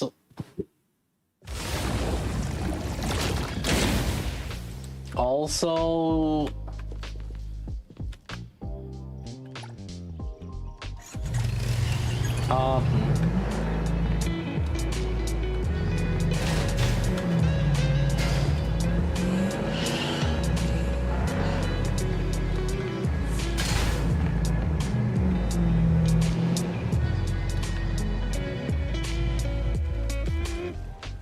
because there's so many accounts that you kind of have to deal / work with, and if you're not just doing like a random, like an estimation, so the way I see it is probably they take the data of what are the rates of it, and then they just do a calculation from when since you log off. So, and that's how I would probably do it also. Instead of like, oh, it's a constantly running thing, No, there's probably just gonna be like some calculation. Like, okay, this was the amount of things since you last logged in, and this is the amount of things now, how long you've been logged off. Yeah.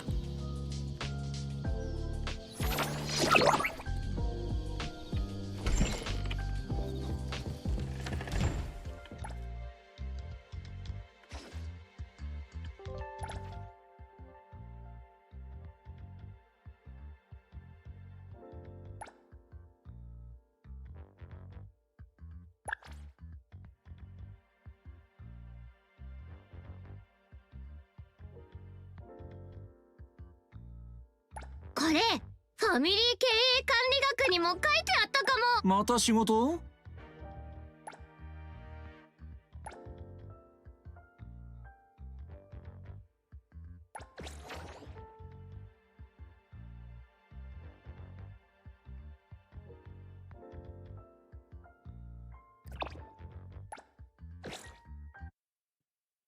I would probably do the same.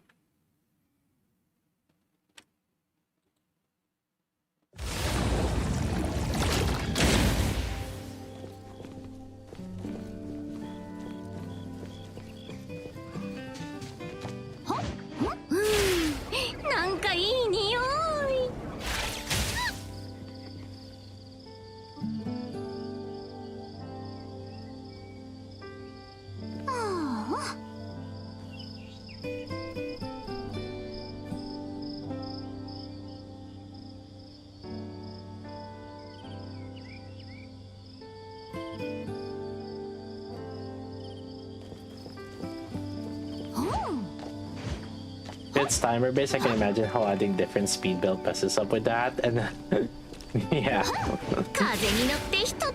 definitely something I wouldn't want to deal with.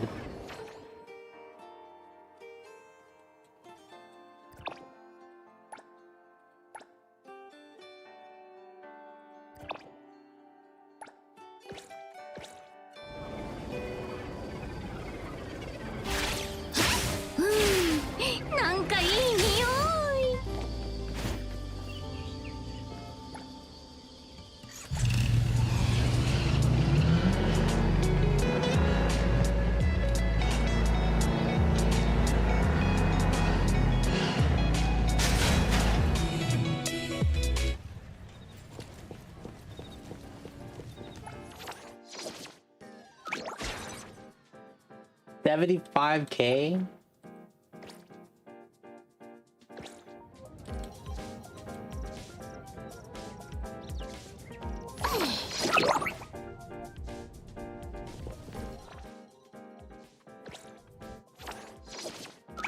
Alright.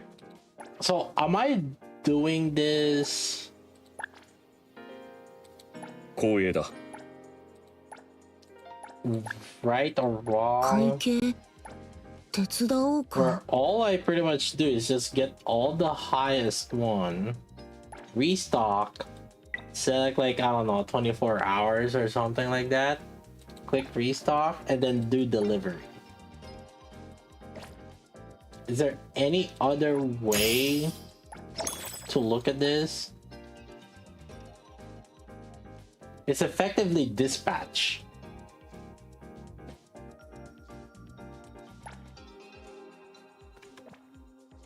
Increase the popularity also.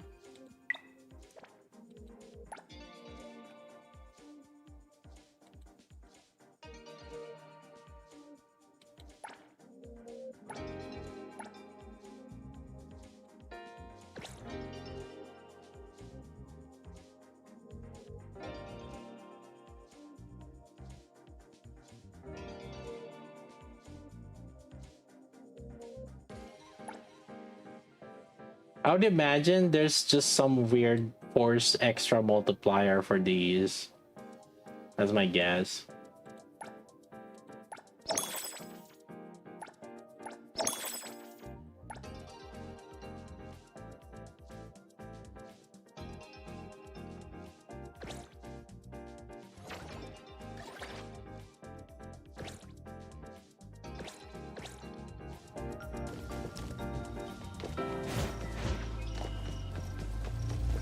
てまだ行かないの。まさか当たり屋じゃないよね。 Oh well. Anyways. Oh, 2 a.m. 5 minutes still before reset. I think we did the weeklies. Okay, this is the main weekly. Though I haven't done these ones yet. Don't worry about that. This one I haven't done weekly.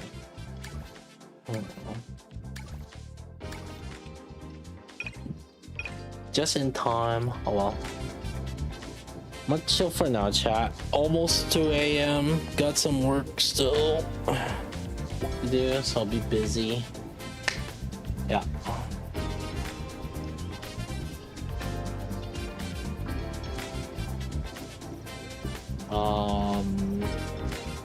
So tomorrow is, let me think about it. It's like nothing much.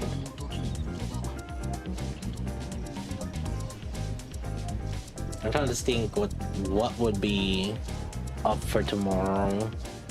We can do. Kind of don't want to do. Well, Infinite would be bad.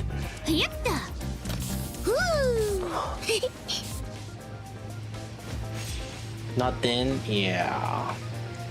It's gonna be a dead few days until Nikke patch, I guess. Then we'll find something to do then, I guess.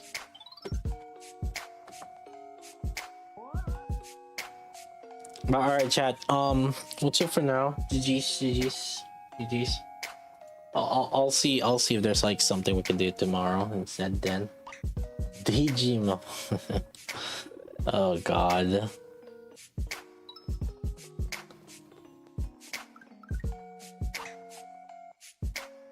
Alright boys, thank you for chatting. GG's. It's been nice seeing you all.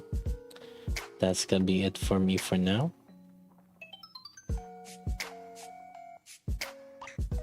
Thank you for chilling.